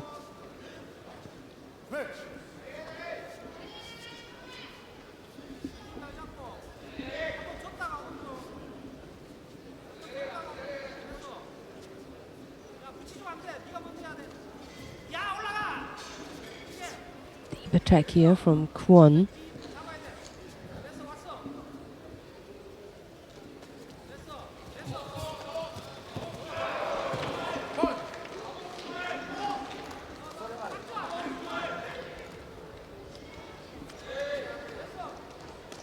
And Rafaela Silva has just thrown Nakoda Smith-Davis for Ippon down on mat number 2. The winner of mat 2 is white for Brazil, Rafaela Silva. The Olympic champion will be in the semi-final for women under 57 kilos. The number 2 next contest quarter-final, men under 73 kilos. На втором татами четвертьфинал мужчины весовая Can you believe it? Kwon Yu-jong has just caught Helene Rossavo of France for Rosario down at number 1. Oh dear. What a battle that was. Yeah. Okay, coming up here, Hashimoto Soichi of Japan. This is Arthur Margelidon of Canada. It'll be Hashimoto in the white judogi, Margelidon in blue. That's coming up next. Tatami 1, quarter-final, men under 73 kilograms. In blue judogi, representing Canada, last year Pan-American champion Arthur Margelidon. And in white judogi, representing Japan, the current world champion and number 1 in the world judo ranking, Hashimoto Soichi. Not the most attractive and convincing Vasari. I mean, it was Vasari, but the way it happened. Someone up there likes me, she said. Someone up there is looking out for me today. Right, Hashimoto in the white judogi, Margelidon in blue. It's the Canadian Margelidon who picks up that single Shido there. We've had half a minute. Yeah.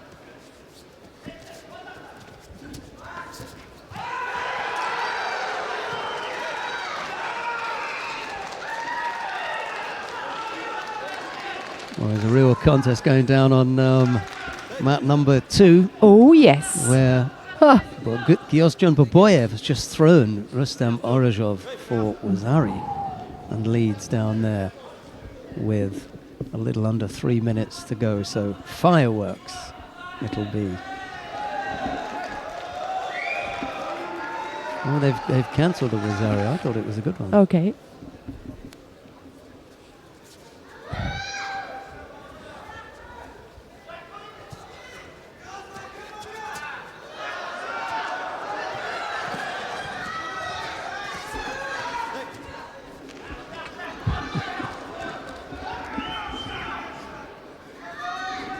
You know, when Orozhov is fighting, action is promised. Yeah, Margelidon picked up the second penalty there. Yeah. Hashimoto is just proving that little bit too strong for him. And in the event that this one, well, we've got Hidarov, but you might want to sneak a look at Orozhov and Baboyev, depending on how long Hashimoto and Margelidon continue for. How long they need, yes.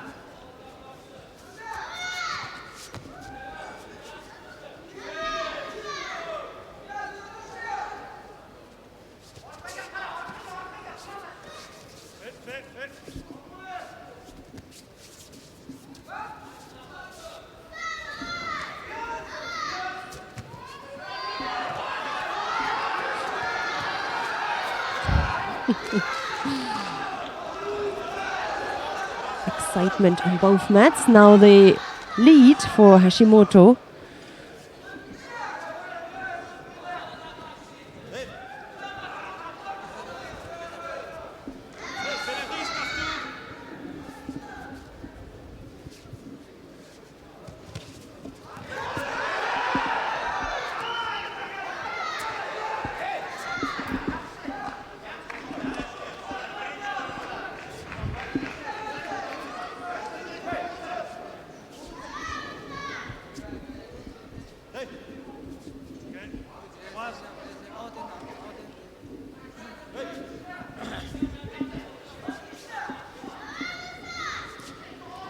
Yeah, Hashimoto being slowed up here. And they took it back. Wasn't the full Vasari. So still no score. Takes a little bit longer than against Iatsev.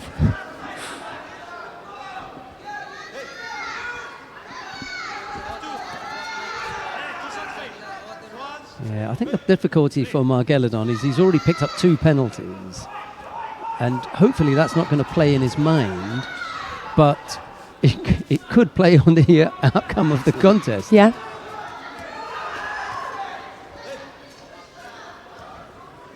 He can't afford another error. Mm-hmm. Yeah. Hashimoto looks completely at ease, doesn't he? Untroubled. Golden score down on mat number 2 between Orozhov and Baboyev. Here, this one is also going into golden score. Yeah. So Margelidon is doing a good job against the current world champion.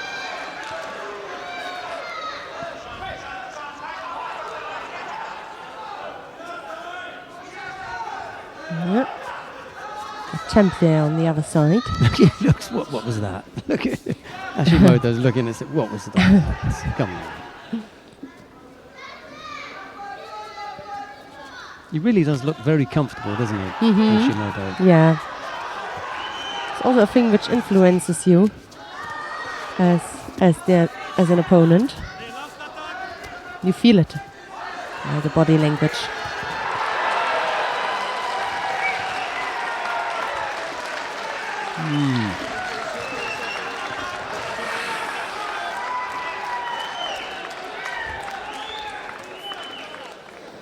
Cheers that you can hear in the background are from the adjoining mat, Rustam Orozhov and Kyostjon Baboyev, with Orozhov having been thrown by Baboyev. Baboyev is on fire. Oh.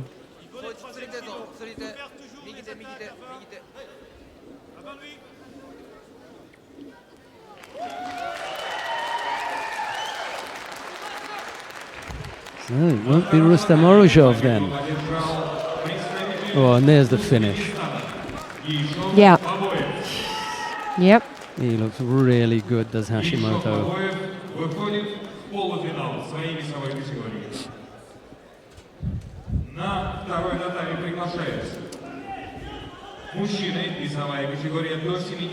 Well, I don't think there's any doubt where that 50,000 is going. That's going to Japan, isn't it? he's taking that home to Japan, mate.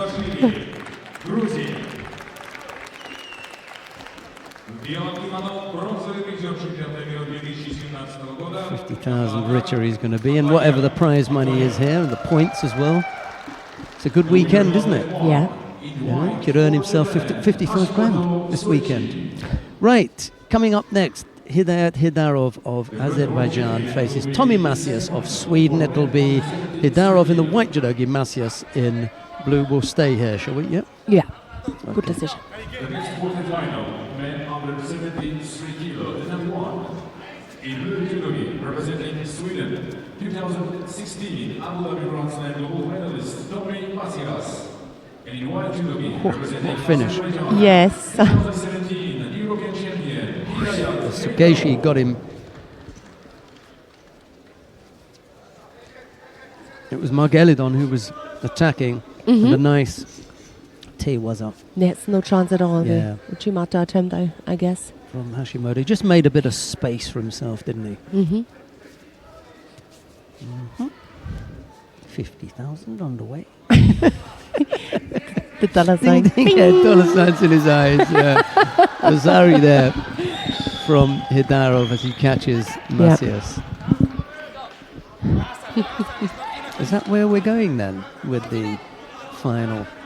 Hashimoto. No. That would be The semi-final. Yes. If Hidarov does this. We've still got Baboyev, Shavdatuashvili, Ganbatar. They're all in there with a shout. This is a good grip, better than the cross grip I see very often from Hidarov. Take the head, include the head. You can throw much more better. Shavdatuashvili has just thrown Ganbatar for Wazari down on mat number 2. He leads by Wazari. With a little over 2.5 minutes left. Sorry, a little over 2 minutes left to go. Annette. What a category that is. What the quality in this category. It's really amazing. There's the combination you were talking about. Yeah. The Tsunagi and then the Koji Gaki. Yeah. Come up with that combination, you're a dangerous player. Yep.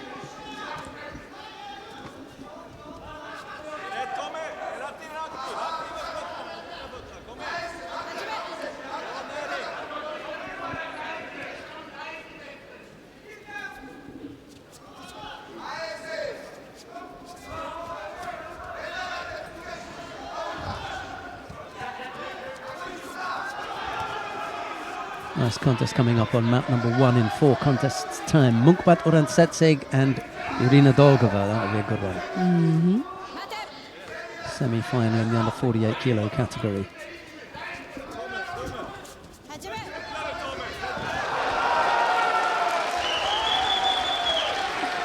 Well, Shavdatuashvili has just buried Ganbatar Odbaya down on mat number 2 in their contest.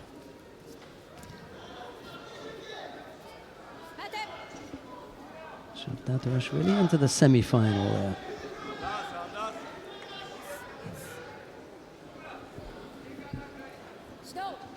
This has picked up a penalty for passivity.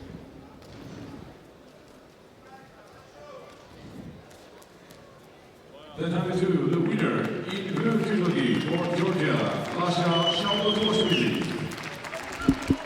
Lasha Shambotoshvili will be in the semi-final for men under 73 kilo.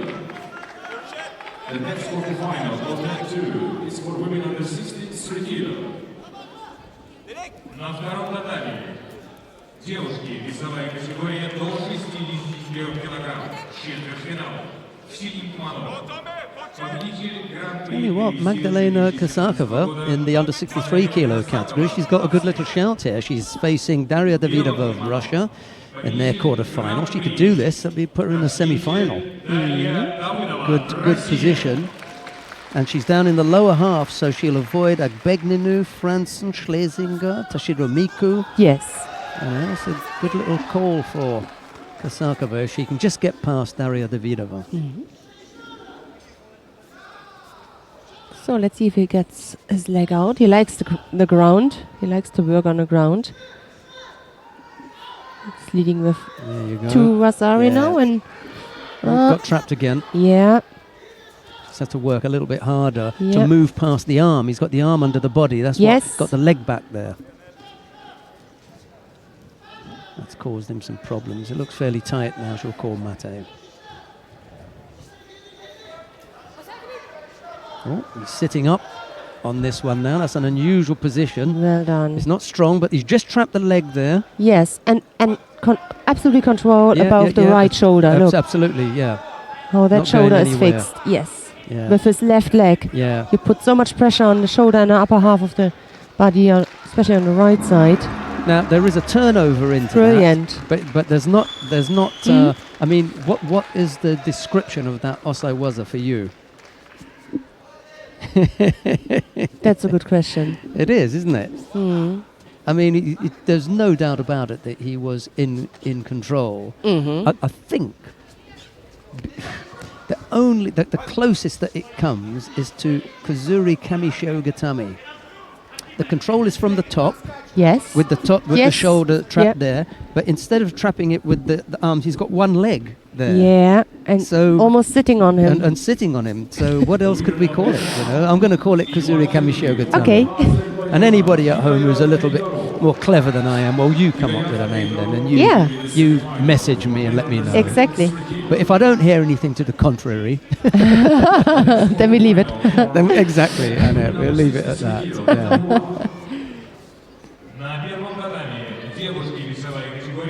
So, after that replay, we come to women under 63 kilo category, the quarterfinals. Let's have a look and see. You see, if he just doesn't have the leg there, if he moves the leg out, you would say that was Kamisho Gatami. Look, you know, just move the leg over. So in principle, the Japanese like to identify techniques with the major principle, and the major principle is trapping the top half of the body with your body up at this end.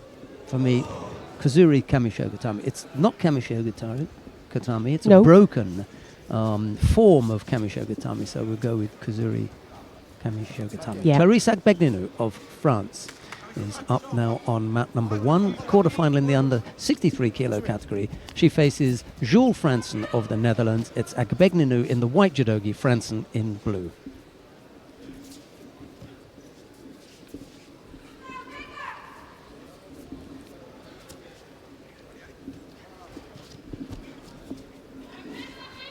Jules Franzen won silver last year at the Masters.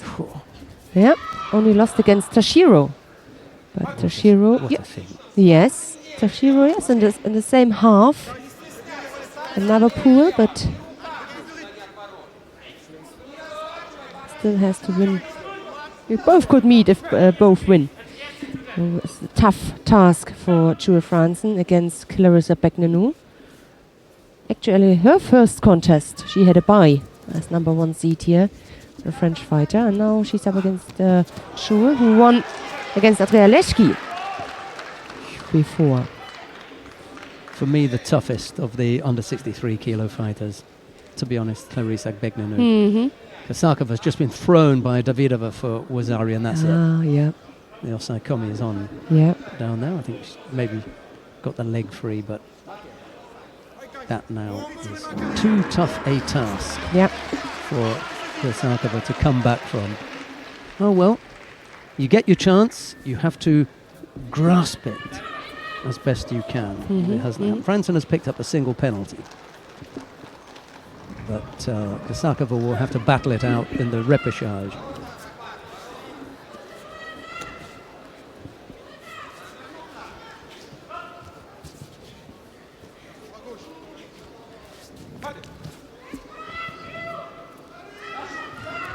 Lost the grip. Got the Spirit, grip hasn't up. she, Franson? You know? Yes, a good defense. Yeah. Yeah, well, a small break up the grip then. Or broke up the grip then. Agbegnanu lost the grip. Very upright.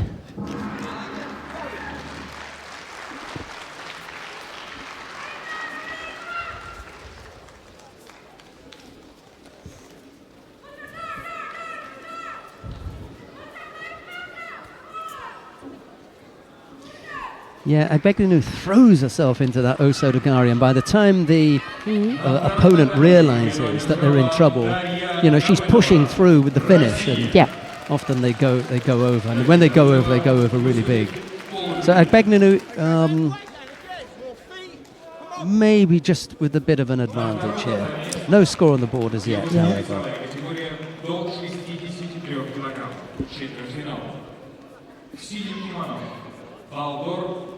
Монголия, Монголия, бронзовый призер чемпионата мира. В белом кимоно Нами Налигура, Япония, чемпион Азии 2017 года.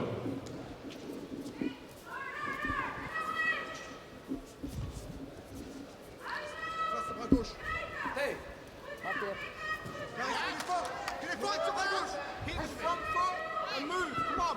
Stay on the left side!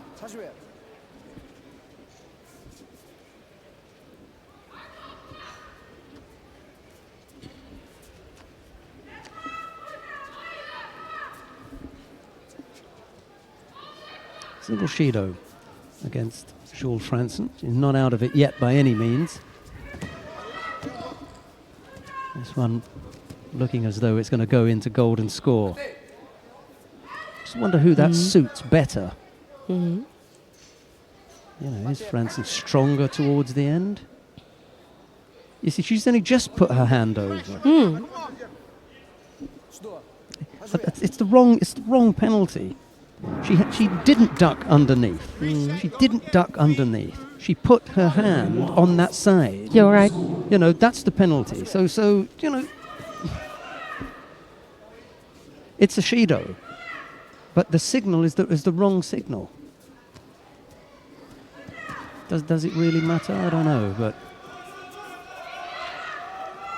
you know, It should be correct yeah, to understand, to follow the fight.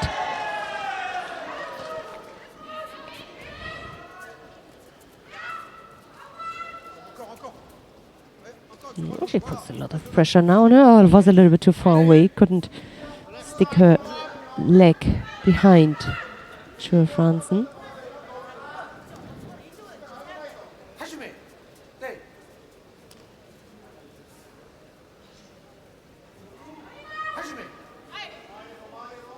Makes it really difficult for Agbegnanu.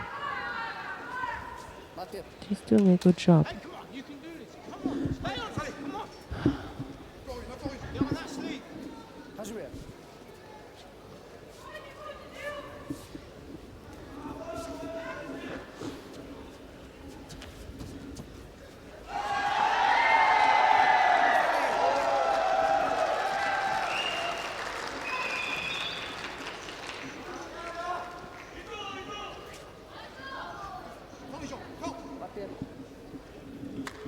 Come on! Hey, come on! Back on the sleeve, front foot!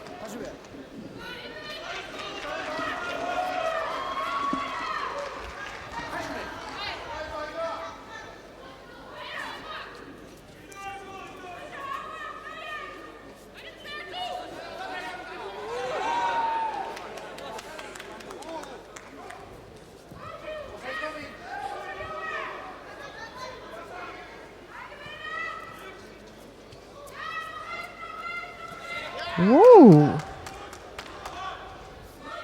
Broke her balance. Pas joué. Avec du déplacement.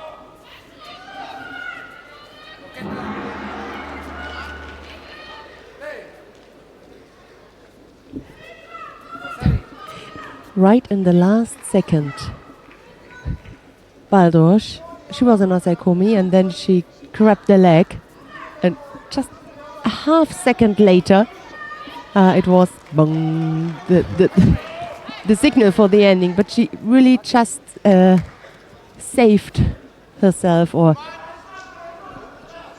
rescued the situation. Still a chance there. That was close to the ippon. A few more scores than on our mat. No score yet. Almost 2.5 minutes gone. Oh, almost caught her. And she got the arm. Sorry, Anna, I'm going to have to leave you for a second to check something. Quick reaction here from Ekbeknenu showed that the position for the arm lock was well. She needed to react quickly, not to get in danger or not to tap.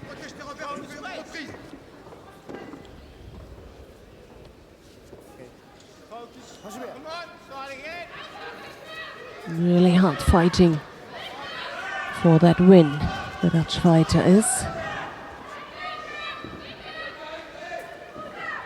Left against left. Outside. Attempt from Ekbeknenu. Left side, feet, let's go, come on. Left side again, get on the sleeve. Pas joué.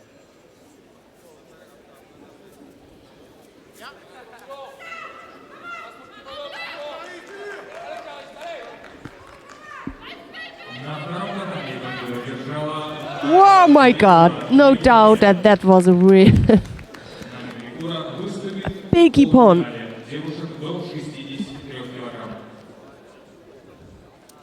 But Shure Franzen did such a good job until that moment. На втором татаме утешительная схватка. Девушки, весовая категория до 48 килограмм. В синем кимоно. So a tough start for Clarisse Ekbeknenu.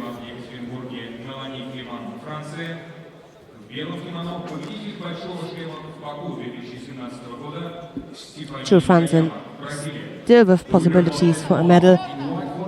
She continues her way in the repechage.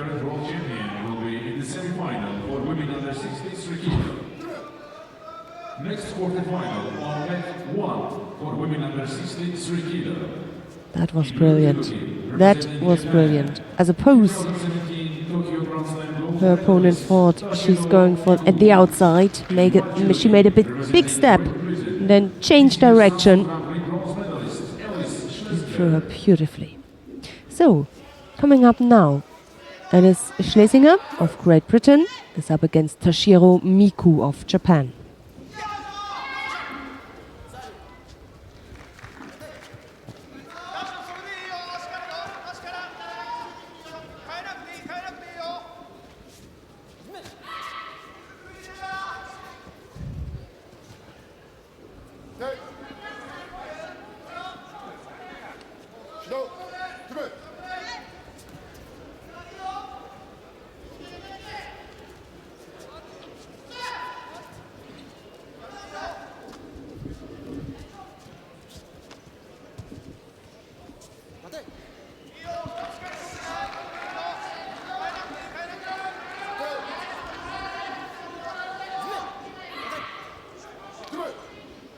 Powerful attack here from Toshiro Miku, the winner of last year.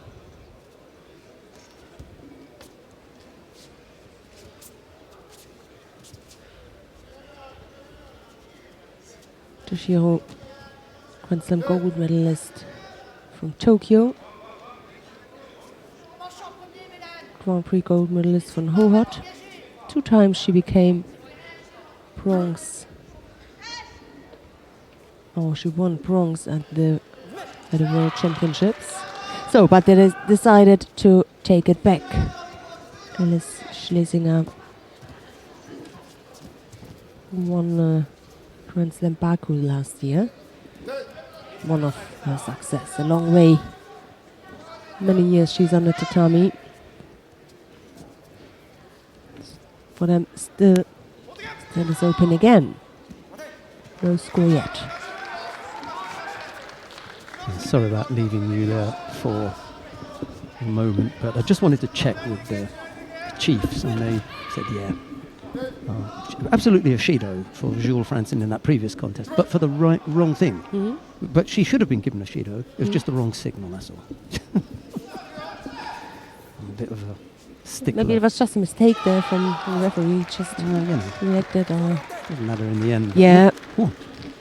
Shiramiku with the big finish. Yeah. Wow. Oh dear.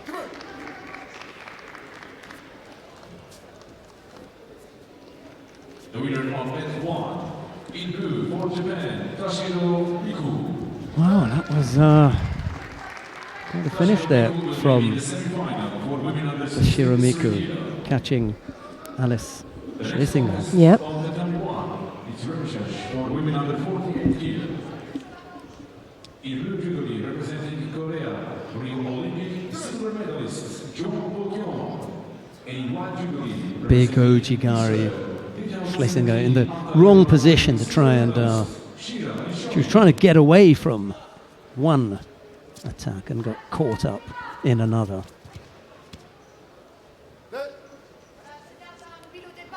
Right, we've got repechage contests now on both matches. Shiro Rishoni of Israel faces Jong Bo-kyung of the Republic of Korea. It's Rishoni in the white judogi, Jeong in blue. That's down on mat number 1. On mat number 2, if you're interested in watching, Stephanie Koyama of Brazil. She's up against Melanie Clement of France. The choice is yours. We're going to stick here because coming up next, Mukbat Urantsetsik of Mongolia will face Irina Dolgova of Russia. We're going to take a look at that one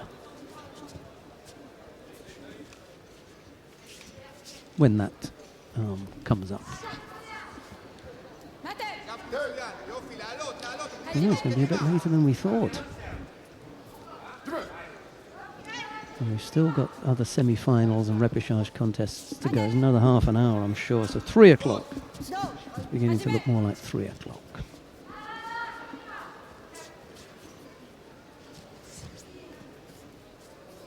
By which time Annette Baum will be starving.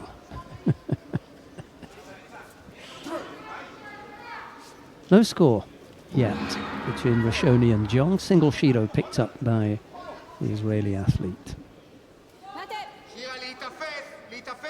Clement and Koyama in golden score down on mat number 2.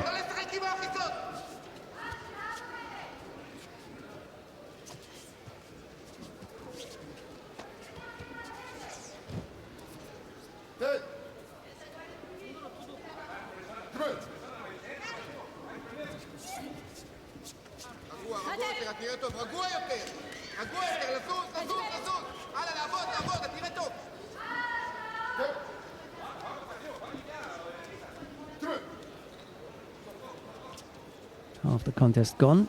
Jeong hasn't really shown a great deal in this. Rishoni just with that little left-sided marotte, the feet didn't get in the right position. Needs a little bit of rotation on that turn.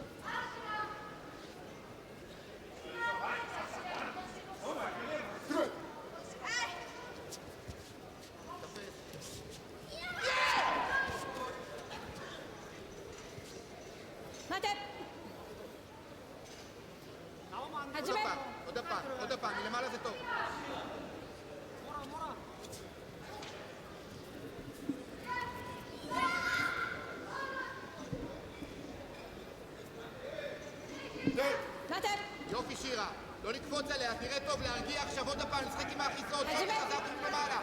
הלאה.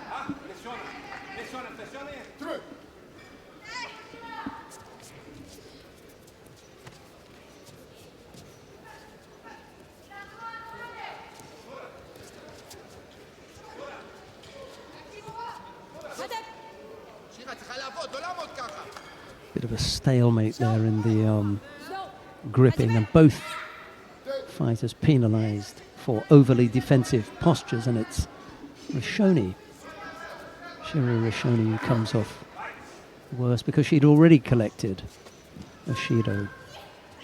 Jeong going over on the left side there, but again, footwork not as it should be, too far away from the target point and not able to come up with a really powerful attack. It's great when Annette's here because she fills out all the contest sheets. Yes. Makes my job so much easier. And I can read them as well. Sometimes I can't even read my own handwriting.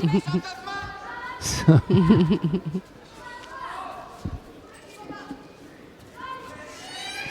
Oi. yeah, close. Yes. Shani Hershko knew how close it was. The coach leaping up onto his feet there. Mm-hmm.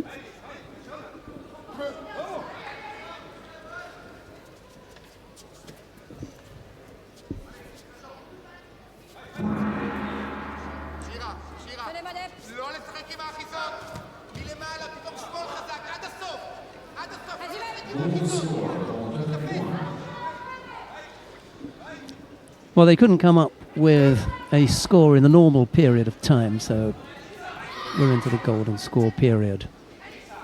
Shiro Rishoni came closest, I think, to scoring. It hasn't been Jeong's best day, to be honest. Ooh, that was close. Just managed to get the elbow down and stay up.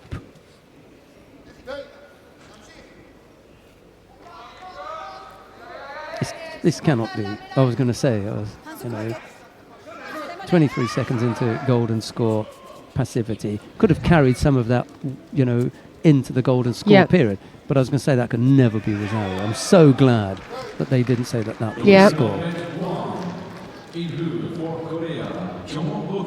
So, Jeong Bo-kyung, the Republic of Korea, through to the bronze medal contest. Koyama has overcome Clement down on mat number 2, but we're going to see the semi-final between Munkbat Urantsetsek of Mongolia. She's up against Irina Dolgova of Russia. Munkbat in the white judogi, Dolgova in blue. It's all yours, Annette. Take it away.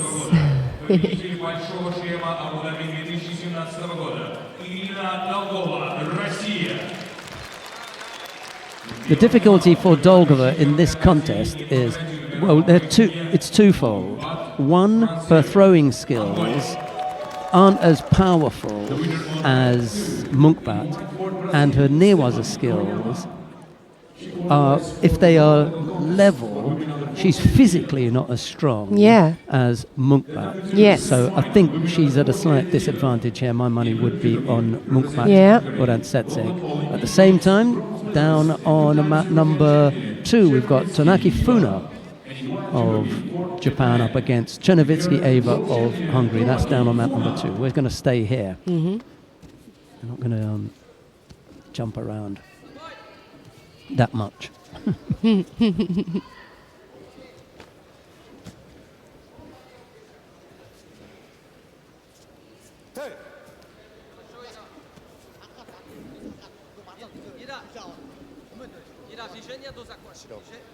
Both fighters guilty of passivity, and they collect penalties.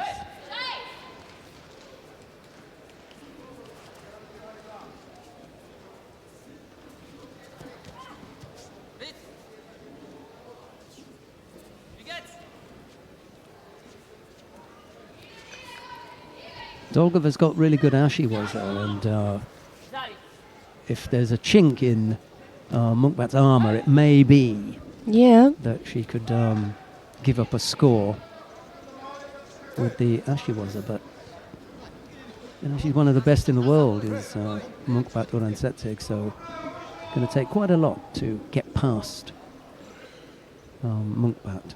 Maybe Dolgova just hasn't yet. Maybe in the next 18 months she'll just get that little bit, stronger. But and you can see this. You can also see that difference between them. the physical Yeah. thing. She's managed her weight in this cycle a lot better than she has previously. And she's been up at 52 a couple of times just because she wanted to, but she's always managed to come back down to 48 and be comfortable. Yeah. We'll see if the Judo now I think it was grabbing the leg. Yeah, no, yeah. The Second the penalty. Tashiwasa wasn't still not over. Already went to the leg.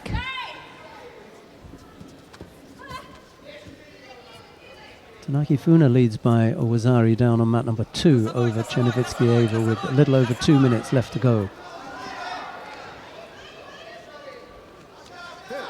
Dolgova with the advantage now with a minute 24 left to go.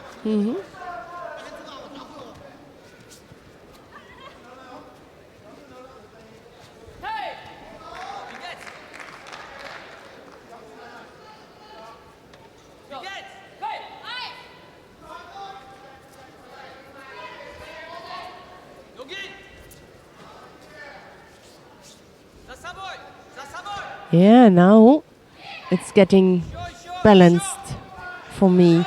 At the beginning, I think she had a little bit too much respect, Dolgova. It looked a little bit like that. Was like a little bit shy, and now, she starts. Well, it's the right thing to do, just to step things up a little bit, because if you can demonstrate that you've got a little bit more activity.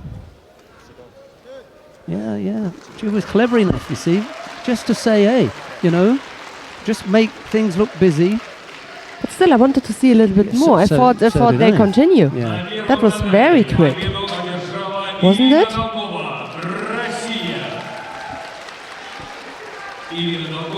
Well, they decided that neither fighter was really doing anything. Give that a miss. Off you go. So both fighters collected Wow. penalties. And Dolgova is into the final. There you go. Dolgova. It was a strange fight. Yeah. Not my favourite. Well, Dolgova can't overtake Munkbat on the prize stakes. Let's go down to mat number 2, please. Ready? Because Tanaki Funa, the current world champion, is up against Chernovitsky-Eva of Hungary. She leads by Wazari down on mat number 2. We got a little over half a minute left to go there. Oh dear, look. Just as we get there. That is it. Yeah.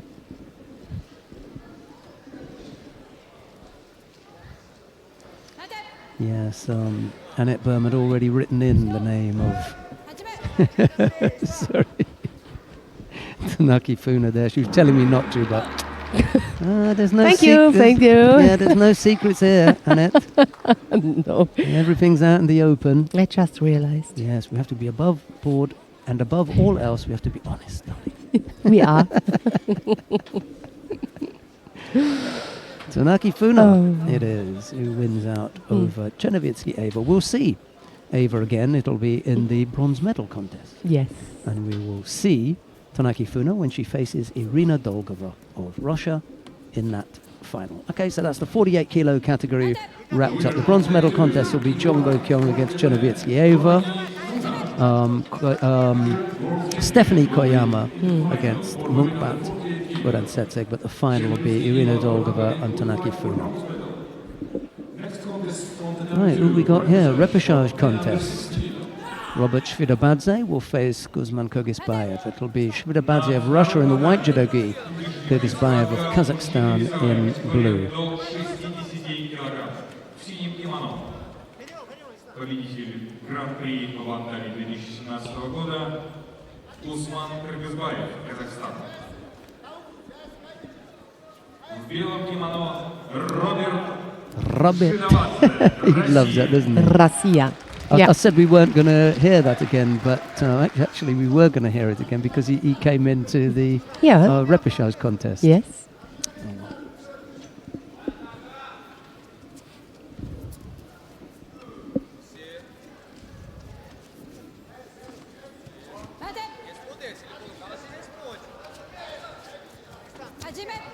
What other big matches have we got? Lutfilayev and Garrigos. Erika Miranda, Amandine Bouchard. Nagayama Ryuju and Dashtava Amatufshin. That looks like a good one. Yeah, for me those are the big ones. Lutfilayev and Garrigos and Nagayama and Dashtava for the moment. keep an eye out for when those two come up.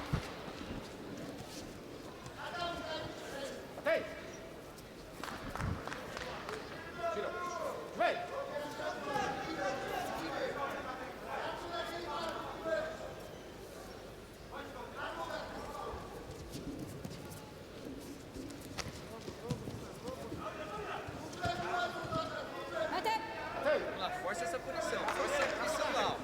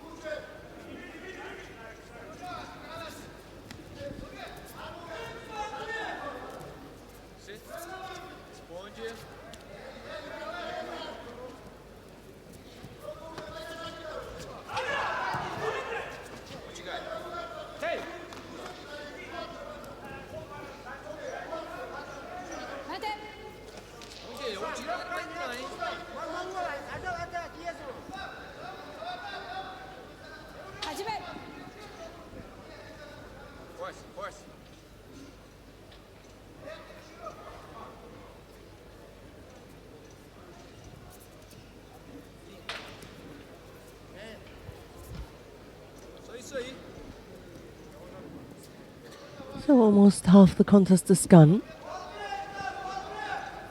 Still got no score on the board. Just 2 penalties against the Kazakh fighter. Just a little break.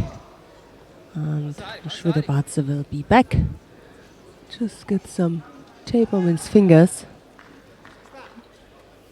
And then they can continue. The winner with chances for the bronze medal.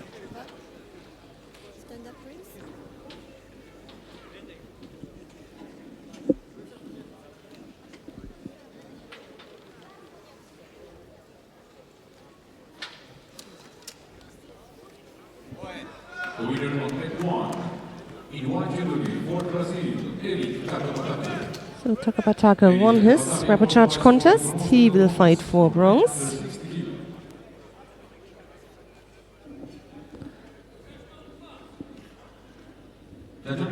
Next contest is semi-final for And I think in this case it still takes a little bit of mat number 2. We go to mat number 1. Yeah, mat number 1. Good choice. Okay, Annette. thanks, because we are expecting. Sharafuddin Lutfilayev of Uzbekistan. Yes. Faces Francisco Garrigos of Spain. It'll be Lutfilayev in a white judogi, Garrigos in blue, and with commentary on this one. Here is Annette Burr. Yes, and that's the semi-final. The other fight is the rapid charge. We're gonna follow that semi-final. So here they are: Lutfilayev in white, Garrigos in blue.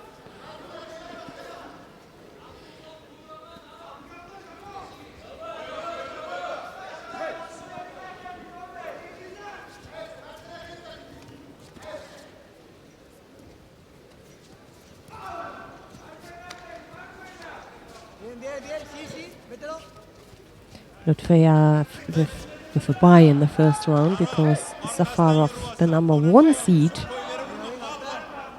couldn't fight.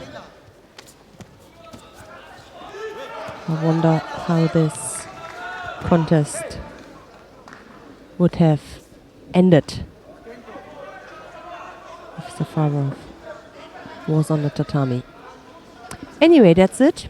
That's the way it is. Lutfilayev now in the semi-final against Garrigos. Haven't seen Garrigos today from our commentary. No. Or the mat we chose. He had 2 wins against Revol, the French fighter, and Yashuev, a Russian fighter.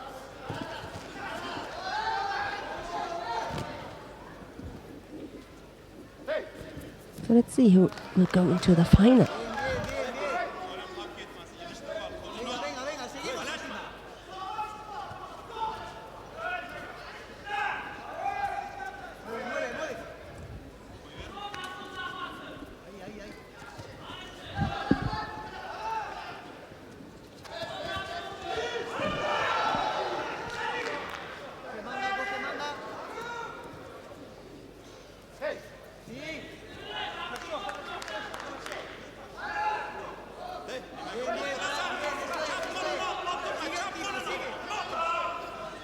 Rápido de mano.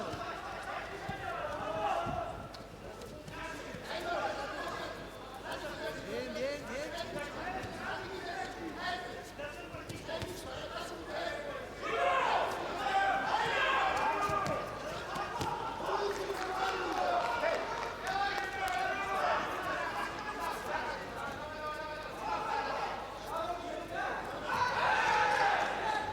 Bien, venga, va. Vamos arriba por él, vamos.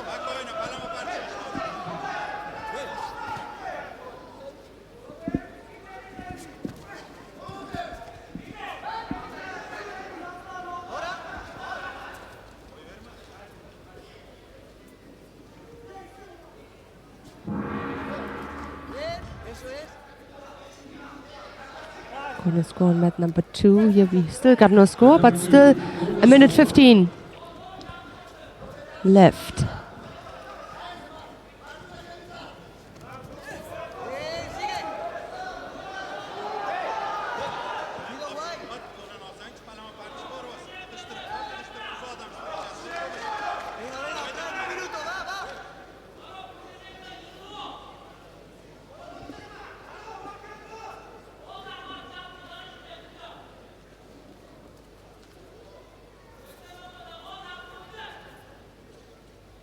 Vamos.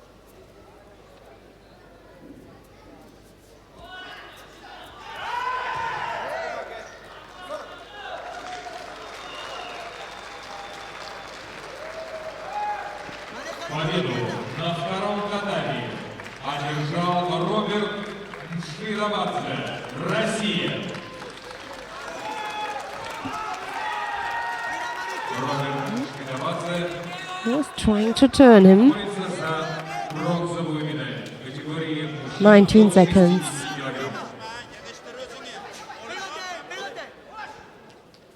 Number 2, next contest is semi-final, men under 60 kilo. На втором катании полуфинал. Мужчины, весовая категория до 60 килограмм.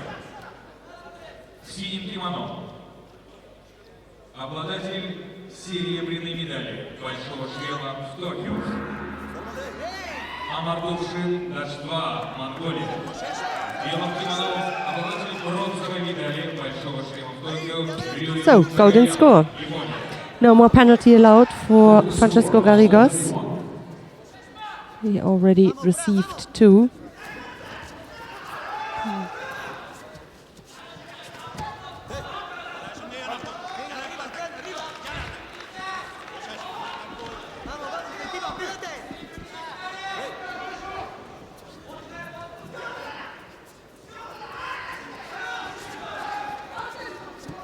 Some nice Ashivasa attempts from Lutfeyev.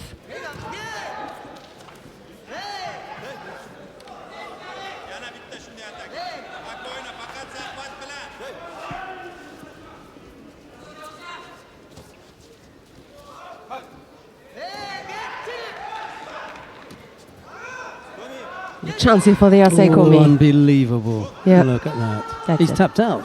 Yeah. Garrigos in the final. 2 penalties against Garrigos. You're into golden score and you can't hang on. Lutfilayev, look at the code. He just cut it. Can't believe it. You're right. Oh, well. So we could go down to mat number 2 to watch the other semi-final in the under 60 kilo category. That's right. Also in the under 60 kilo category, Yes. this time Nagayama Ryuju of Japan. He's up against Dashtova Amatuvshin of Mongolia. It's Nagayama in the white judogi, Dashtova in blue. There's no scories yet. Dashtova has picked up a single Shido. We've got 2.5 minutes left to go. Here's The winner Yeah. of mat 1 in blue, Spain, Francisco Garridos. Francisco Garridos will be in the final for men under 60 kilo.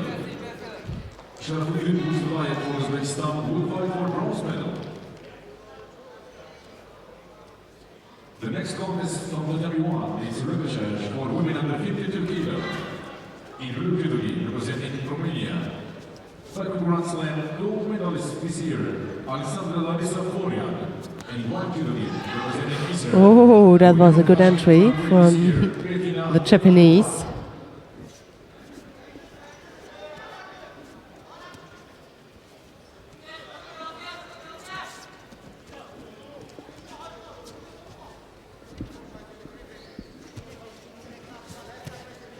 A little bit too far away this time.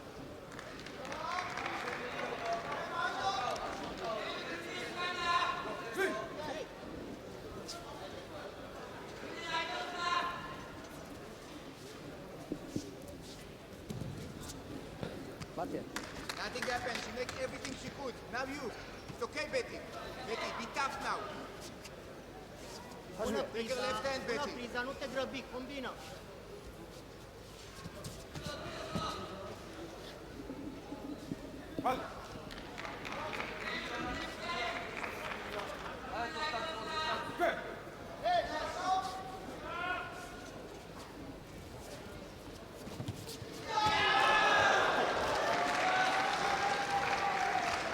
Yeah. Maybe we can have a replay of that one. Well, no doubt about it. Yeah. We'll get that, yeah. Betty, very good. Te așteaptă când te duci stânga la sote. Să fii atentă. Yeah. Ei bine, bravo. Nicely done. Yeah.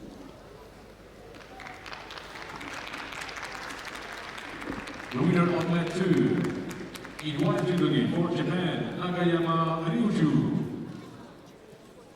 You'll be in the final for men under 60 kilo. So it will be Garrigos against Nagayama. Dashtava will fight for bronze.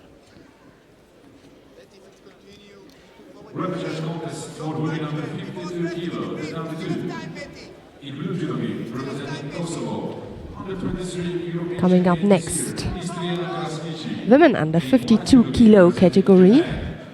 2017 world silver medalist, Tsunoda Natsumi. Tsunoda Natsumi of Japan. She's up against Istria Krasniqi of Kosovo.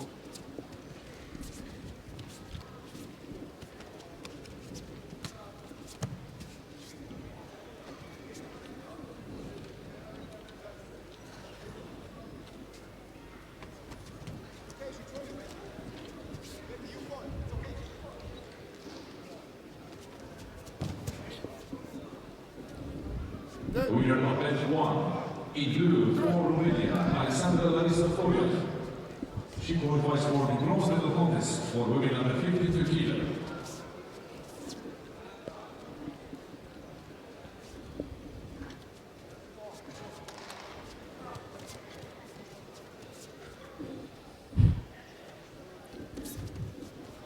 The number 1 semi-final, women under 52 kilo. In blue judo representing France, this year Tokyo Grand Slam bronze medalist Amandine Bouchard, and in white judo representing Brazil.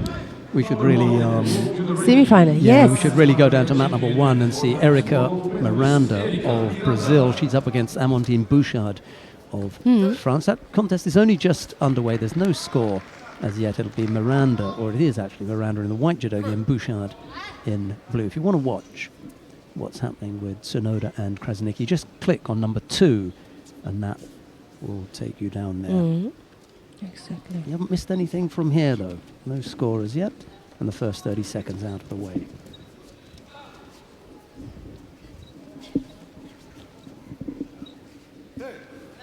Yeah, that repechage contest before went over quickly. Florian won. Both mats, they started with the repechage in this category, and now we're going to see the first semi-final in this category. It's a long time since I've heard the pronunciation of that name, and it all of a sudden just jogged my memory, and the name that Annette just mentioned was Florian. And it's Larissa Florian that we're talking about. But when Annette said Florian, it immediately reminded me of Florian Vanna. Oh, what a nice Florian Vanna. reminder. And it will be, I mean, I'd be surprised if there are a lot of people out there who remember who Florian Vanna, is. You'd have to look that up on your in your search engines and see what you come up with. But I remember him. Czech Osaka. 2003. Get a memory. Florian Vanna. Der Flo. Well, let's hope that he won't. Let's hope that Alexander Vyzacek won't be along the same lines, Because it could also be just a one-off, You never know, eh? You never know. It's sticking out there like a sore thumb, just the one big hit.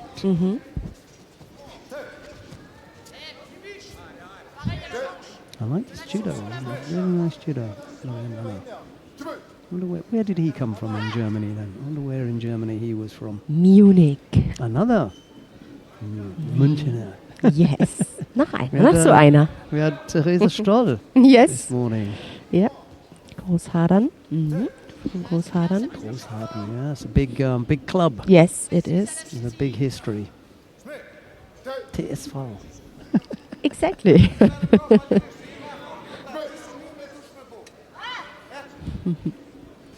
No score yet between Miranda and Bouchard. We've got a little over a minute and a half left to go.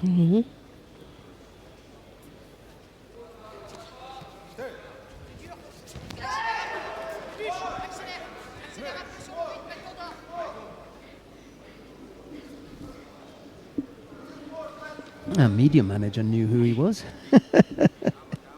Mark Pickering, he was up there immediately with a message back. What a boy, eh? Can't keep a good man down. That's right.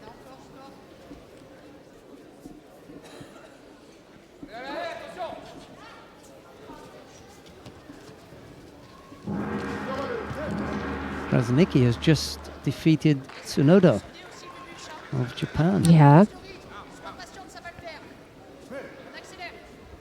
Just the single loss today for Krasnicki is to put her into the repechage contest, which she has now won, and now she can give the bronze medal contest in the 52 kilos a bash. She will get the loser of this fight. Who did Krasnicki lose to then? To Kusyutina. Natalia Kusyutina. Right, yeah. That's right. So you're right, she will get the loser of this semi-final. Трехкратный призер чемпионата мира Наталья Кузюзина, Россия. Белый киванов, чемпион по Америке Джессика Перейра, Бразилия. Allez, Bubuche dans la tête.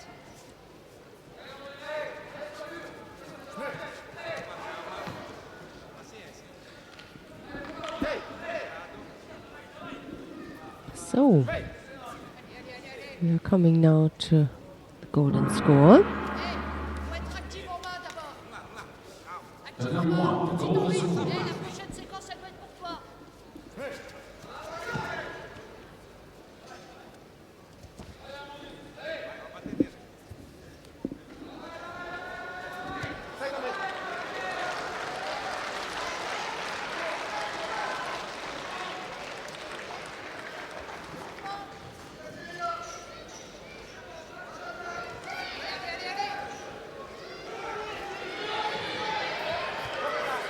The attempt here from Bouchard. Close fight. Natalia Kusyutina just won her contest, made her way into the final. C'est bien, c'est... Bubuche, ça c'est bien, redresse un peu la posture et du втором татаме победу одержала Наталья Кузюзина, Россия. He makes me laugh, the stadium announcer. Every time it's a Russian, he's all over it, isn't he? He loves it. Keeping himself happy. Yeah. The next contest. Oh, she's tapping. Wow, tapped out, Jeez. yeah. Wow, that was good. Number 66 kilo. That was brilliant. What a shimmy was there, eh? Representing Brazil, 3 times Pan American champion. What a performance so far from little Amandine Bouchard. Bouchard, Masters final. Oh my God. Big effort for her. And she's in there against Natalia Kusyutina. Kozyutina. The winner of bet 1 Yep. in blue judo for France, Amandine Bouchard. It will be Krasnicki and Miranda then, yeah? 52 kilo. Exactly. And Florian and Pereira. Next contest. Kusyutina in the final. Right, we've got a couple of repechage contests going on. The one between Vieru and Chibana is already underway, so we'll stay here and watch this one between Mikhail Pulyaev of Russia is up against Yakub Shamilov. Let's get that right. Yes, yes. It's Pulyaev in the white judogi, Shamilov in blue. Actually, we're going to go down to mat number 2. Freddie, let's go to mat number 2, please. And have a look at the contest between Denis Vieru of Moldova. He's up against Charles Chibana of Brazil. It's Vieru in the white judogi, Chibana in blue. And if you want to see the contest between Pulyaev and Shamilov, click on number 1.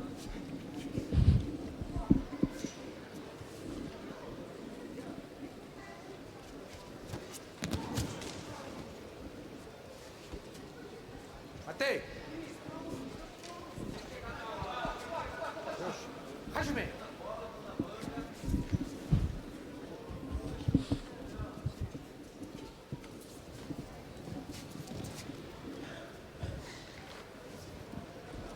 Matej!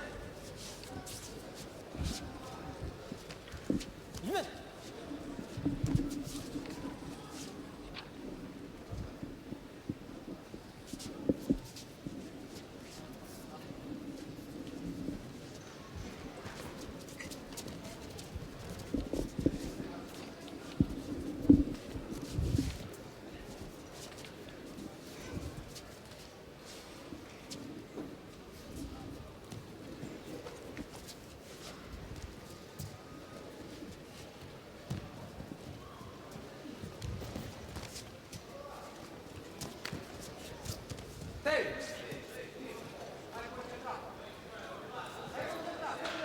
Hajime!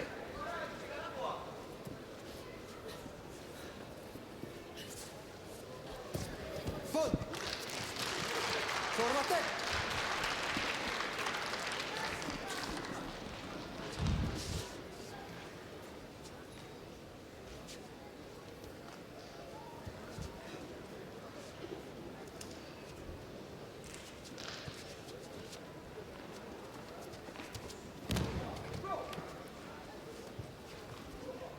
Matej! Hajime! Oh, the Ashiwaza attempt here from Vieru.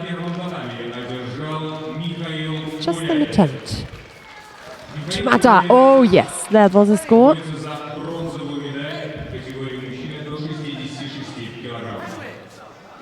Chibana gets given Yeah. the score here. Just have a look Maybe at a the little bit landing. luckily, yeah. And the Well, side was just- completely yeah. different to the side we've seen before. Yeah, huh? yeah. Yeah, that's right. Just squeeze that one out. Yeah. 66 kilo. Well, I know we're going to be jumping around a little bit here, and if you want to watch Vieru and Chibana, then just click on 2.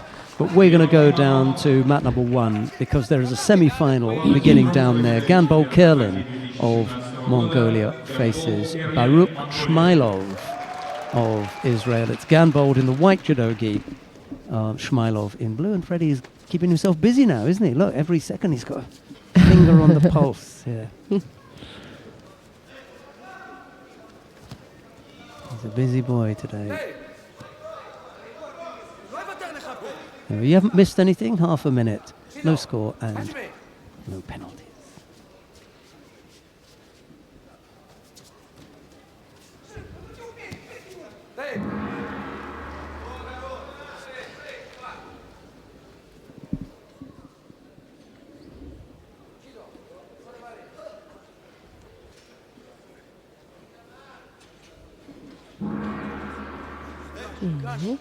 גש, גש. גש לקרב, תעבוד. הלאה.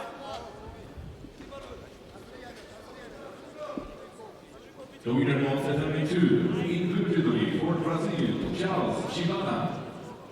Charles Chibana qualifies for the bronze medal contest for winners. Chibana has won. You know what that means. That on that map there'll be another semi-final, but we've already come up here, so we'll stay here. Exactly.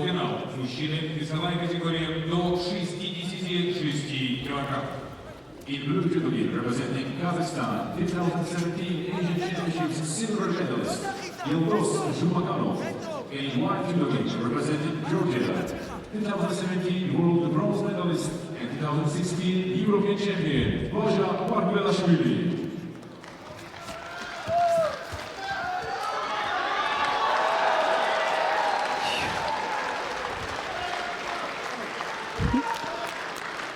Zhumakanov wasting no time in dumping Margvelashvili flat on his back down on our map number 2 in their semi-final of the under 66 kilo category. It'll be Margvelashvili to go into the repechage contest, Zhumakanov into the final. I don't see any problem with that. I mean, with the referee giving Ippon off the camera, but Margvelashvili is unhappy, but I think he's more unhappy that he lost as opposed to questioning the score. He's not actually questioning the score. There's no doubt about it. Yeah. Anyhow, 2 penalties picked up by Shmailov against Ganbold here. And we've still got a minute, more than a minute and a half left to go. The number 2, next contest repechage for women under 57 kilo. На втором татаме удушительная схватка девушки до 57 килограмм. In blue judo representing Great Britain, this year World Championships bronze medalist Nicola Smith Davis. In white judo representing Israel, Tina Nelson Levy. לא לרדת על הברכיים, עבודה. תראה לשופט שאתה נמצא בקרב. תפוס חזק את הבגד ותעבוד. Ganbold took a bit of a whack to the nose there. Hasn't slowed him down though. He's back and ready to rock and roll.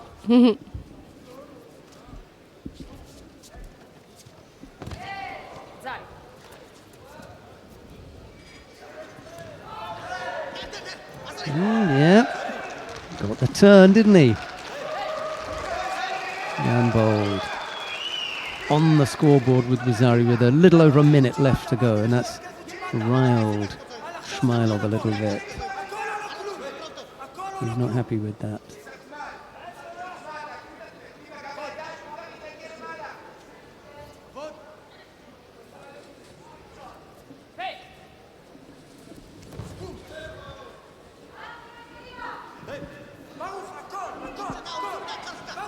There's got plenty of judo to come, I'm afraid. It's not going to be an early day. No. It's already 3:05. 7 weight categories, 2 mats, a little bit longer than we anticipated.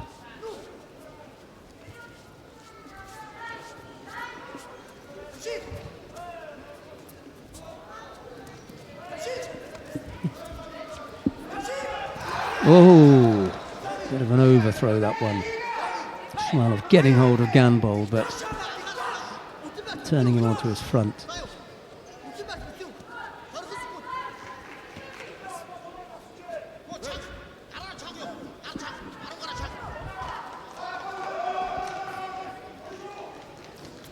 And Ganbold doing a bit of backpedaling now, just walking out of the area. You'll pick up a penalty for that.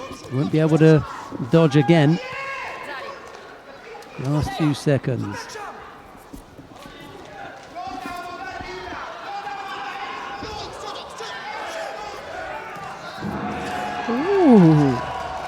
Just gets away with it. Yes.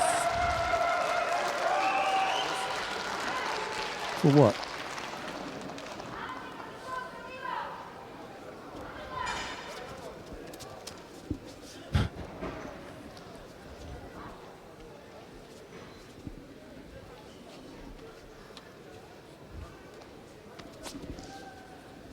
На первом татаме победу одержал представитель Монголии Гандбол Керлин. Он выходит в финал своей весовой категории мужчины. Gandbol Kurlan into the final. We'll see Shmylov again, but it'll be in the bronze medal contest. Right, what do we got going on here then? Both repechage contests. Let's take a look at Theresa Stoll of Germany. She's up against Hélène Receveau of France. Stoll in the white judogi, Receveau in blue. After these highlights. Representing France, 2017 World and European bronze medalist Hélène Receveau, and in white judogi for Germany, 2017 European Championships silver medalist Theresa Stoll.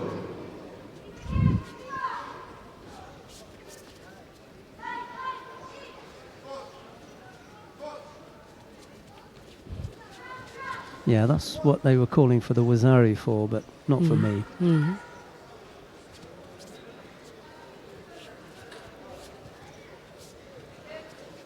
Didn't land him on the scoring part of his body for me, so close but no biscuit. Yep. Yes.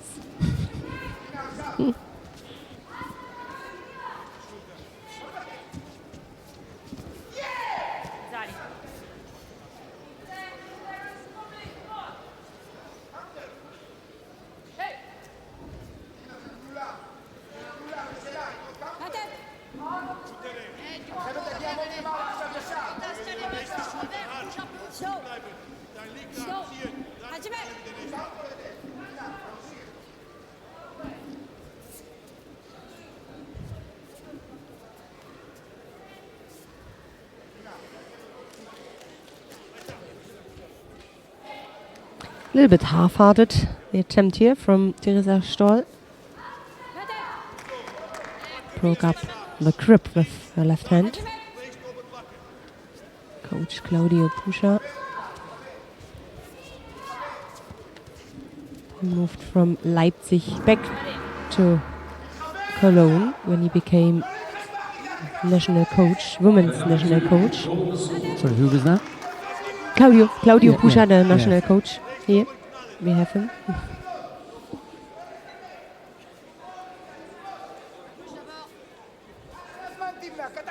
And he knows almost all fighters, of course, from junior times, where he worked before as national coach.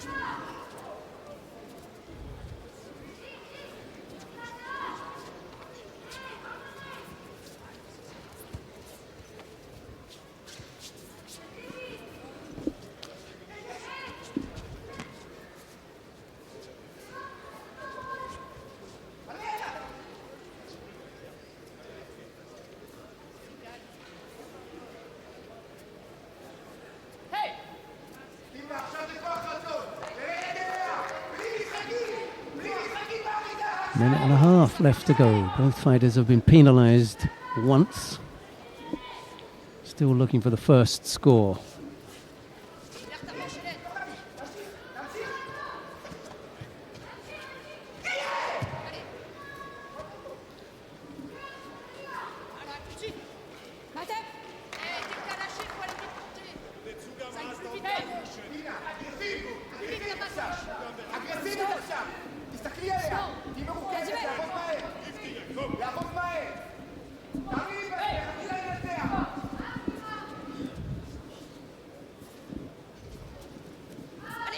Ooh, a chance for both of them.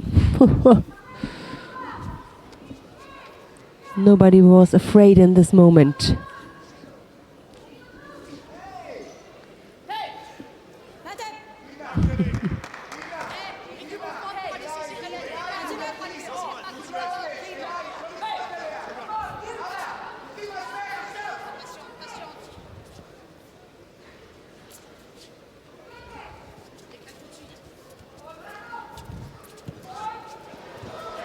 Yeah, that was a good idea to lift your leg up. Just don't lose the grip. There was a strong attack from Reservoir and a good reaction from Teresa Stoll.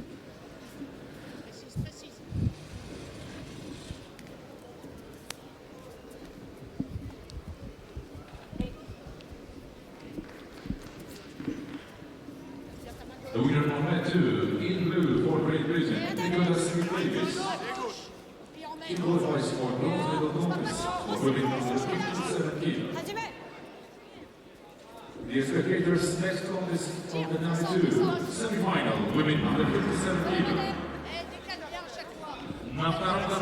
Well, we've got a little bit of golden score period to come, but we got a semi-final on mat number 2, and Freddie's quite right. We should go down to have a look at Yoshida Tsukasa of Japan. She's up against Rafaela Silva of Brazil. If you want to see the remainder of Teresa Stoll and Helene Resova, you're going to have to click on mat number 1. We've just seen Dakota Davis winning her rubber touch contest, the landing.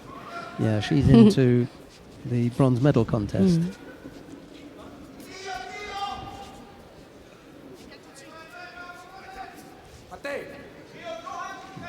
Current Olympic champion, Rafaela Silva, against the world silver medalist, Yoshida Tsukasa. We'll see Dordtser in, won't we, soon? Next contest up on mat number 1, yeah. Ochi. Yu Jong.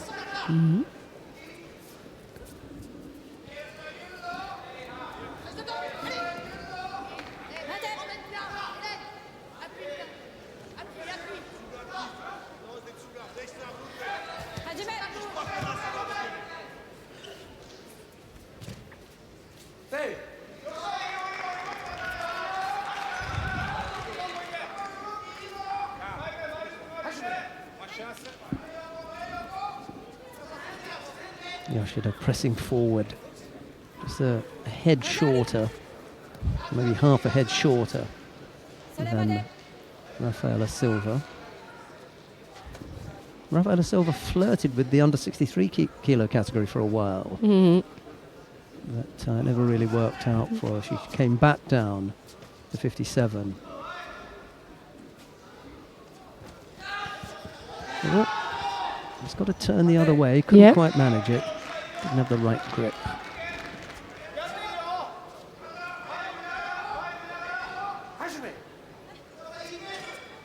The #1 winner in blue for France, Helene Resova. Resova defeated Stoll then. Yes. Oh dear.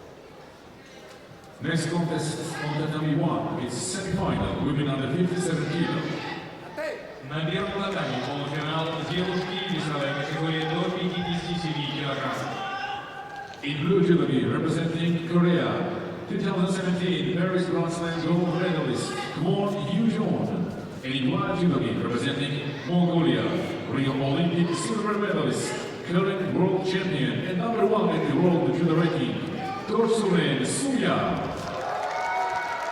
Big support for Mongolia here. You can hear the fighters being announced for the upcoming contest on the adjoining mat, and Dordtser and Sumia about to take to mat number 1.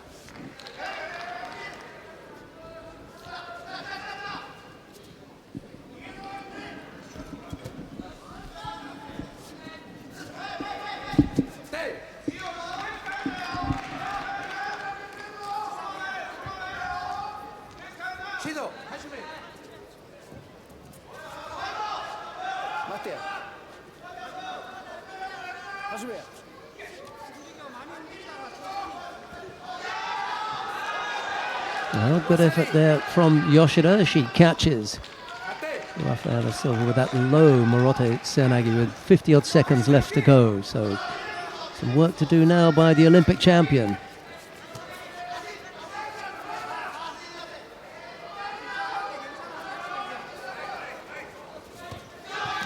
Oh, almost catching her again, this time on the arm. Oh. Could look for the Osai Waza from here if she can. Try to tie things up. Yep, she can have the same Osai Waza as we saw earlier on. I can't remember who it was now. That, however, to me, yeah. Again, Kazuri Tati Shogatari for me. And Rafaela Silva has just relaxed there and said, okay, that's it. Not going anywhere. Yoshida Tsukasa over Rafaela Silva. Who was it that executed that earlier on? It was one of the men. I'm just trying to remember who it was now. I can't remember. Anyway, Yoshida into the final. Silva will have to look for a bronze medal.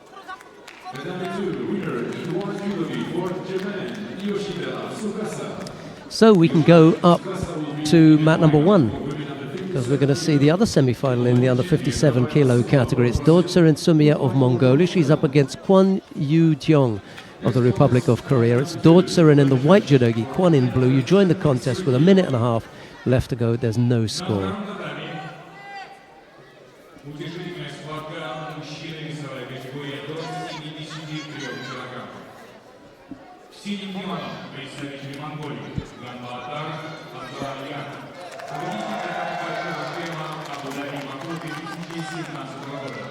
В белом кимоно. Серебряный призер Олимпийских игр и чемпионата мира, чемпион Европы Рустам Аруджев, Азербайджан.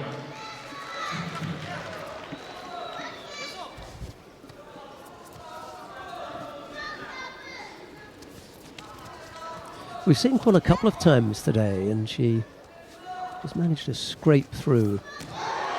But here she is.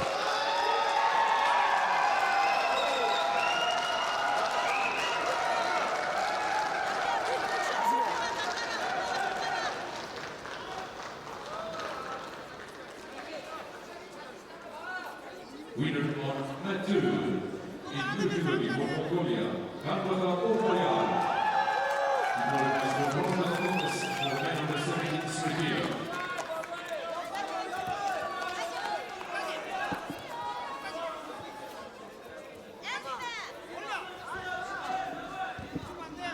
Madame 2, next contest semi-final, men under 73 kilo. На втором татаме мужчины весовой категории. If you want to see the contest between Gyozjun Baboyev of Uzbekistan and Lasha Shabdatoashvili of Georgia, just click on 2 and you'll get that. But we're going to stick with the current world champion at under 57 kilos, Dortsurin Sumia. She's up against Kwon Yoo-jeong. No score in this one, just that single Shido against Kwon. She may pick up a second here for false attack, yeah. So at a real disadvantage now as golden score approaches.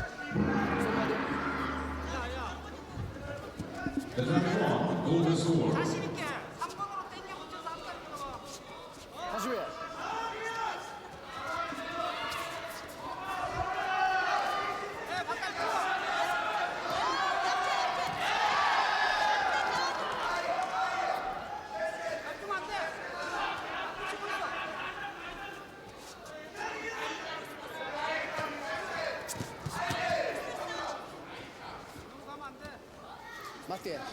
Can't work the turnover, Dortsurin. Good defence from Kwon.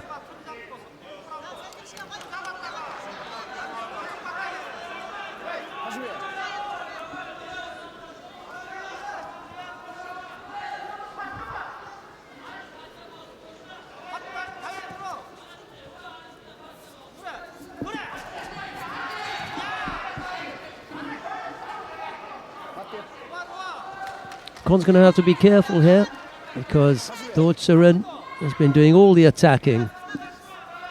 And I think another good series here from Dortsurin will put Kwon out.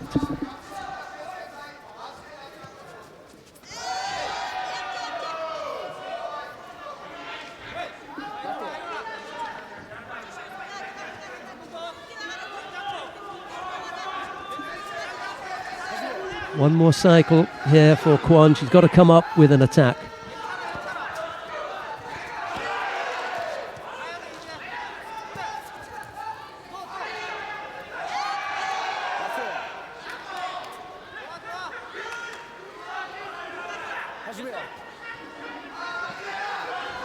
Yeah, it wasn't the strongest of attacks there from Dortzer, and that's why they gave Kwon the benefit of the doubt.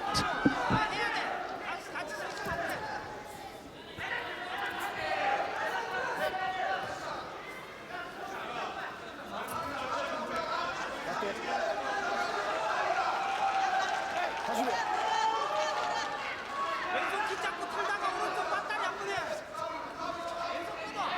끊어.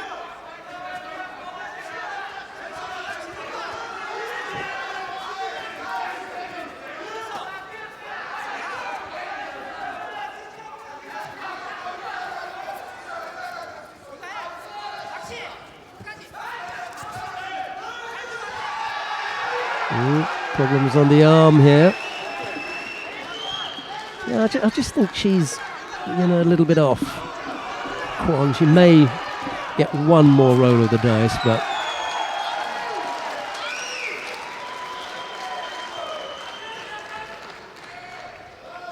해야 돼. 나가. 됐어. Shavdaturashvili has overcome Gyosjun Baboyev and Dortzer and throws Kwon Yu-jong. Kwon has fought extremely hard today. She's really put in a lot of effort. It hasn't been the highest of, quality, not the most attractive, but that doesn't matter. She gave it absolutely everything that she could, stuck in there, right to the end, and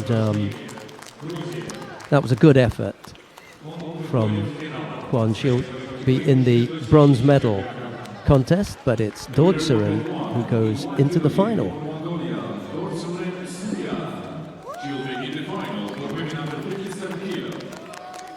Well, we've got repechage contests here anyway, so we can stay. We're going to stay on mat number 1. It'll be Arthur Margelidon of Canada coming up next to face Tommy Macias of Sweden. Margelidon in the white judogi, Macias in blue.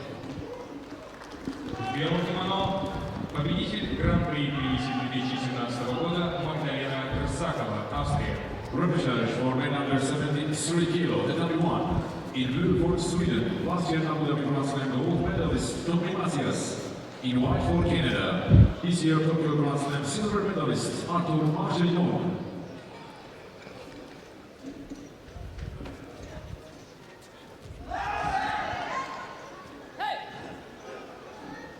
So here they are, Margelidon in white and Macias in blue. No score yet, 40 seconds are over. Right-sided position, upright position here from the Swedish. A huge chair from the adjoining mat as Baldorj Munchinkimeg threw Magdalena Kasakova of Austria, the Mongolian, burying the Austrian down on our mat 2 there. Heavy landing.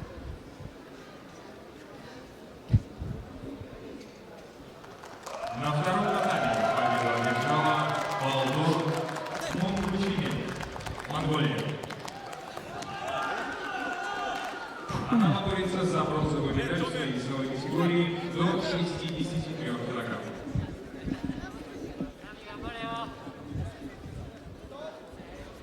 So in this case, Now we have the last contest on tatami 2. you could watch the semi-final on mat number 2 if you want to follow that lineup. Дорогие друзья, на втором татаме Yeah, we should actually. Yes, and then we come back because this is the last contest on mat number 2. до 63 килограмм. As always, if you want to watch any of the other mats, then by all means just click on that and you'll see Margelidon and Macias. Just click on one, you'll get that. But we have to pay attention to the higher degree of contest available. That's the semi-final between Daria Davidova of Russia. She faces Nabekura Nami of Japan. It's Davidova in the white judogi, Nabekura in blue.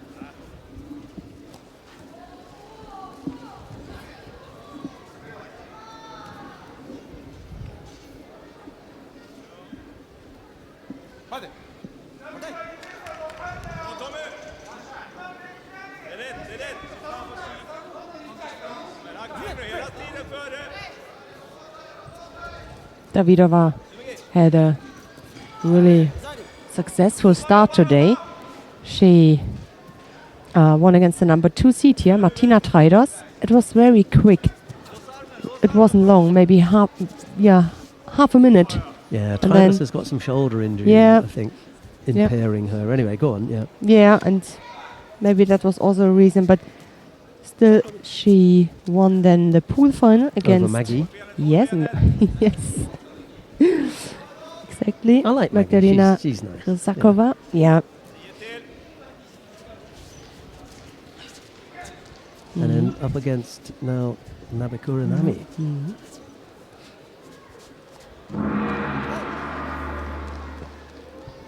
Macias has just defeated Margelidon Yeah. in Wasai Waza. I'm not sure what it was up there, but we just got that result. It will be Macias in the bronze medal contest.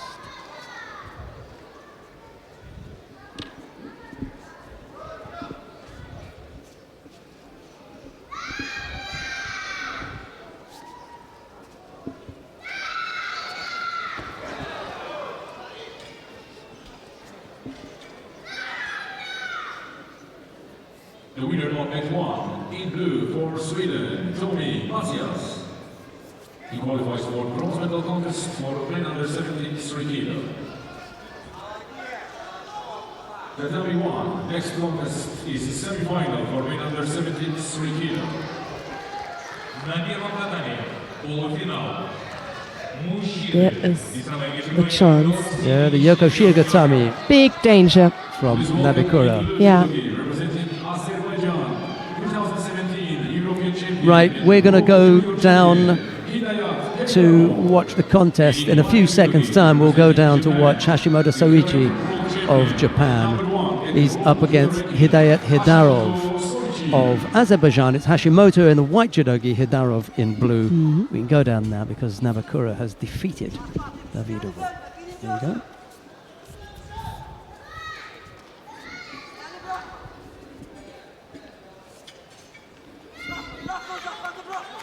На втором татаме победу одержала Нами Набикура, Япония. Нами Набикура выходит в финал своей весовой категории девушек до 63 килограмм. Дарья Давыдова будет бороться за бронзовую медаль.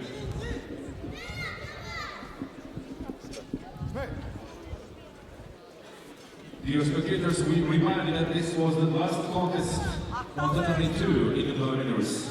The final block will start at 5 p.m. and before the final block, there will be official opening ceremony at 4:20.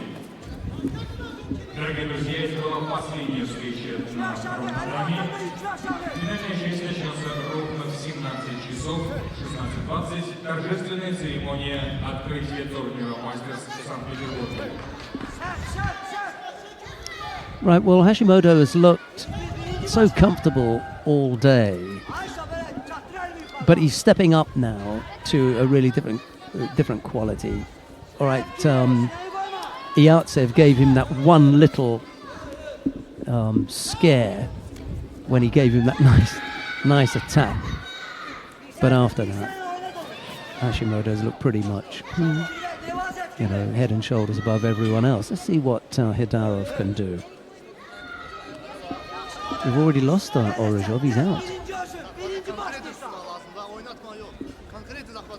Orozhov lost out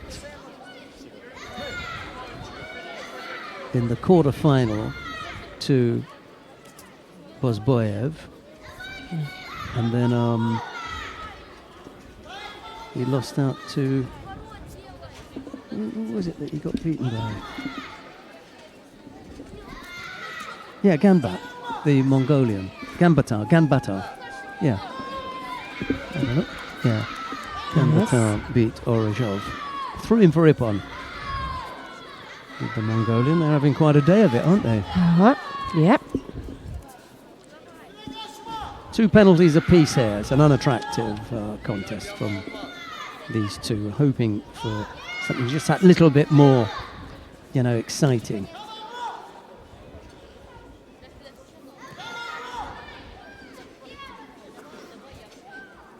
spoiler at the moment, this one. Minute and a half left to go.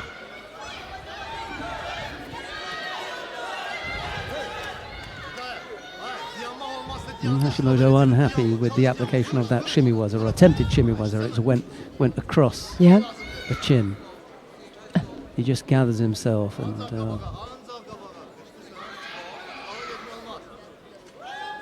in preparation for his answer to that. Let's see what he's had time to calm down now anyway, so normally you go back and you're a bit punchy, but he's had time to gather himself.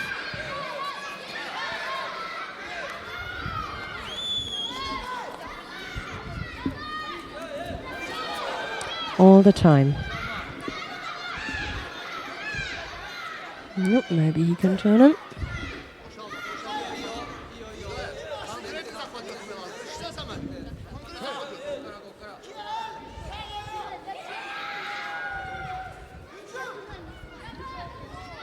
Yes, there's a thin line between, guarding and holding on. The minute he holds on to his own gi, he's pretty close there, isn't he? For me, it is not for the first time a Judo. No, not at all. I have seen this also in his previous fights. He's got him now. Protect their own collar. Is that the right word? Yes. Yeah. And lapel. Lapel. Yeah. Mm-hmm.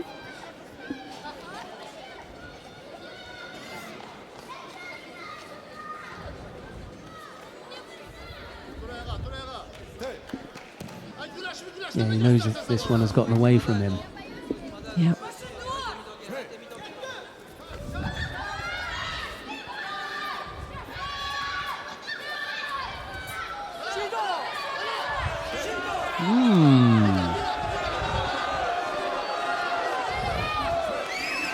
Darrell wants a Judo against Hashimoto for just bailing out there. Reasonable shout.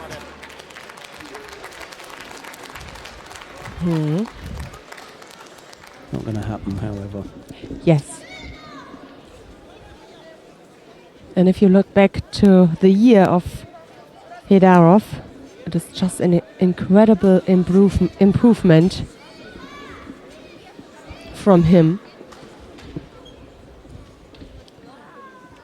So he got chances here for the bronze medal. It's still not over. Hashimoto into the final then, where he'll face Lasha Shavdatuashvili of Georgia. Terrific final in prospect. Let's hope that we get something special in that final. Okay, well, we've got time for two more contests, the first of which features Jule Franson of the Netherlands. She'll be up against Alice Schlesinger of Great Britain. It's a repechage contest in the under 63 kilo category. На первом татаме будет широкая схватка. Девушки весовая категория до 63 килограмм.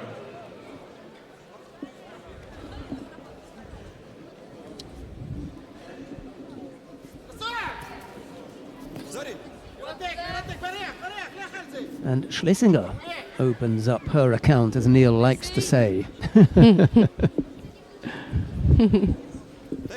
No Neil on this one. Not even as a referee supervisor. I was looking down there for him, didn't see him. Yeah. I've never said that before.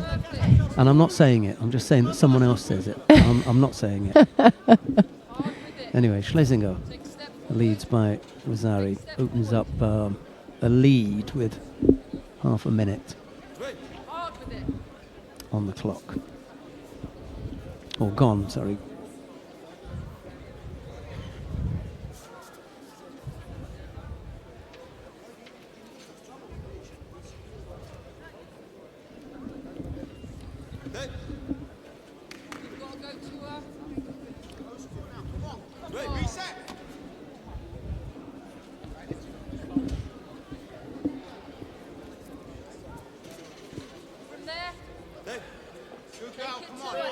Yeah, well, both fighters doing the right thing here, just settling after that early score. Schlesinger not to go, silly and try and steamroll Franson out of the contest. maybe open up and give Franzen a chance for another score. And Franzen just gathering herself, saying, okay, I've gone Wazari down, I'm not going to panic. Yeah. And now the fight can start again. Franzen maybe just taking a little bit too long to get going, and she picks up a Shido for passivity.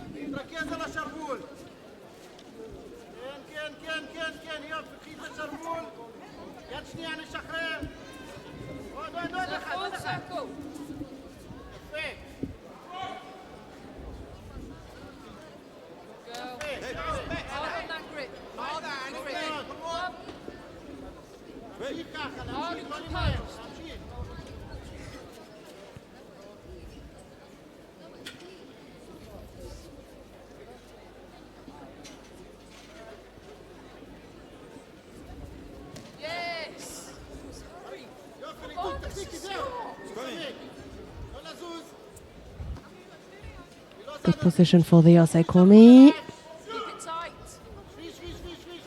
I fought. Just couldn't control her. Good defense here from Jules Franzen.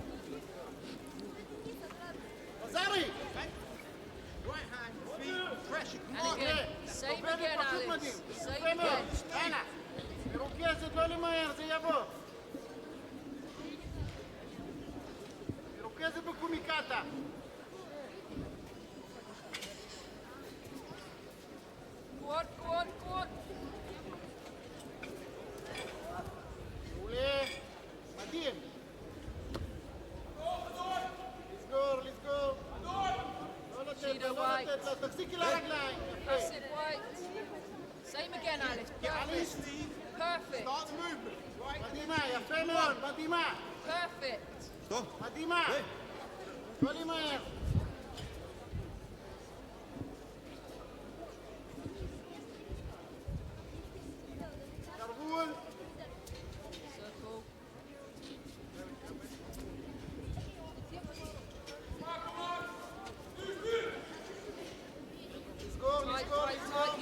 So there's a minute left. 2 penalties against Franzen.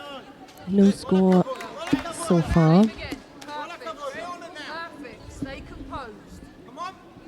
Could be the World Championship final coming up next. Look at that. Yes. Clarissa Begninu and Yeah. Toshiro Miku.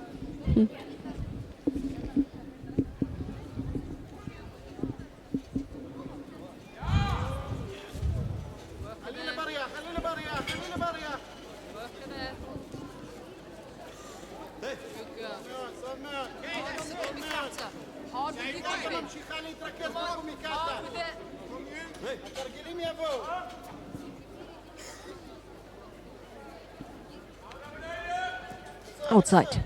Big one. And again. Feet. Shido. Oh. Hey. On your feet. On your feet. Come on. Come on. Brilliant. Excellent. Hard with the gripping.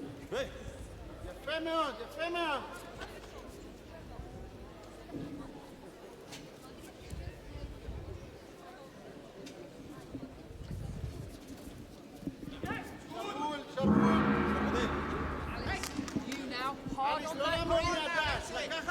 Take it to her. Come on. Pick it up. One more penalty. Come on.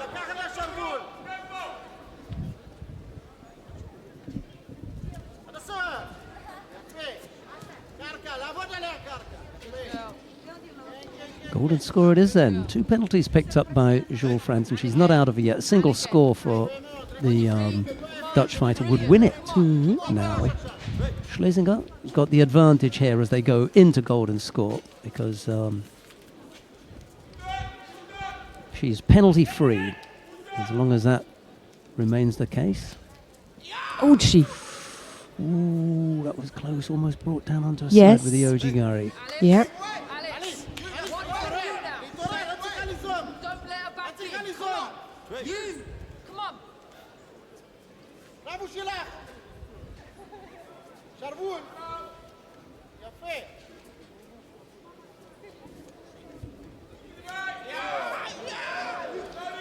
was an attractive looking effort. Yeah.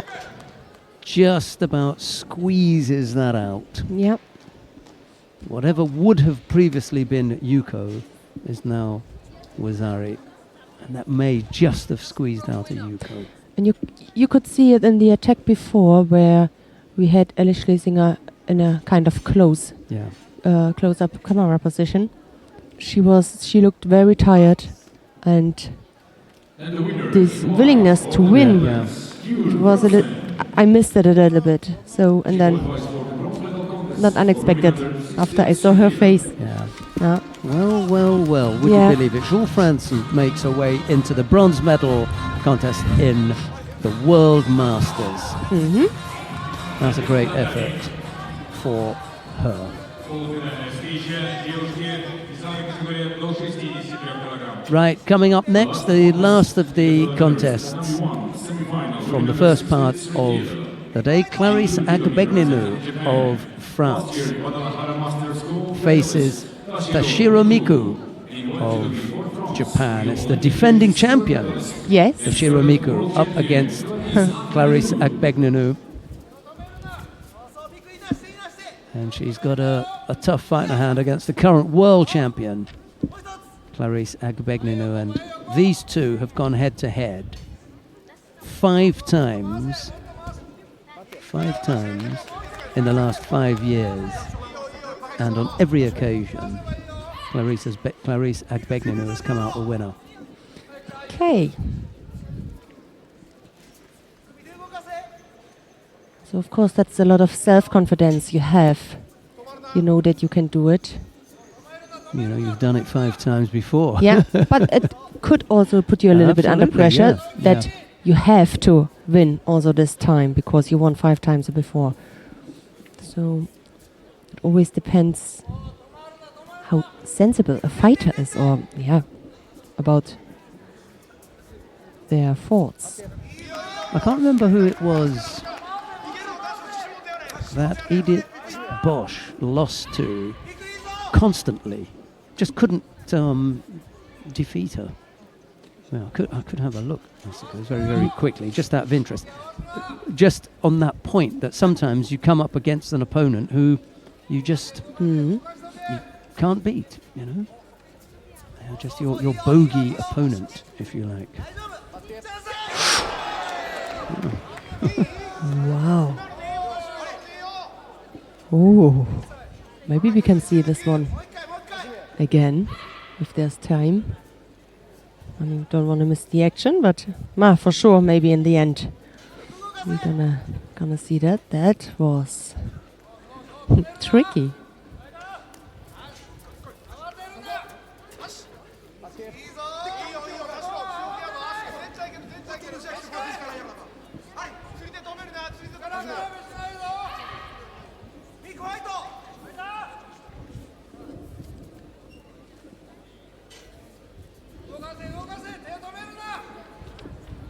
Well, it wasn't you then. So sorry. I really wasn't thinking about that. My best friend. Oh, this is sweet. My best friend. but all of a sudden, when I clicked the phone, oh my God, I'm going to find out about her. Yeah, it wasn't. Although you did beat her twice. Yeah. You beat her a couple of times, so. But it wasn't you. Who was it then that she lost Ueno, to? maybe. Ueno Masai. Okay, let's go down there and have a look and see whether that was A little bit longer ago. who came to mind. 4 times they went head to head, that pair. And it was 2-2. Okay. 2-2. Must be someone else that I'm thinking of. I remember it was someone that she really didn't enjoy fighting, and it wasn't once or twice or something.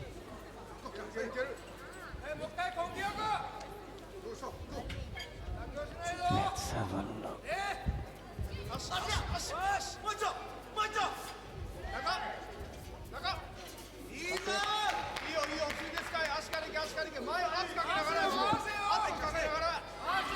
Well, it wasn't your friend and mine, I'd have learned, because 5 for 5. Okay. You know?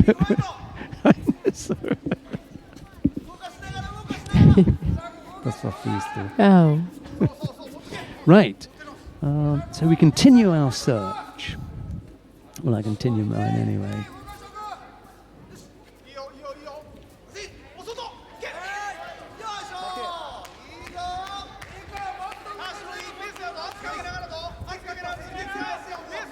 Oh, I think I know who it's going to be.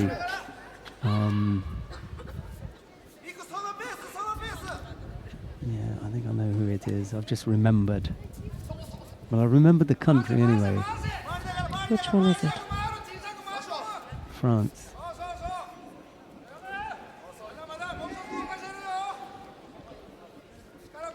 Yeah. I'm going to look up the French fighter. Ooh, that was close.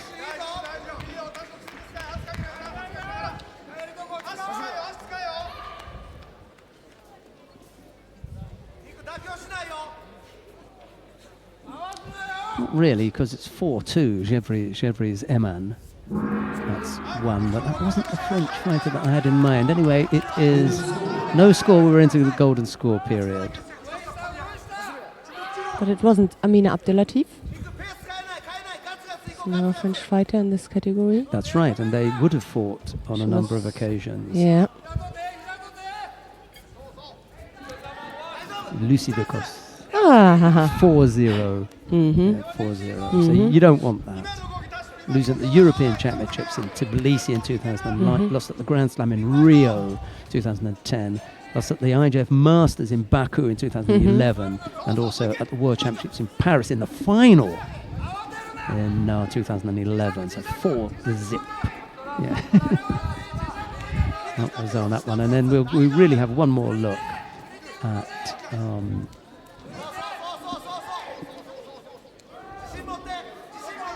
you said earlier. Abdelatif? Amina Abdelatif. Let's go out there, yeah. 6 times they went head to head. She must have had a belly full of fighting the French. And it was 3-3, oddly enough, so not Amina Abdelatif. But the person that she fought most against, you're not going to believe this, was Cecilia Blanco. Oh, yes. She fought against Cecilia Blanco The Spaniard, 16 times. Oh, my God. 16 times. Let's have a look and see whether Cecilia had Must be really good friends. a reasonable record against her. 12-4. 12-4 in favour of Edith Bosch. Right, that's the end of that search. We've had enough of that. And the only reason we got to this point was because Toshiro Miku trails in this series of contests with Agbegninu 5-0. Almost 6 there. But giving a good go here. Minute 41 into golden score. Immediately after this we'll wrap it up for the break. Outside. Attempt.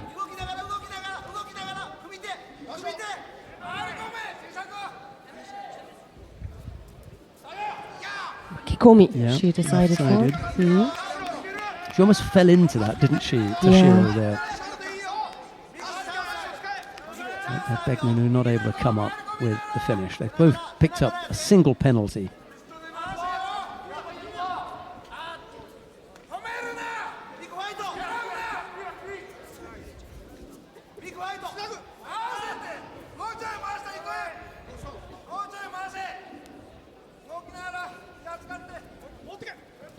Again, almost falling into the Makikomi, but no real control. It was accidentally. It came about accidentally.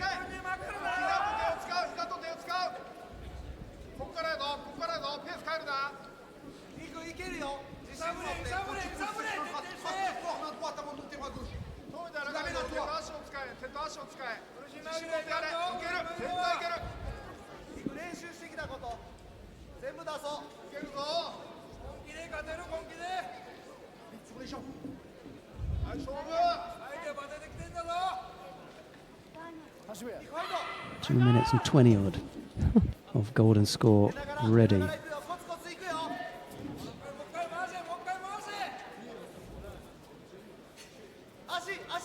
Oh, that was a good idea to come up with an Ashiwatsa, backward. Yes, whilst Toshiro is concentrating on the top half of the body, a little bit of footwork from Agbegninu just to unsettle the Japanese fighter. Got to go now. Can't afford to hang on there too long. Nice threat. And Toshiro Miku felt that and put in her attack. Yeah.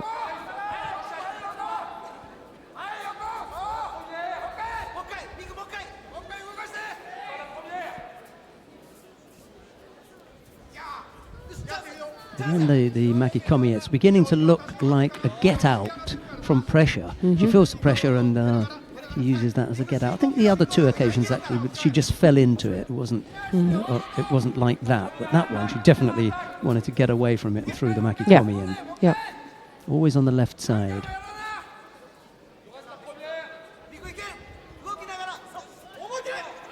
Ooh. Chance for the counter to the Osotogari with the Osotogari counter.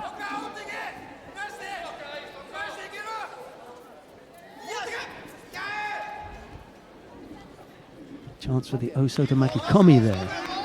Going through the Gokyo. What a tight fight, yeah. But really, I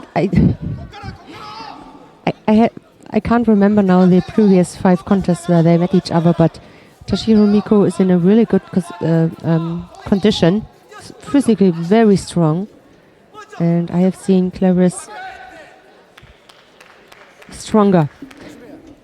But as we said it at the beginning, it's the last competition of the year. It was a long year. It's time that this year will end. Time for one of these to dig deep now. 4 minutes. We're into a third contest there. Ooh, just the Ouchigari there and turning off and landing on her front. That was a good effort there from Toshiro Miku, and it was good athleticism that had Agbegninu turning onto her front to avoid getting scored on. Again. Sooner or later you're going to get caught. You can't hop off them all the time, and Toshiro Miku catches up with Agbegninu at last and brings her down, crashing onto her back. And this Ouchigari was the same Ouchigari she threw Alice Schlesinger. I remember. 5-1 then. As Agbegninu loses for the first time to Toshiro Miku, who has the chance to defend her title here in St. Petersburg. Let's have a rundown then of who's doing what. Have we got some sheets that look reasonable? Yeah. So, shall we go through the finals in each category? We'll just do the finals then. Yeah. So Irina Dolgova, it is. Yes. Let's have a look in the under 48. Yeah, it is Irina Dolgova of Russia. She's in the final against Tsunaki Funa of Japan. Okay. Yeah. In the under 52 kilo category, who have we got there? We got the French fighter Amandine Bouchard, and she's up against the Russian Natalia Kusyutina. That's the final of the under 52 kilo category. In the final of the under 57 kilo category, we got Dursun Sumia. She can defend her title, and she's up against the Mongolian is up against the Japanese Yoshida Tsukasa. A repeat of the World Championship final from Budapest a few months ago in the under 63 kilo category. Yeah, we have just seen Toshiro Miku, the Japanese, and she can also defend her title here today. She's up against Nabe Kuranami. All Japan final. What about the men, the under 60 kilo category? So we got Francisco Garrigos of Spain, and he's up against Nagayama Ryuyu of Japan. And in the under 66 kilo category? So we got Gunboard Kerlin of Mongolia, and he is up against Yeldos Shumakanov of Kazakhstan. And in the last of the weight categories, the under 73 kilo category. Yeah, we got the world champion Hashimoto Soichi. He can defend the Masters title. He's up against the Georgian Lasha Shaftatuashvili. Right, it is 4 o'clock now. We'll be back for a 5 o'clock final block with Annette Blum and myself. It's bye-bye for now. Have a nice break. See you later.